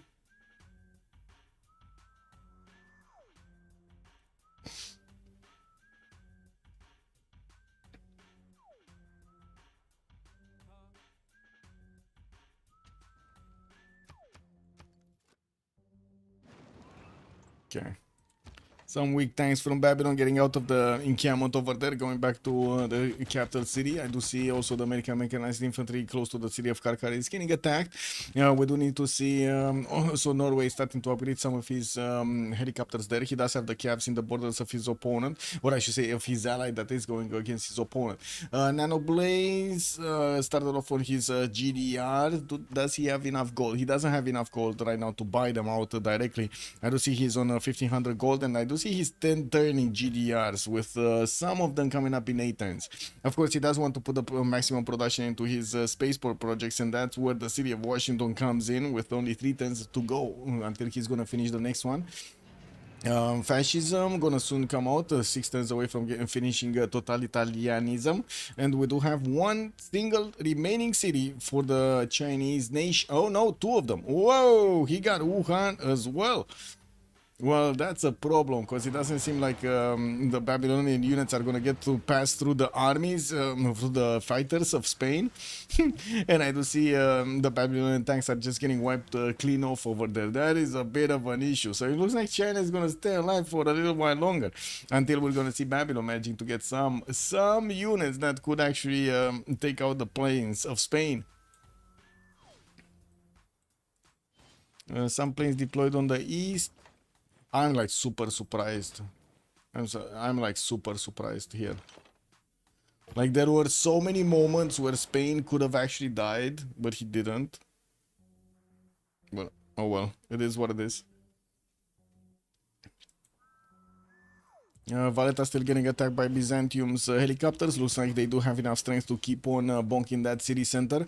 We still don't have a Statue of Liberty being placed from any one of the cities of Norway. And I do see Sarpsborg did actually rebel against its owners, Korea, that got taken over earlier from Norway. And as you can see, they got really mad. They didn't want to do that.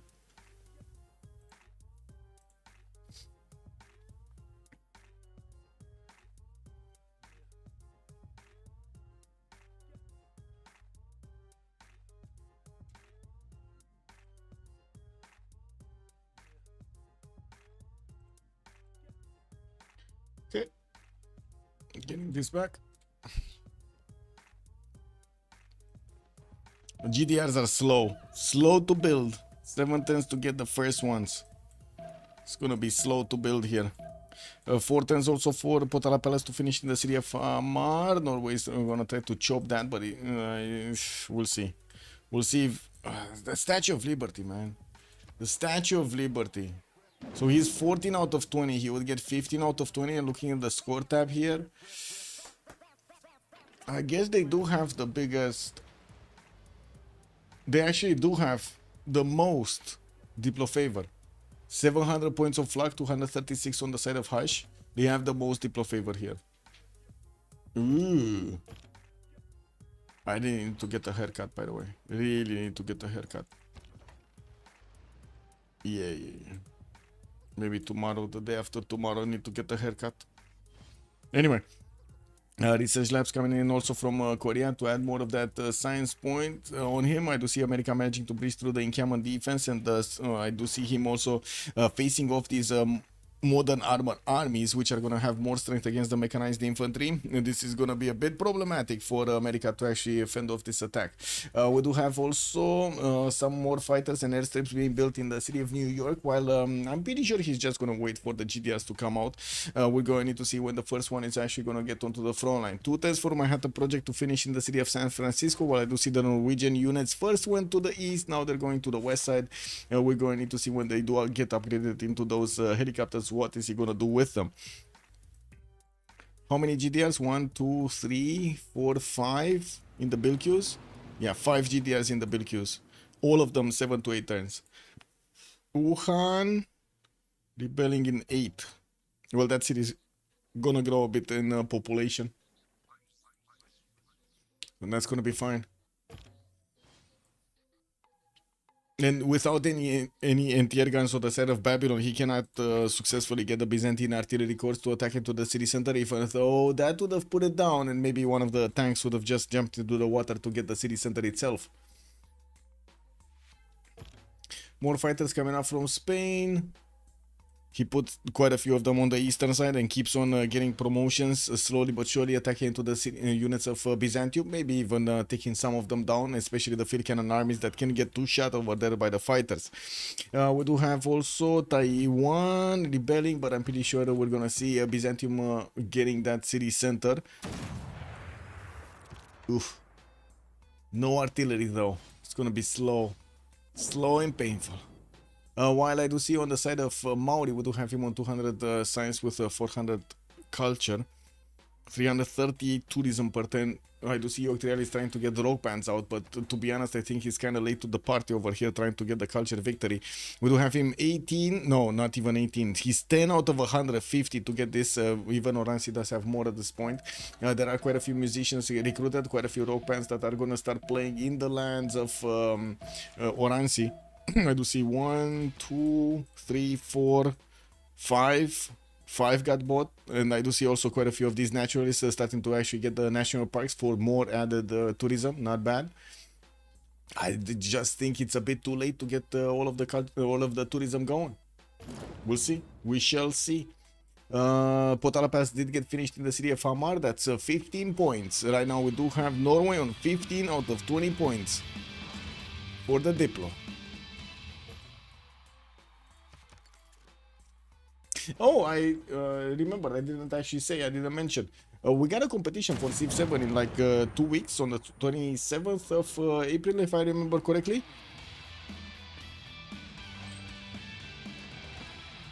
It's gonna be quite an experiment to actually see, because we don't have a spectator mode built in, no? So we need to take a look at Discord streams, which, okay, not same quality, but still we can have some vision over them.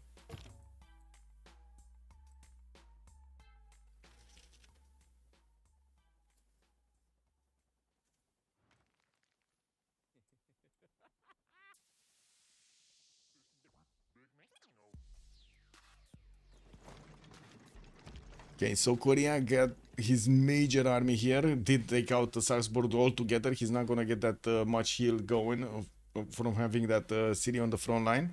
I don't see Wuhan getting damaged that much. The city is still 7 points away from rebelling, 7 turns away from rebelling, with Moksha getting plugged in and also growing a little bit in population. Might actually stabilize that. And we got quite a few Byzantine units coming in, including the artillery armies, and he's gonna try to take that down before the World Congress. We do have only 9 more turns until the World Congress, with 2 cities from China being alive here. I think Landel might actually get it. Wait, is there a third? We need another 2 fighters from Spain. So he has another one here, but he might have actually deployed these. So these are the 2 ones that got deployed, right? And there's a third one probably from a city center.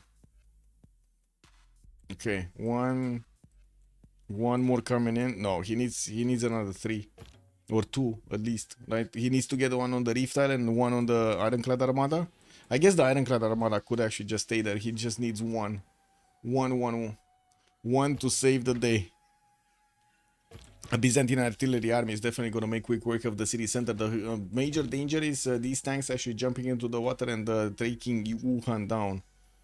Wuhan. Anyway. Flat barriers, because Hash is losing his territory. We do have also Orsagas getting built in Nicaea, while Byzantium does have a few more musicians. I would imagine he would need to actually transfer these to Mauri, which is trying to get that extra tourism going. He jumped up to 348 with 200 faith per turn, started actually playing a lot of these rock bands with a decent amount of album sales coming up on them, but I think some of them died. This one didn't play. This one is 40 album sales. This one is 40 album sales. So he got 3 successful ones, and this is 120. Culture, only 1 point. Oh my god, only 1 point. Okay, he got 4 more. Okay, he's 15 out of. But that's 163. And we're gonna have Nano Blazes, GDRs coming out to the map soon. He didn't manage to finish that second project in the Space Victory. Of course, the moon landing, while we're going to see the Mars colony being plugged in. I do see the GDRs are still 7 turns away from getting to finish in the majority of C series. Oh, Baltimore and Chicago are gonna get 2 of them, and Cleveland did manage to buy 1. Okay, we'll see where this one is going. Where do you think is this one going? Because he bought it on the western side. He didn't buy it in the side of Babylon here. And actually, by the looks of it, he's getting pushed back from Babylonian borders.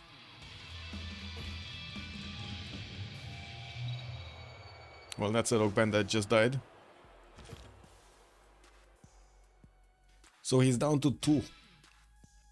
While Farms did get the level 2, that's gonna be Glam Rock and album cover art. This one is level 1 and got the Angry Dates, got the 40 album sales. What is this Angry Dates? Can you imagine being angry at a date? I guess I did do that sometimes. Did you guys get angry at a date recently? Oh man.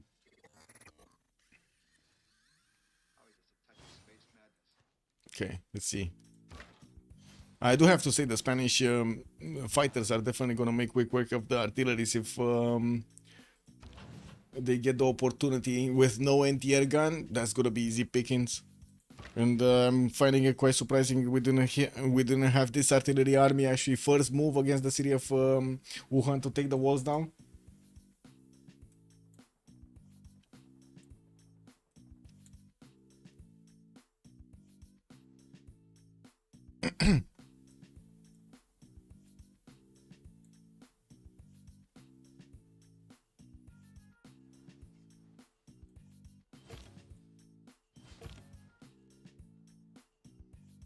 Well, Korea does have a decently sized army that he's not using to actually push Norway right now. Valletta is still being attacked by Byzantium, but it's still very strong to actually keep his health there. Byzantium will need to move out this helicopter army and maybe get some heals on off of it. It doesn't seem like he's going to have the opportunity to actually pillage these former farms here to get the med packs going. Yeah, this one either needs to get hit quite a few times to get those extra 8 points of experience going so he can get another level, or needs to GTFO out of there so he can actually get to promoted. Okay, where is the GDR going? Going west. What? It's going into Maori territory? It's going into Norway territory? Where is he going? No, Norway is his ally, so he needs to go Maori territory. Kick W.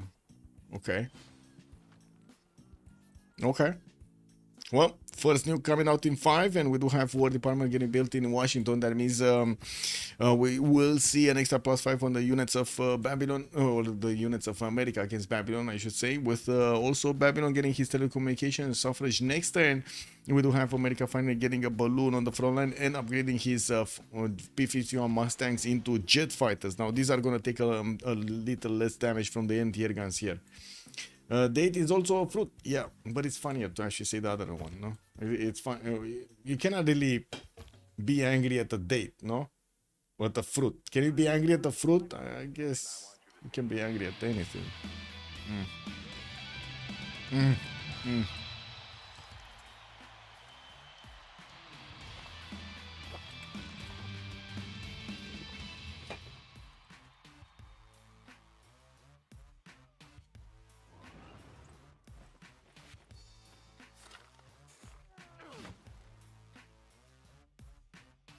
Ooh, actually Babylon trying to get some planes out? Okay, well, it's very slowly getting his biplanes out. Yeah, getting radio in 2 is gonna take a while. And he's trying to actually get into the borders of Hashir with some other armors. We don't have him with enough units at the moment, but there are quite a few, like 1, 2 armies that he's gonna get to use. Is this a core? This is another core. Could army up? Or 3 armies, I mean. Modern armor armies are definitely going to smash through the Spanish tank or defense and the normal tanks, while the majority of the, well, I should say the fighters have been deployed towards the south to keep Wuhan alive. We do need to see if Taiwan is going to also be taken out quickly. It does seem like it is going down. We do have also Maori starting to get the connection towards the west side with his railroads. Okay, trying to help out over here by Byzantium and also getting closer to Spain. With only 7 turns to go until the next World Congress, unfortunately, I don't think Norway here is going to have the opportunity to build up his Statue of Liberty. It would have been good, but he couldn't get it. He just couldn't get it.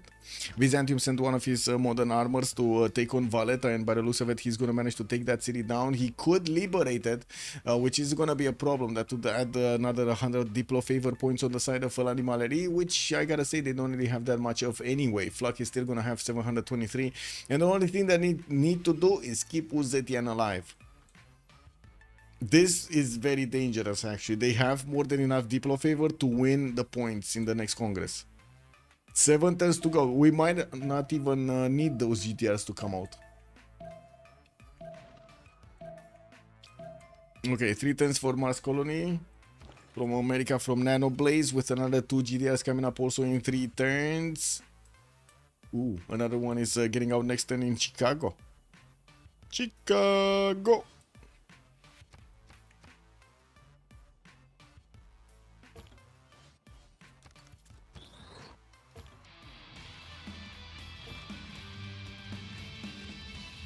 Everybody's playing the rock music. Yogdale trying to actually get those extra tourism points. Let's see, in the culture screen, he jumped up to 24 out of 184. But as you can see, the defenders are getting a lot bigger. Even with Yogdale benefiting from the extra tourism coming up from these rock bands, he's still not managing to get there quick enough. He's on 422 tourism. Not that much science, but a lot of culture. He would definitely need to get to computers, which is close to his electricity coming up in 2 turns. Not that far away from getting the next one. Computers. Okay. fighters. Still no fighters on the side of Babylon, and he's definitely not gonna take on the Spanish fighters with the level 1s if he just has biplanes. Those are just gonna die miserably. I do see also the artillery of Byzantium needed to actually get out of the range of these fighters because it started to get attacked, and we do have Spain managing to get a line of units in between Salamanca and Bilbao to try to stop these modern armors from smashing through too fast his defenses here. China dead? Not yet, actually. Not yet. Looks like Taiwan is still full HP. 6 tanks. Oh my god, man. Oh my god. What? Look at this. 6 turns to rebel, 6 turns for the next World Congress session. Can you imagine if he dies by rebellion? Oh my god, man, that's gonna be just terrible. Oh, that's gonna be terrible, man. Yeah, terrible.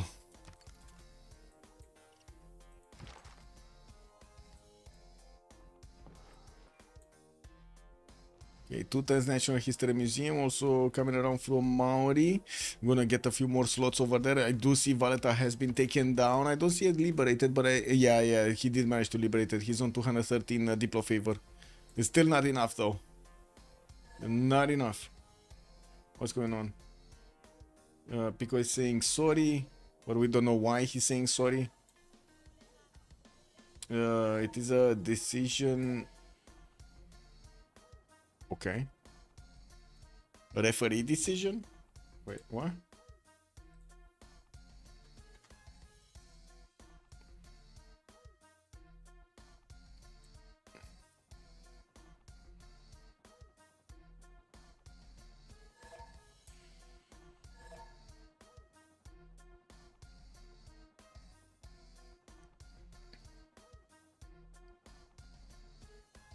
Pico is saying, okay, Uzetian, apparently you have a very strong spy.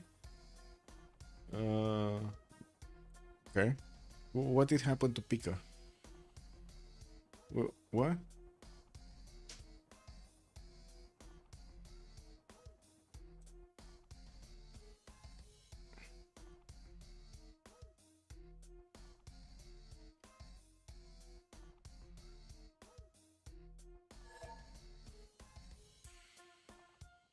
Diplomat could take out China as governor. I mean, he could. Yeah, he could.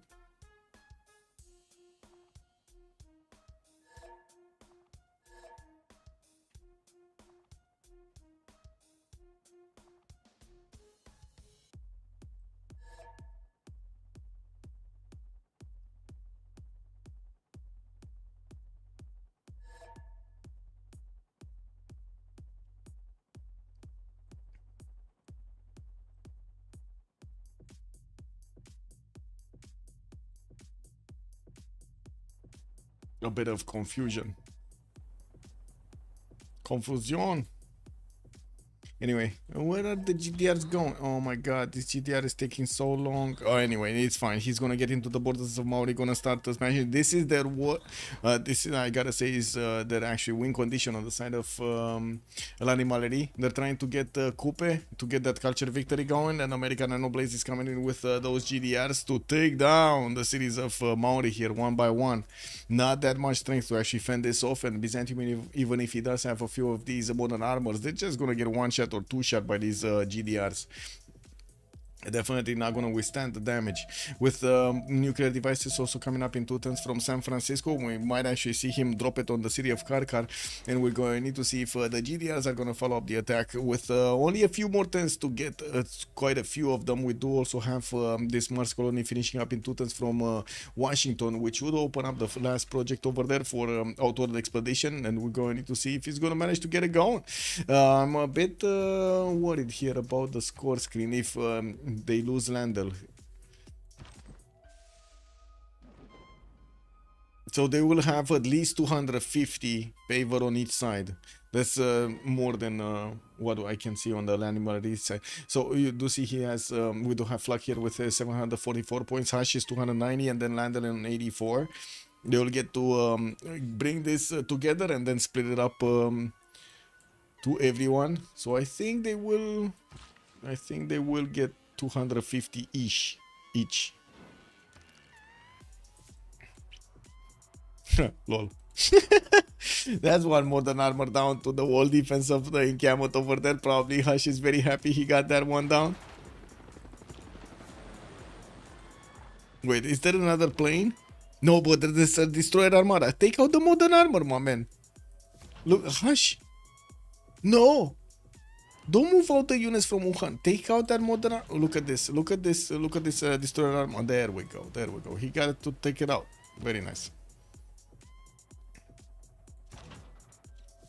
And this other one, this destroyer, is it actually, is this land or is it flooded? It's submerged. Okay, it's not fully flood. It's not fully water. Okay, more than these Ukrainians playing. We got a level 2 and I think level 0. Wait, I think one of them died again. It's unfortunate. A lot of them actually died. Okay, so looks like the city of Taiwan is not gonna get attacked by one of those artilleries, and it takes quite a bit of time for the Byzantine tanks to go through that defense by the looks of it. Yeah, we also have Wuhan that is still staying alive. She's getting attacked by these units from Babylon into his main cities, and only 5 turns to go until the next World Congress. I do have to say, China over here is also gonna get an extra population point in the next 3 turns, and I do see he's getting a trade. Okay, he might actually get to... no, he cannot trade together, right? With anybody. Anyway, this is what it is. Still rebelling in 5. I was thinking he might get some extra food from trading internally, but then I realized, where is he gonna trade internally too? Well, I guess Wieselbanken is actually gonna help him, right? With the extra 2 food. If he does manage to add more population points, it's gonna slowly get more loyalty, right? So minus 9 points right now.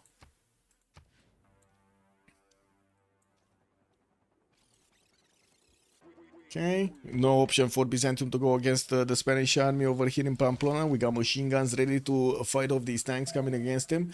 And taking a look at also America's choices, we don't see a single GDR being deployed towards the southeast. Getting a few more nukes in the build queues. While we do have him still 2 turns out from Mars Colony. The western side, he was bringing 3 GDRs to the party with a military engineer starting to get the pathways going. The first one, actually this is the 4th one, right? The 4th GDR already getting into the borders of Byzantium here, and did manage to get his levels up.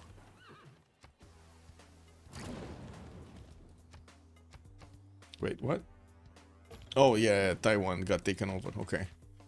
And Wuhan. Wait a second, that's a player taken out. They got both. Oh my god, man. Byzantium Oransi did it. They got both. And that might be, well, I guess there's not gonna be victory right there because we got all of those GDRs running around everywhere from Nano Blaze, but that's one player they will definitely miss because the World Congress, man. The World Congress, man.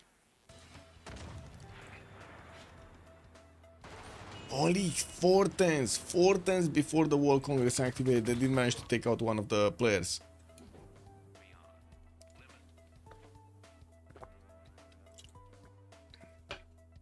And if only he would have managed to get one city earlier somewhere.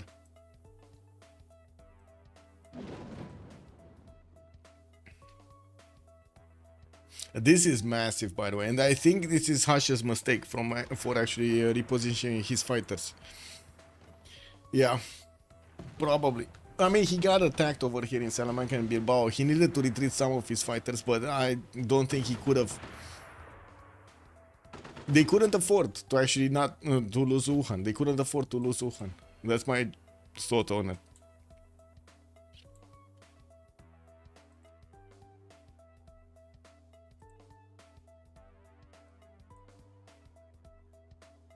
Anyway, We got a few modern ATs coming in, and I did see the project. Oh, Washington actually got its spaceport pillage. That's unfortunate. He's gonna need to redo that project with also nukes. One nuke in the bank here for Nanoblaze. He's moving all of these GDRs on the western side, getting settler also to come right on behind all of this. The military engineer still will need quite a few turns to get through this, and I do see the first GDR on the map will get closer to Opotiki. Yeah, he's just gonna get to smash through. Modern armor's not a problem for him. Definitely not a problem for him. Is he gonna be quick enough though? And is he gonna get those spaceports going? Robert got that also over here for the 20% space race. He does have, wait a second, he didn't get mausoleum somewhere? Because I see he has 2 charges. Yeah, he did get mausoleum. Nice. Nice. That's a lot of production towards his space race projects. So much production. Still didn't put a GDR towards the southeast, towards Babylon. He's just ignoring his next door neighbor here, but does have quite a few jet fighters to fend off the attack. He does want to go against the one that is trying to get the culture victory, and that's going to be Coupe. Even though I don't really believe in the chances of Coupe to get it, he's 35 out of 207 points, and I do see Yogdrail is still trying. He's still trying to get it. Yeah, but I'm pretty sure when the next batch of American GDRs are going to get into the borders of Maori, these cities are going to fall very quickly. And they do have some railroads in between them, so pathways are going to be easy to actually follow. And it's just a matter of time until they actually get onto the railroads here to get actually into the borders very quickly. Get to move very quickly. Yeah, there we go. There we go. Getting to move very quickly.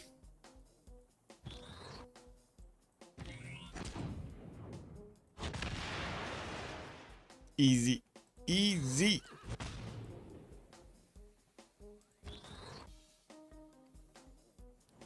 Spain? Whoa, Salamanca is being placed under siege here. We do have CivFR managing to get into that border, and he's gonna do a lot of damage to the city center itself. We do still have a few Haitian fighters here, but the modern armors are better equipped to actually handle the fighter damage. It does seem like at least one of them might actually be taken out when these fighters are gonna get their extra move next turn. We do have more fighters coming around from Hush being deployed from the northern cities, and we do also see some of these destroyers in the south. We don't have Babylonian bombers to actually do the initial damage, and I do see he didn't bring artilleries with him. He has a few anti-air guns who of course fend off the attacks from these fighters of Spain. Level 2 also spy from America activated in the lands of Babylon, while he does have GDS coming around. Woohoo! Did he get another nuke? No, he's still on 1 nuke. Still on 1 nuke. Okay. Street in San Francisco, GDR's spies coming in from Boston, launch Mars colony also from Washington. Diploma could take out. Yeah, I did read that. Sorry.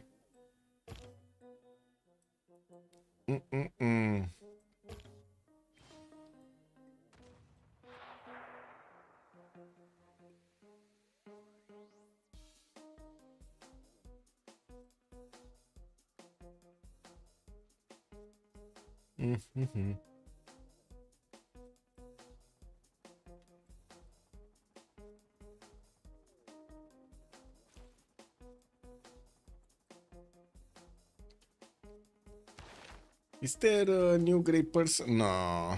I mean, Mary Leakey is the next one. We're going to need to see if the next one is going to be the production one.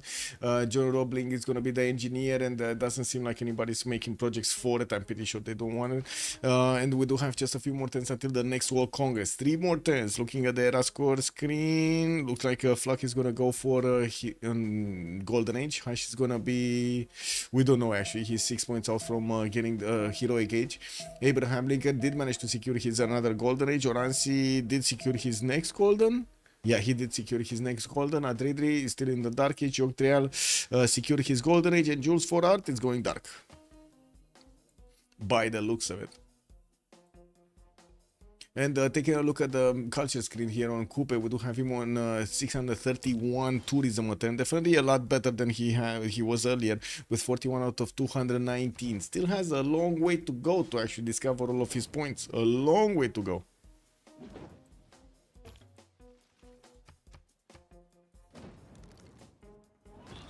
With the American GDRs getting slowed down by the Byzantine units, we're going to need to see if Nanoblaze is going to drill his way towards the cities of Maori here and start taking them down. And there are 5 GTRs, 6 GTRs deployed on the western side, with also a settler coming in to actually place one city and get those nuclear silos online. Yeah, there we go. He's just starting to one-shot all of these units anyway. It's just a matter, this is just a meat shield, right? It doesn't even matter what kind of units. They could have been just scouts, and these GDRs would have needed to spend a turn to take them out anyway. But now he drilled his way towards the borders of Ototiki, and we're going to definitely see that being taken out. Wait, he finished Mars Colony? Whoa. Yeah, he did. So he just needs Exoplanet Expedition. Text. Advanced AI whatever, professional army. I don't see the next project. Interesting. He didn't, I don't think he discovered the next. Oh, never mind, he did. 4 turns exoplanet. I do see Korea is trying to disrupt rocketry over there with a level 1 spy. I would imagine we do have a spy also from America trying to actually do some counter spying over here, but I don't see any, but I don't know. I don't know if there is a spy underneath that spy of Korea or not. I think it is, because you do see the color. I think it is. It looks like there's another white layer behind that yellow. Anyway. Whoa. Modern art was being quite dangerous. What is Spain doing? Spain, pain. 2, 4, 5, 6 fighters keep doing damage, but they cannot take the modern armors quickly enough. Actually, more fighters. 2, 4, 5, 6, 7. Did he shoot with every? Yeah, he did shoot with every.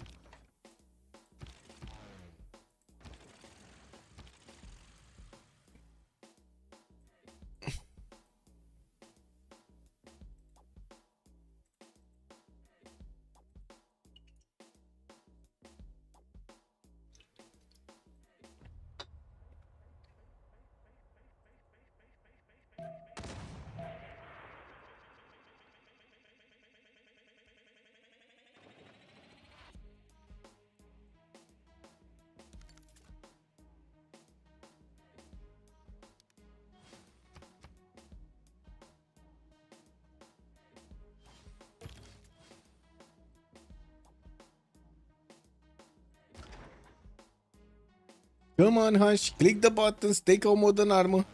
No? Take out modern armor. Oh my god. Well, I guess he wanted to upgrade jet fighters, but that's the price of Salamanca. Oh well, it is what it is. It's fine. Let's actually see what's going on here. Nanoblaze should actually take over the first city center. There isn't that much that Byzantium or Maori could do against these GDRs. They just don't have enough technology here or enough strength. We did jump into a new era, and we do have Golden, Heroic Golden on the side of the Great Barrier Cheese, while Lanimar is going to have Golden, Dark and Dark Age. I do also see America will get the opportunity to place one of those nuclear silos in the city of San Diego. A bit too close to the front line. I gotta say, this is a lot of loyalty pressure, but of course he doesn't need to actually take out the defenses of Opotiki to lower the loyalty. Loyalty pressure, I mean.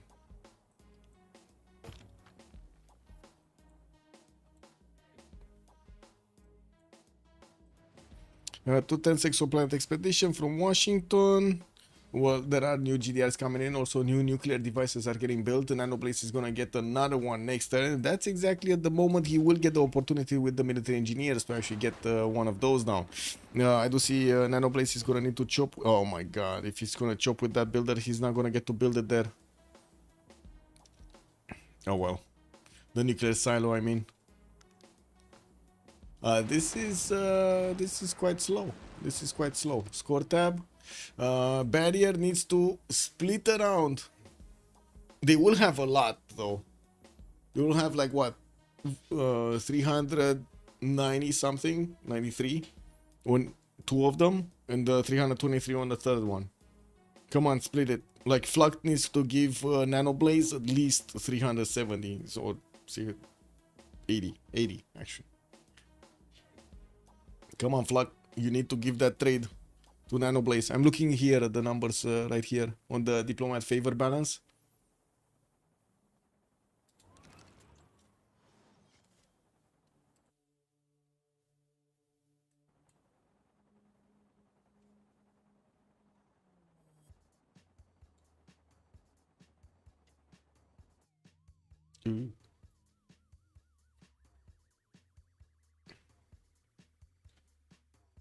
Landal is still there, watching. He's watching Flug do it. Kill off his opponents over there. Okay, only 150. No.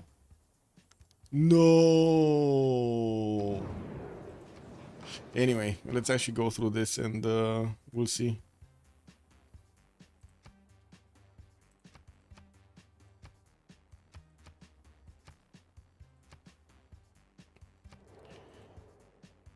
I go B, our satellite, you, no. Okay. Be right back, 2 minutes, and we're gonna see what's happening.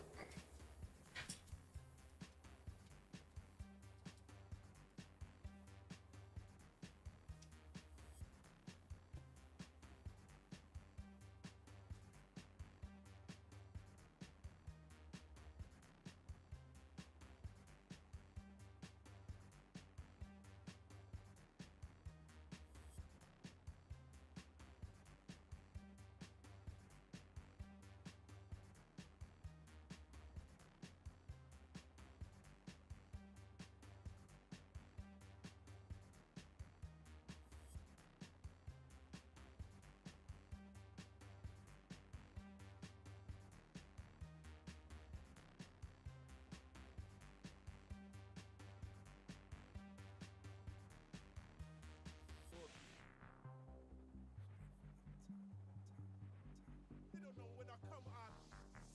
Bang.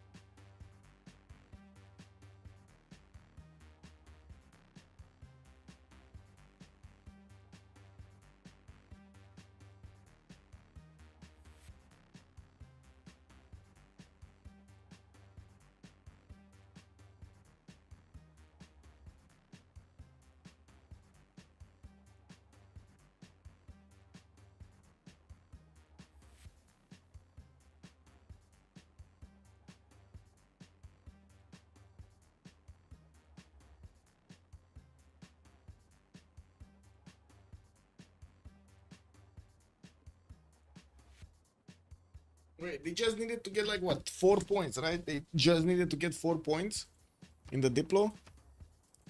What is he? 5 points actually. Oh, 5 points is a bit too many points. Yeah, they're not gonna get them. Wait, they got all? Oh no, they spent all. Never mind. I thought the turn roll over because I saw notifications. Anyway, they spent it all, and we'll see Lani Mallory in just a few seconds spend their points also. Jules Farrar didn't spend it. He kept it. 20 out of 20. They got the Diplo. Oh my god, they got the Diplo. One of them didn't vote. One of them didn't vote, and the Diplo went through. From the dust, The cheese barrier which our wins the game with civilization only first 3 rose, players against 4. Oh so my. too shall we return. Yeah, we As got the this. light of our We got this, people boys. fades to Amazing. nothingness. Amazing. We wonder Wow. Wow. I cannot believe it. Oh my god. Which player hit 20? Norway. Norway. As in, Fluk. Fluk. Yeah. He got it, man. He got it. Jules didn't vote. Oh, wait. No, he did. He did vote. That's weird. Anyway. What did happen? Give me a second. What did happen here? Oh no, they voted A. Oh, they voted A instead of voting B. So basically A option won anyway. They didn't all in into the last one. Ooh, that's unfortunate. That is unfortunate. They should have all in into the last one, taking it down. It is what it is. Okay, let's have a bit of a post-game chat.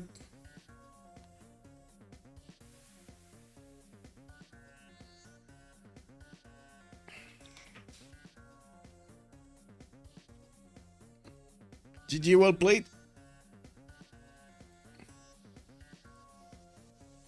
Wait. Where am I? Anymore. You'll know when it comes. Come.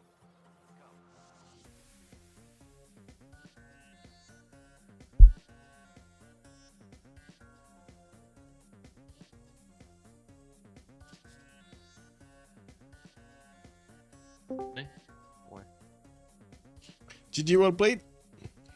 Yeah. GG's. Man, Hush got unlucky again in between 2 players, 2 games in a row. Getting bullied over the... Dude, I was fucking. Dude, I was playing tower defense this whole game. Like, Yeah. What is it to say? It is what it is, man.